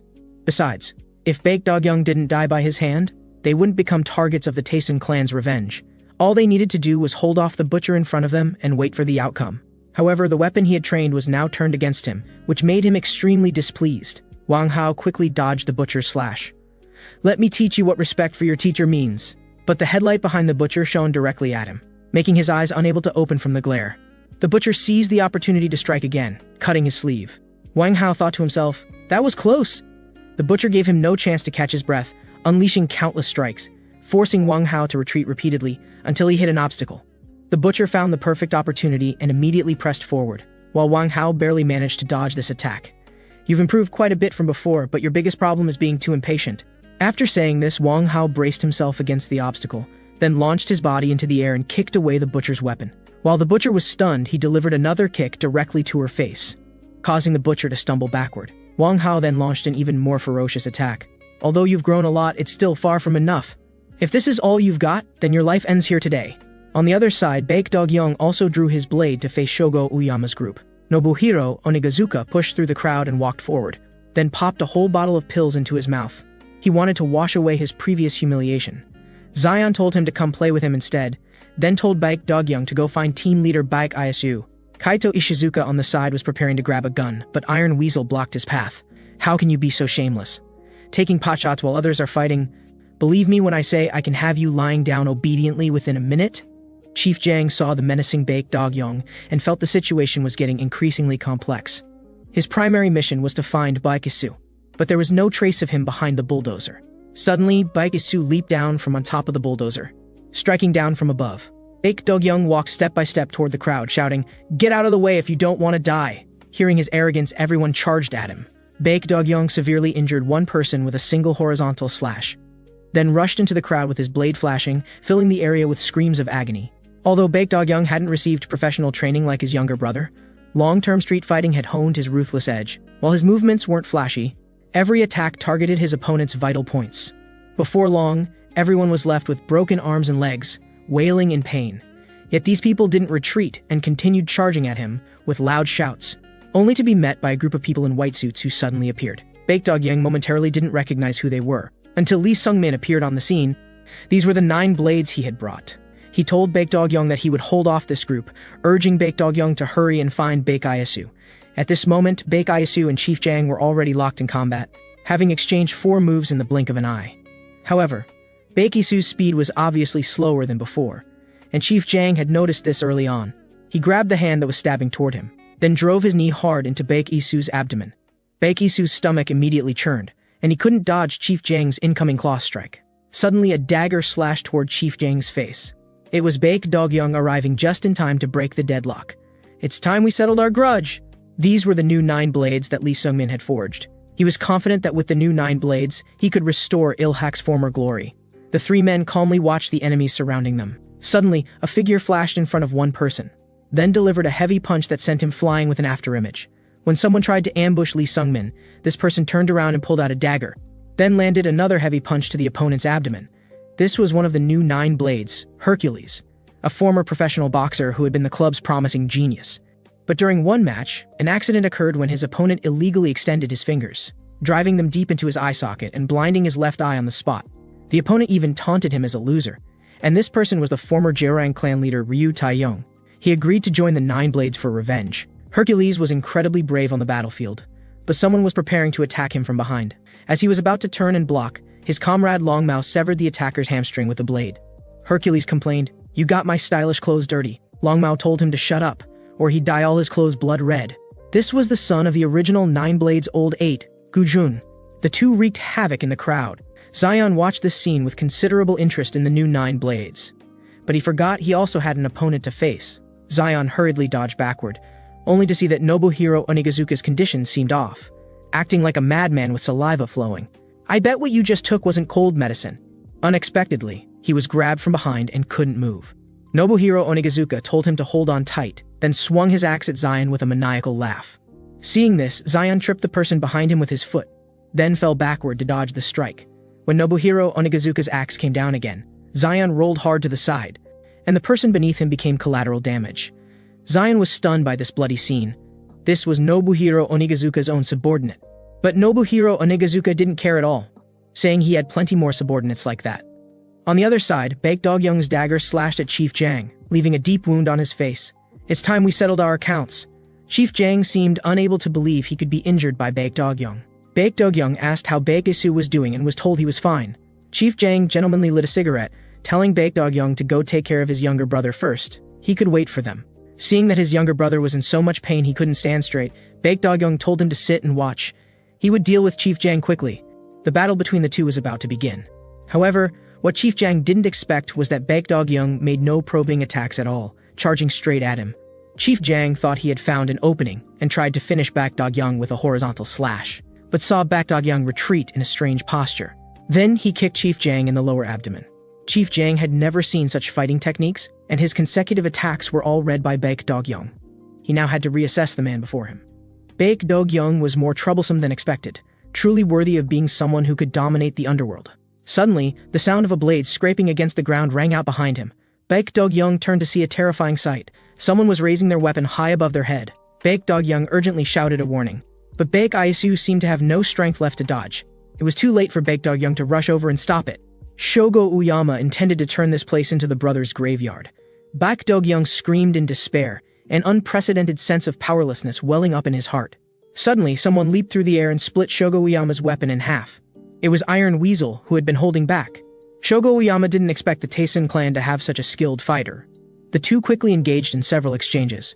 An evil smile spread across his lips, as his katana flashed like lightning toward Iron Weasel's neck. Iron Weasel barely managed to dodge by leaning back hard. The opponent's sudden change in speed left him shaken. He quickly pulled back to reassess the man before him. Baek Dog-young urgently warned Iron Weasel not to be careless. While Shogo Uyama looked casual on the surface, he was actually a skilled swordsman. Chief Jang saw him distracted and exposed, so he attacked, wounding Baek Dog-young again. Baek Dog-young was in agony. Not only was his opponent troublesome, but he also had to constantly watch his younger brother behind him. The situation looked grim. On the other side, the butcher had been defeated. Wang Hao told her, "When I gave you this 100 flowers weapon, I hoped you would bloom brilliantly like a flower. But I never expected you to end up opposing me. Since you're so ungrateful, I'll send you on your final journey." Suddenly, dozens more cars arrived on the scene. Wang Hao sneered, "I didn't expect we'd have more guests." The arrivals were Nine Blades member Choi Chen-ho and Yaksha Jinung-ha.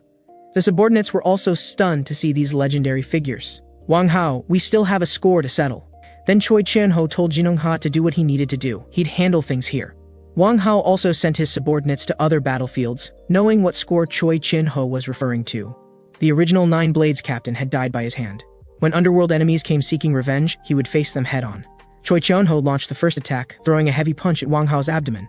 But Wang Hao steadily blocked it. Wang Hao countered with a whip kick that hit Choi Chen-ho, but it was also blocked.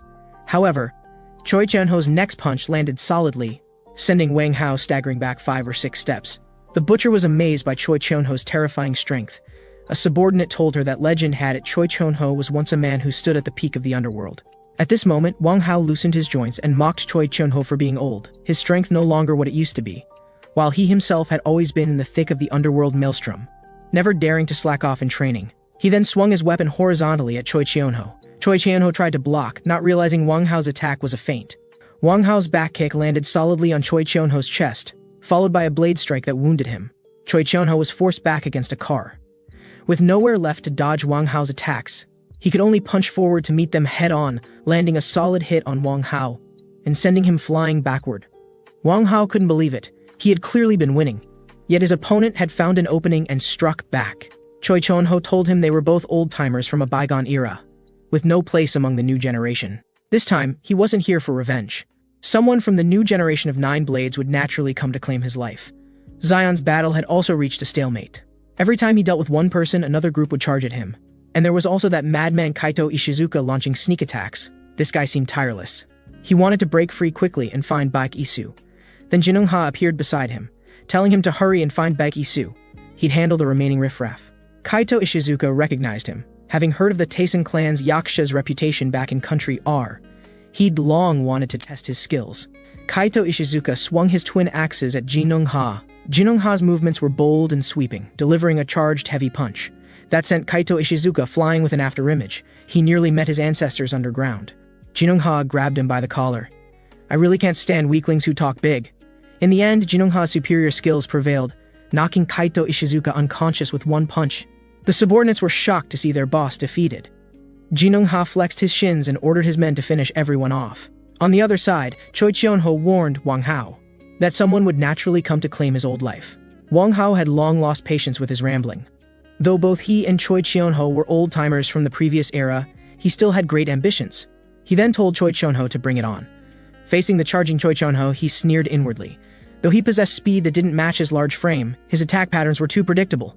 He seized the opening and punched toward his opponent's abdomen. But Choi Cheonho didn't budge an inch, and instead smiled, then concentrated all his body's power into his rear hand. Wang Hao realized something was wrong, and felt like he'd been hit by a train. At this moment, Choi Cheonho showed no joy at landing the hit, because Wang Hao had seized his arm, then stepped on his shoulder, and delivered several kicks to Choi Cheonho's face. The two separated. "You're not going down that easily, are you?" Wang Hao's voice reached Choi Cheonho's ears. "If you don't give it your all today, you'll lose your life here." Hearing this, Choi Cheonho charged again, but Wang Hao kicked his knee, then chopped down on Choi Cheonho's neck with a knife hand strike. While his opponent was dazed, he landed another whip kick on Choi Cheonho. The giant of the 9 blades finally fell to the ground. The butcher was stunned by this scene. Suddenly, several coughs echoed across the battlefield. Choi Cheonho actually pushed himself up from the ground. "Finally got my blood pumping. Let's continue." Wang Hao laughed. "Since you're seeking death, I'll grant your wish." A gunshot interrupted the two men. Police Chief Cho Won-ho warned everyone to stop. Such a large-scale brawl had already enraged him. If he couldn't handle this properly, his position as chief would be over. He wanted to find Chief Jang, the ringleader, to hold him accountable. On the other side, Iron Weasel and Shogo Uyama were also locked in fierce combat. His specialty was assassination, but his opponent's weapon made it difficult to get close. Moreover, his opponent's varying attack speeds gave him headaches. This guy was more troublesome than expected. It seemed defeating him would require close combat. Iron Weasel quickly ducked to avoid Shogo Uyama's horizontal slash. Then, when his opponent switched to an upward strike, he used his weapon to block the attack. This was Iron Weasel's strategy. But Shogo Uyama's expression suggested he'd anticipated this. At this moment, Iron Weasel's dagger snapped in two. A hand from behind grabbed his hood, saving him from being beheaded. Zion pointed out that Shogo Uyama's blade could cut through iron like mud. Absolutely couldn't clash weapons with him directly. Zion's appearance made Shogo Uyama realize that Nobuhiro Onigazuka had been defeated. Looking back, he saw his side was losing. Nobuhiro Onigazuka could barely stand even with his subordinate's support. This filled him with rage. However, at least Baek Dogyeong was at a disadvantage, with multiple wounds on his body. Chief Jang's attacks were becoming increasingly fierce, kicking Baek Dogyeong off balance. Zion and Iron Weasel watched anxiously. Iron Weasel charged forward again. He was determined to tear off this bastard's head. He still dodged the first attack, and when his opponent reloaded, he used his butterfly knife handle to catch the opponent's weapon. But before he could get close, Shogo Uyama kicked him away. However, he seemed to have figured out his opponent's attack pattern. This guy was clearly left-handed but used his right hand to hold the sword. His right-hand attacks were simple and slow, but when he switched to a two-handed grip, Shogo Uyama would instantly increase his attack speed, catching opponents off guard. The one who also saw through this was the injured Baek Aisu on the side. The battle indeed unfolded as Iron Weasel had predicted. Shogo Uyama lightly swung his right-handed strike, then immediately switched to a two-handed grip. His quick upward slash was successfully blocked by Iron Weasel. Shogo Uyama suddenly grabbed his hair, pulling his head back. Iron Weasel couldn't match him in strength. At the critical moment, Baek Isu stepped forward. Shogo Uyama pushed Iron Weasel away and switched his target to Baek Isu. Baek Isu grabbed his wrist, then brought his left-hand dagger down hard. A small finger flew out. "You're dead today, bastard!" Shogo Uyama endured the pain and switched his weapon to his right hand, then drove Baek Isu back with a horizontal slash. His bone-chilling laughter echoed across the battlefield. Everyone wondered why he was laughing, and his laughter grew more maniacal. "This wound is a humiliation to me. Next, I'm going to cut you into pieces and feed you to the dogs." Baek Isu pushed away Iron Weasel, who was blocking him. "This finger is just advance payment on the interest. I told you I'd kill you." Baek Dogyeong, who was fighting Chief Jang, also noticed the situation. This was his first time seeing his younger brother fight, and he was amazed that even Shogo Uyama had suffered. While he was pleased that his younger brother was so capable, Chief Jang's size 44 foot came flying at him. "Getting distracted while fighting me? That's pure suicide." He then rushed forward to deliver a finishing blow. A throwing knife from the shadows flew toward him. Though he dodged it, his face was still scratched. The attacker was Zion, hiding in the shadows. Chief Jang tracked the trajectory and found him, then pulled out a handgun from his jacket. "Just like last time, I'll kill them all and then clean up." Zion hid behind a shelf, preparing for a killing blow. Suddenly, someone appeared between the two without warning. Chief Jang didn't recognize him or know what he intended. This was Uyama headquarters' strategic mind, Gunji Hanazawa. He had been the first to see through Baekdog-young's fake death plan. But he hadn't acted against Baekdog-young, because they were close friends of many years. When Baekdog-young wanted him to help manage the Taisen clan, he refused. Gunji Hanazawa told him he was only loyal to the Uyama organization, not to any individual. Back when Baekdog-young was with the Uyama group in Country R, Gunji Hanazawa had chosen to support him because their philosophies were similar. But after Baekdog-young left the organization, Shogo Uyama gradually took control of Uyama. Though this guy used bloody methods against hostile forces, the end result was that Uyama's influence in Country R became more stable. Baekdog-young tightened his grip on the lighter, still believing the current Taisen clan was his best choice. Here, Gunji Hanazawa introduced himself to Chief Jang, then pulled out his phone and handed it to him, saying the Uyama group chairman wanted to talk to him. Hearing this, Shogo Uyama also stopped his actions. He didn't understand why his father wanted to interfere. Tetsuji Uyama's voice was ice cold as he asked, "My two sons are fighting, and what role are you playing in this?" Chief Jang knew well the Uyama group's immense power in Country R, and that Tetsuji Uyama was not to be trifled with, so he spoke in a moderate tone about the current situation. After hearing this, Tetsuji Uyama said this was just a family matter, and hoped Chief Jang would withdraw from the brothers' conflict. Right now, both Shogo Uyama and Baekdog-young belong to independent organizations. And before either side won, the Uyama group wouldn't support anyone. As a show of sincerity, he could transfer the hotel's operating rights to Chief Jang. Otherwise, he would personally come to have a chat with Chief Jang next time. Such a blatant threat left Chief Jang silent. At this moment, Shogo Uyama became emotional, questioning what his father really wanted. Tetsuji Uyama didn't answer his question, but asked him in return if he weren't his son, and was just an ordinary Uyama member. Would he still be loyal to Tetsuji Uyama? This conflict also ended due to Tetsuji Uyama's intervention. Cho Wonho was extremely furious at this moment. Such a large-scale fight would drag him into a huge media storm. He sternly warned Chief Jang that he wouldn't pretend this never happened. Wait for punishment from above. Baek Isu, supported by his older brother, walked out of the hotel. The fight between Wang Hao and Choi Cheonho also ended. Only Shogo Uyama was deeply frustrated. He had set up an elaborate trap. If his father hadn't interfered, the Baekdog-young brothers would have died here today. The hatred that couldn't be vented in the burning flames would surely ignite new conflicts. Someone was drinking red wine while overlooking everything happening below. The fires of a new era would burn with the wind. 2 months after the hotel arson case, Cho Wonho held a press conference about the incident. He first apologized to all citizens, then explained that the arson case was unrelated to the violent conflicts between organizations, and that the suspect had been arrested in Country R. But the reporters didn't believe this nonsense at all. With Country H's violent crime escalating, reporters questioned what measures Cho Wonho had. Cho Wonho righteously declared that to clean up Seoul's violent organizations, the police would join forces with the military to establish a new enforcement department, One Sink. These people were all professionally trained and could easily overwhelm ordinary gangs. But the truth was that these people used extremely bloody and violent methods. After eliminating small gang leaders, one person would randomly point at a bald subordinate and tell him he was now the boss. The bald man didn't understand what was happening and hesitated about whether to agree. The person's cold voice entered his ears again. "If you don't agree, I'll kill you first, then let someone else be the boss." The bald man fearfully agreed repeatedly. Next, this person threw a travel bag at the bald man's feet. The bald man tremblingly opened the bag and found it full of white powder. This person told the bald man that from now on, he would receive this stuff every month and was responsible for turning it into money. He wouldn't ask about the methods. Within the Taisen clan, they were also analyzing the current situation. In these 2 months, One Sink had already swallowed many small forces. The Taisen clan needed countermeasures, or they would be in danger. Left Eye didn't really understand these brain-intensive matters. Lee Song-guk continued explaining to him. Previously in Seoul, there were 5 coexisting powers: Jarang Clan, Cheonung Trading Company, Ilhak, HHS Entertainment, and Taisen Clan. The various forces checked each other, maintaining balance. But now we're facing a major reshuffling. One Sink has absorbed the Jarang Clan and some small forces. Currently, it has formed a 3-way standoff with Taisen Clan and HHS Entertainment. Moreover, One Sink has government backing, so they can act without any scruples or bottom lines. This way, some fence-sitters still watching will gradually approach them. And HHS Entertainment currently shows no movement.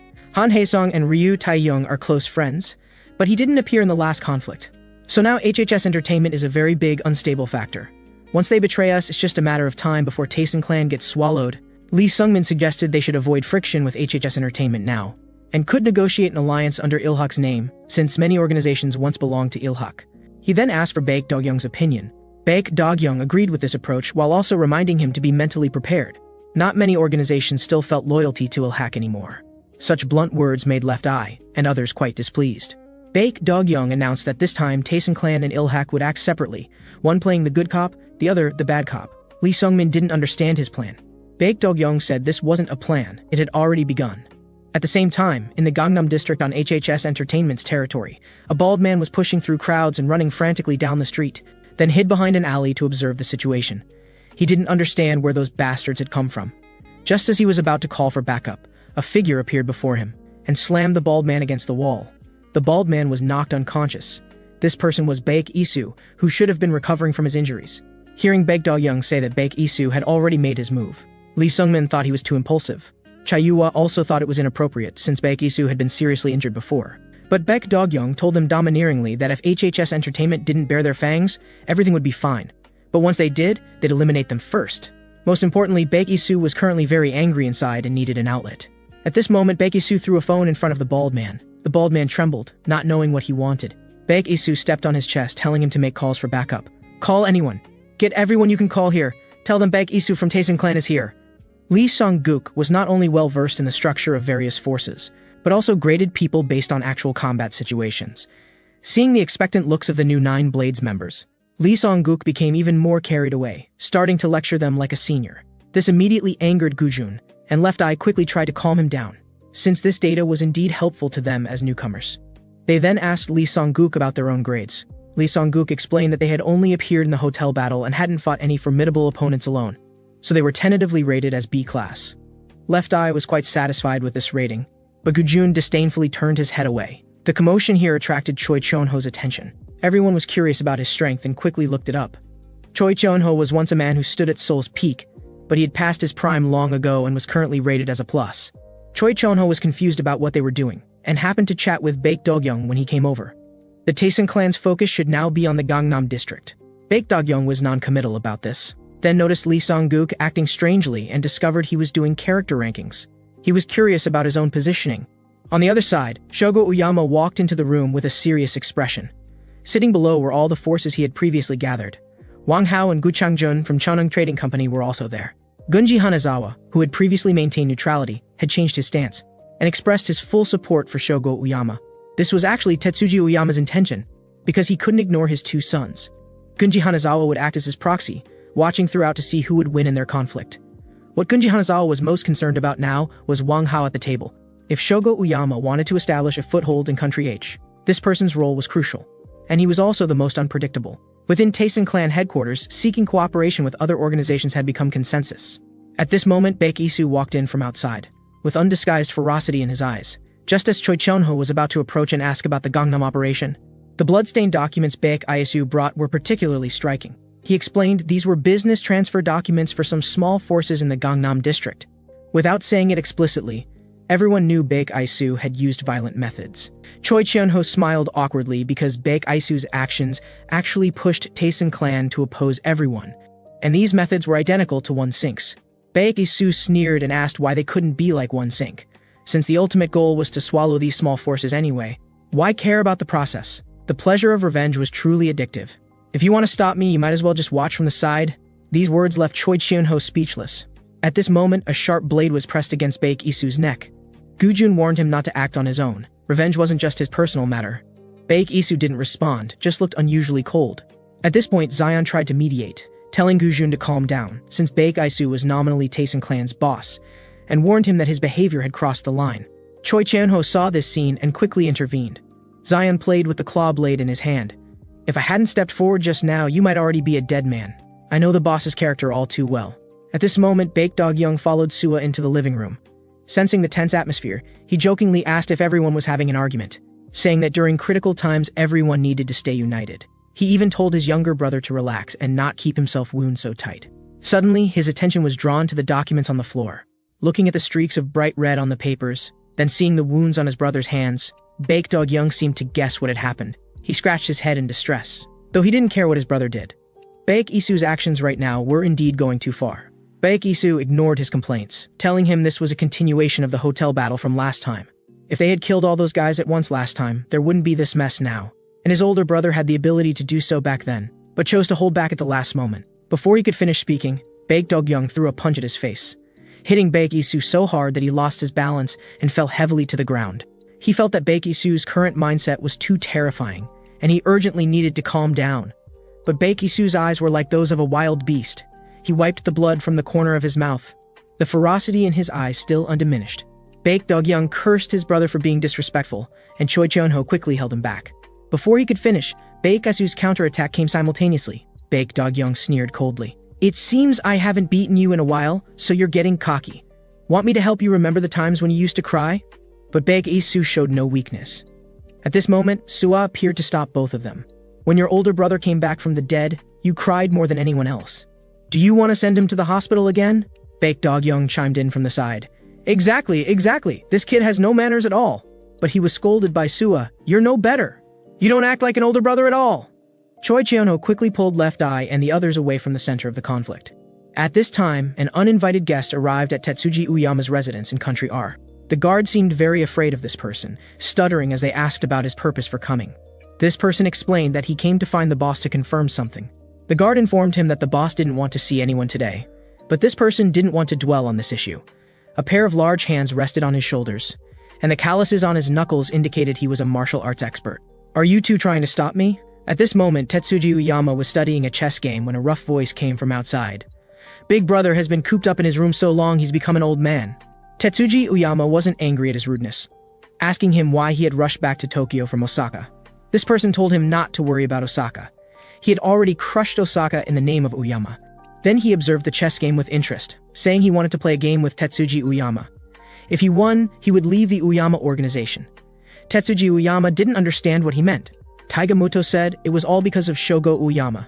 Shogo Uyama was grabbing territory on Country H's soil, and as his teacher, he should have stood by his side. Hearing him say this, Tetsuji Uyama tightened his grip on the chess piece in his hand. If Taigamuto intervened, it would break the balance. He didn't want anyone to get involved in the succession struggle. Taigamuto said this was why he was leaving Uyama. From now on, he would stand by Shogo Uyama's side in a personal capacity, and no one could use this as leverage. Moreover, it had always been Tetsuji Uyama who broke the balance. From the moment Shogo Uyama left Country R, Uyama had cut off his support. What was the difference between this and abandoning him? Tetsuji Uyama had favored Baek Dog-young from the very beginning. These words enraged Tetsuji Uyama, and he swept away the chess pieces in his hand. But Taigamuto ignored his fury, pointing out that he had no chess pieces left in his hand, so he had already lost. Then he left without looking back. Inside a small loan company in the Gangnam district of Country H, Left Eye came to negotiate in the name of Taesin Clan, hoping the other party would join Taesin Clan, for which Taesin Clan could provide them with security protection. Baek Isu stood outside the corridor listening to their conversation. The small boss looked at Left Eye with amusement, saying there were 3 issues that needed explanation. The first was that this kind of cooperation required at least the Taesin Clan boss to show up in person. Left Eye explained that the boss was busy with other matters, and he was fully responsible for the cooperation. The other party seemed unconvinced by this explanation. The second issue was that they were all waiting for HHS's orders before one sink would move. If they wanted them to switch sides, they needed to show advantages over one sink. Hearing this, Baek Isu stepped on the coffee table. "The fact that you can sit here and negotiate with us is already our greatest sincerity." The boss stopped his subordinates who were about to make a move, then said he knew Baek Isu, knowing he was the shadow boss of Taesin Clan and the most prominent figure on Seoul's streets recently. "But the more prominent you are, the more people envy you." He turned around to see the corridor filled with people watching like tigers eyeing their prey. These nobodies all wanted to step on Baek Isu to climb up. Left Eye looked panicked. "There are way too many people." Baek Isu smiled wickedly. "My older brother told me not to go crazy, to stay restrained, but I was just worrying about finding an excuse to fight." Then he said he'd leave the remaining 3 people to Left Eye, while he took off his shirt. People in the corridor were frantically smashing doors and windows. A fist wrapped in clothes broke through the window, slamming one person hard into the ground. Left Eye frantically dealt with the 2 people rushing at him, knocking one out with an uppercut, then grabbing the other's head and slamming it hard on the table. On this side, Baek Isu took out one lackey with a single punch. This invincible momentum intimidated everyone. At this moment, a figure appeared behind the crowd. It was Baek Dog-young carrying a box of milk. "Are you causing trouble again? I even brought gifts." Baek Isu took out another lackey with one punch, then explained. This time they threw the first punch. Hearing this, Baek Dog-young threw away the milk. "Since we can't reason properly, I happen to know a skill or 2 about fighting." Afterward, the 2 brothers leaned against the wall corner smoking. Baek Isu handed him an ordinary lighter. Seeing his older brother's slight frown, he explained guiltily, During the big fire last time, I lost the lighter you gave me. Baek Dog-young cursed him for being a wastrel. That lighter was a symbol of Tetsuji Uyama, but then he became resigned. Anyway, he now had irreconcilable conflicts with Uyama Group, so it was time to cut ties with them. However, Baek Isu had gone too far this time. Although he was now the boss of Taisen clan, he had also become the target of everyone's attention. His every word and action wasn't just personal behavior, but represented the attitude of the entire Taisen clan. What was needed most now was personal ability to unite people, not violent means to suppress them. That way the organization would be very unstable. His older brother's words made Baek Isu fall into deep thought.